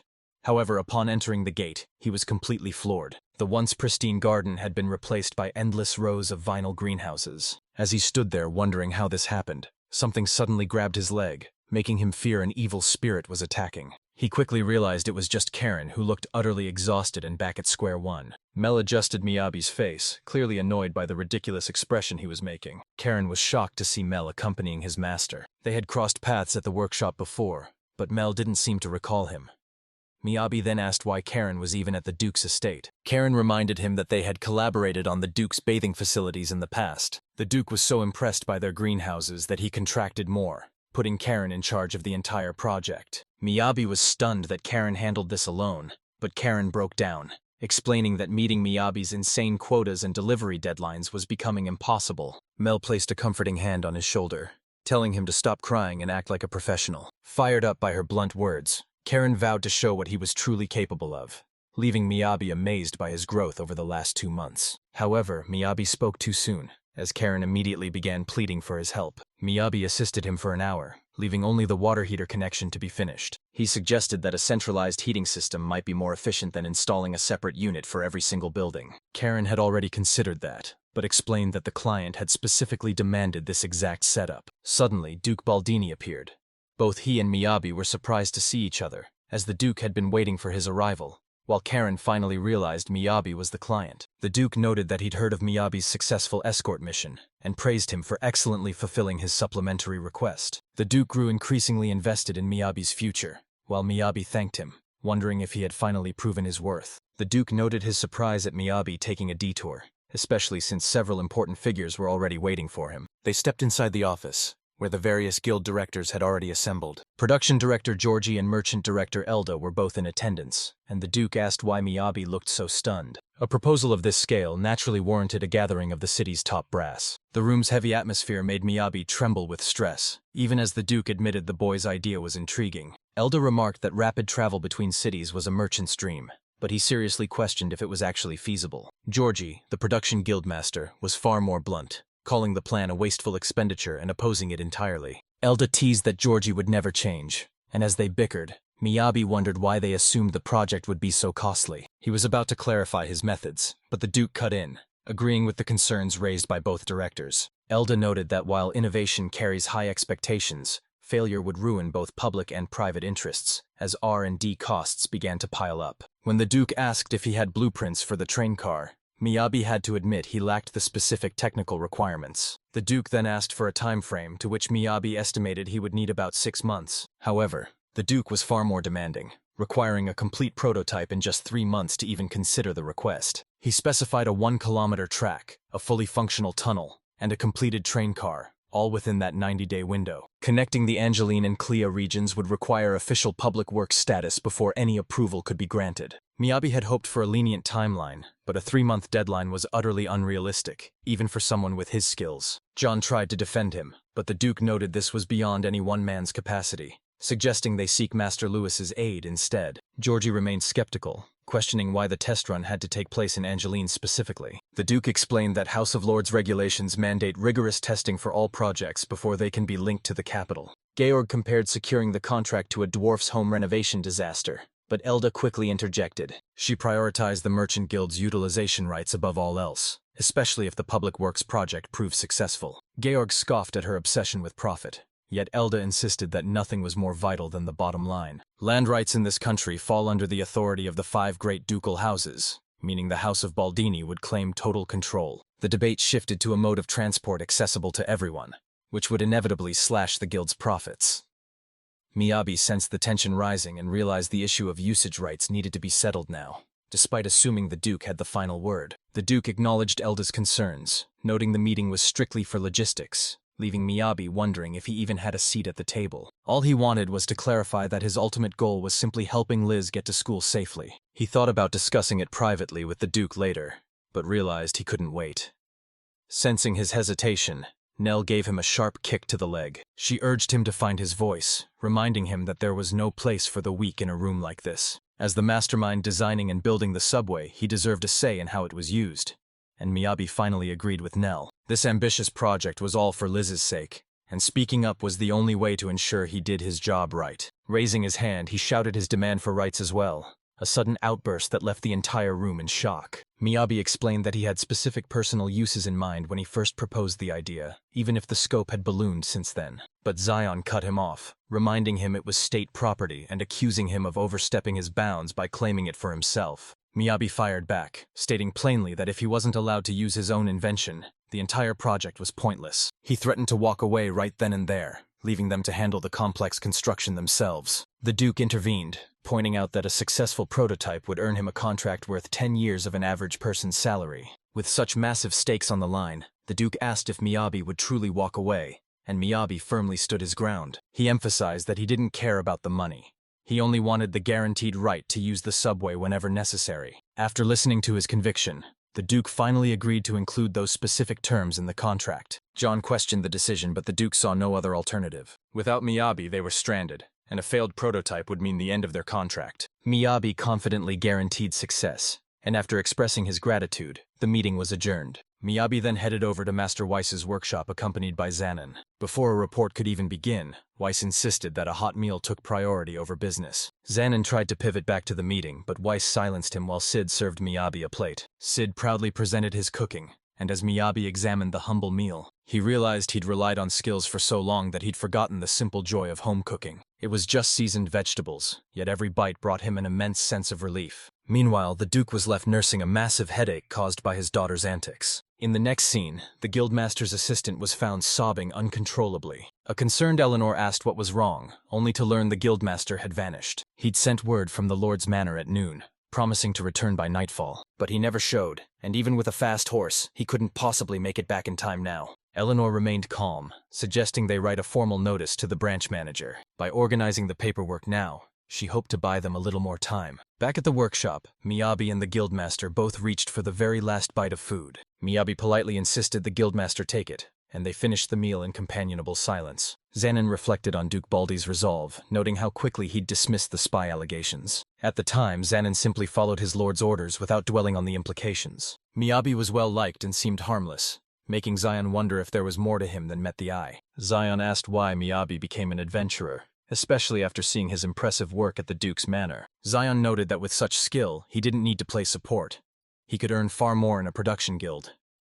Miyabi, hesitant at first, shared his story. Zion was annoyed to learn it was simply because Miyabi couldn't pay a toll and had to borrow money. Zion called the situation reckless. Miyabi agreed, admitting he'd have been in serious trouble if not for Liz. Zion then asked if he came to Angoline specifically for work, or had another reason for leaving his hometown. Miyabi explained that his parents passed away when he was young, and while relatives raised him, he was now fully independent and didn't send money home. Zion asked if he'd migrated from another territory, and Miyabi gave a vague confirmation. When asked if that was rare, Zion admitted it wasn't unheard of, though most migrants tended to stay within their home territories. Curious, Zion asked how long Miyabi had possessed such incredible inventory skills. Miyabi wondered if his abilities were starting to raise too much suspicion. He explained that his skills developed naturally through use, fueled by his lifelong passion for crafting. His story seemed hard to believe, yet he didn't appear to be lying.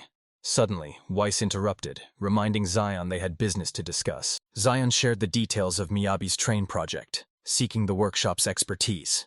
The craftsmen were thrilled by the massive order. Weiss praised Miyabi's boldness, claiming he always knew the kid had grit. Zion questioned if the project was even possible, but Weiss brushed him off. He declared that real men chase big dreams. Just as Weiss was about to discuss the workshop's involvement, he noticed his workers eavesdropping.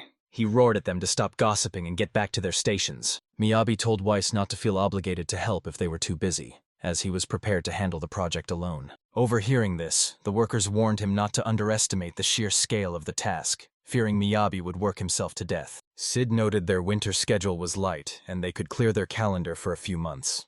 Weiss then urged everyone to start immediately to hit the deadline. A few days later, Sid, the apprentice blacksmith, and Karin, fresh off the greenhouse project, joined the team. Miyabi welcomed them warmly and introduced Mel as their escort, prompting a polite thank you from the duo. The group then made their way deep into the forest toward the prototype construction site. As Miyabi admired the fresh snow, Sid found his behavior bizarre, doubting an adventurer could ever match his own professionalism. Sid aimed to show them how it's done, only to be left speechless when Miyabi made a massive tree vanish in the blink of an eye. Annoyed by Sid's outburst, Karin asked if he was trying to imitate a howler monkey, while Sid demanded to know how she could stay so calm. With a deadpan expression, Karin explained that Miyabi is a monster and such feats are normal, before Miyabi asked about her inventory training. Karin proudly boasted she could now store a month's worth of lunchboxes, earning genuine praise from Miyabi for her hard work. It turns out that hoarding pebbles and weeds was the key to expanding her space, and Sid finally understood her previous strange behavior. Sid asked if the tree had simply been stored in his inventory, and Miyabi casually confirmed his suspicions. Miyabi explained that this training hones both inventory capacity and gathering skills, then invited the two to give it a shot. After hours of grueling labor, the two collapsed in exhaustion, wondering why they were even putting themselves through this. Sid noted they hadn't made any progress on the subway project, but Miyabi revealed he had already finished digging the entire tunnel. He showed them his handiwork, leaving a stunned Sid to wonder how he managed to dig a whole tunnel in a single day. Brushing the question aside, Miyabi announced his plans to begin construction on the train cars the very next morning. Deciding to call it a night, he literally spawned a cozy house inside the tunnel and invited the weary pair to stay over. As they settled in, Sid finally admitted to himself that he had massively underestimated Miyabi's capabilities. Karin had warned him that Miyabi was a monster, but Sid hadn't truly believed it until he saw the respect even the wise held for him. Still, as a member of the Black Steel family, Sid refused to let Miyabi steal the spotlight, stubbornly denying that he was a genius. However, the following morning, Miyabi was jolted awake by strange noises coming from just outside the house. He found Sid hard at work and asked what he was doing, to which Sid explained he was setting distance markers since eyeballing it wouldn't suffice for a valid prototype. He was prepping the rope to save time later.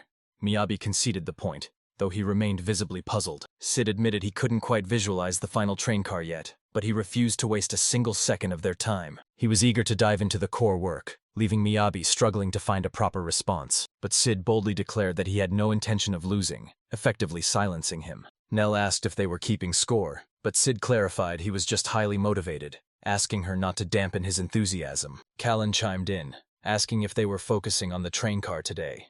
With limited testing time, Miyabi stressed that the prototype's only purpose was to prove technological feasibility. They just needed to ensure it could move and stop.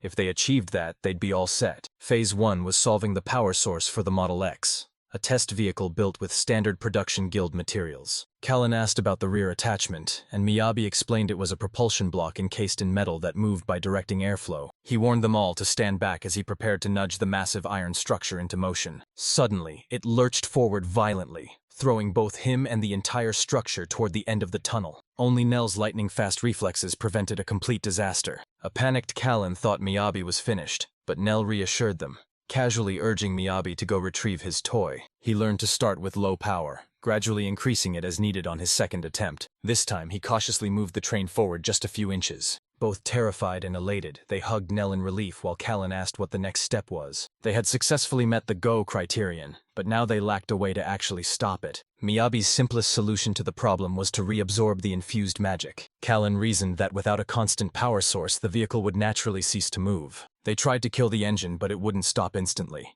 Miyabi expected this, but Karin was left completely rattled. Friction from the wheels caused a loss of momentum, and without constant power, it would eventually stall.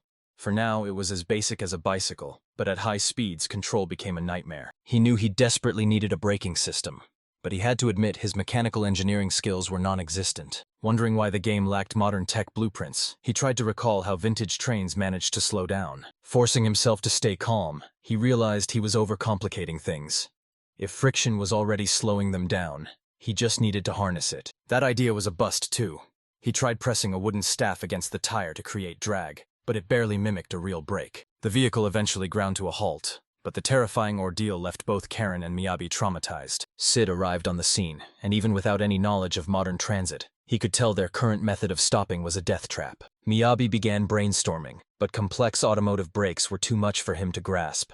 He pivoted to bicycle designs instead, sketching out rough concepts to see if they were even viable. His drawings were so vague they barely qualified as a plan, and he had no idea if the mechanism would actually function. Since a bike was his daily ride back home, it was the only frame of reference he had left. He wished he had a physical model to study, but then Sid asked if the brakes from a horse-drawn carriage would work. Miyabi was stunned.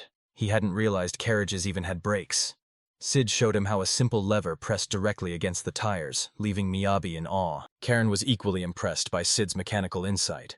Sid shrugged, explaining that while rare in the countryside, you couldn't throw a stone in downtown Angolene without hitting 5 of them. Miyabi was fascinated by Sid's incredible powers of observation.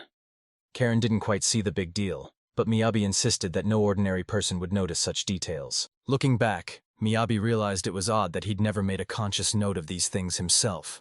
It was as if they weren't even there. To him, carriages were nothing more than set dressing, just part of the background noise. It wasn't just the carriages either.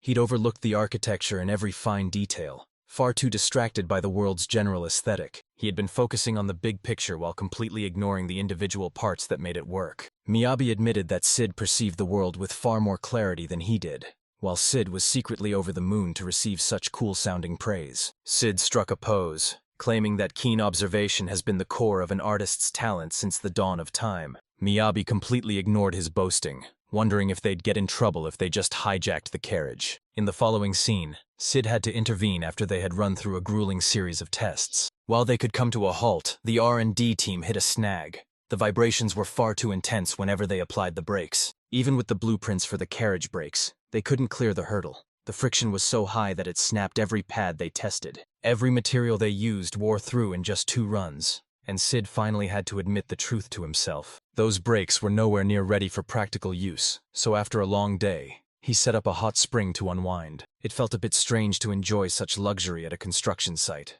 but Sid asked what their next move was. They had been at this for a month and a half, and they were still stuck in the testing phase. Miyabi realized their entire approach was flawed. But Sid told him to stop looking so miserable since the design was his idea anyway. They could just lower the wind output and travel slower. But Sid felt that sucked all the fun out of the project. As they sat in silence, a stray leaf drifted onto the surface of the water. Sid playfully blew the leaf toward Miyabi, eventually swirling a whole pile of them through the air. He teased Miyabi for looking like a bagworm, prompting a frustrated Miyabi to use his tools to retaliate. He sent a gust of air to blast everything right back at Sid. The two shared a laugh, and Sid reminded him that inspiration can't be forced. It'll strike when the time is right. 2 weeks later, Miyabi paid a visit to Hank's workshop. He heard that Hank had finished his request, having rushed to complete the project that very morning. As he opened the door, Hank explained that the gadget would move exactly according to Miyabi's specifications. However, he was still dying to know what Miyabi actually planned to do with the device. Crest woke up and greeted everyone, but the maids were worried since he hadn't been resting in his room. He assured them his national restoration plan was progressing smoothly, though such words sounded strange coming from a prince. While his dedication to the workshop was admirable, they asked if he'd forgotten what day it was. Today was the Versen Festival, celebrating the arrival of spring to the capital. It was also the day of his scheduled departure for Angoulême. His father saw him off, wishing him a safe and successful journey. Crest felt he should simply be grateful to receive any kind of send-off at all. Once the preparations were complete, he stepped outside to meet his escort. There he encountered Duke Greenvale, a member of the 5 great ducal houses serving the crown. As the head of the most prominent house, Crest was stunned to see him there. Crest mentioned he hadn't heard the Duke was in town, but Greenvale replied he was honored to attend this year's festival. He asked where the prince was headed, but before Crest could even get a word out, the Duke answered for himself, mocking that he was glad to see Crest wasn't just running away. He noted that unlike his own lands, monster hunting was popular in Angoulême, the perfect place for a novice to gain combat experience. Crest humbly claimed he was still unskilled and hoped to learn from masters like Duke Trenton. Greenvale offered no retort, simply stating a change of scenery might be beneficial. However, he added that those at the helm must shed blood for their country, telling Crest to improve so he wouldn't remain a disgrace to the throne. After that parting insult, he left.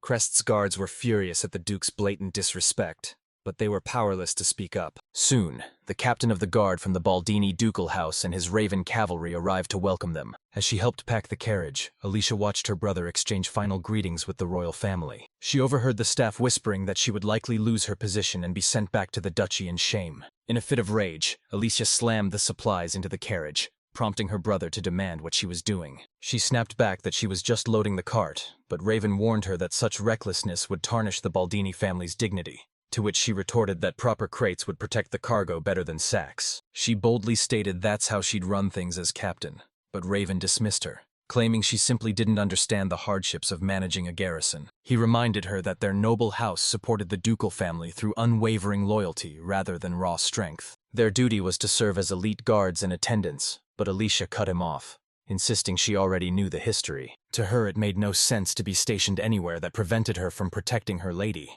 Unfazed by her outburst, Raven coldly ordered her to go home. He gave her an ultimatum: either serve her master with absolute devotion, or marry and continue the family bloodline. He maintained his stoic facade, claiming his harsh words were only for her own benefit. Finally, the day of the prototype test run arrived, with Zion, Gorgie, and Zelda joining Duke Baldini for the unveiling. The Duke invited them all to witness the fruits of their labor over the past 3 months. As the wind picked up, the group realized the harsh weather was an unavoidable factor they'd have to deal with. However, it was explained that these conditions were already factored into the machine's build specifications. While the Guardians suggested an armed escort, Baldini refused, boasting about his own mastery of self-defense. The further they descended into the station, the more the howling winds intensified. Everyone was stunned by the sight, though the unique design made boarding the train a bit of a challenge. Zion immediately noticed the absence of horses, just as Miyabi had promised. Miyabi thanked the group for joining them on this historic ride. She announced that they were ready to depart from Angoulême West Station on a one-of-a-kind excursion, and with that, the conductor blew the whistle to signal their departure. The train surged forward with incredible speed,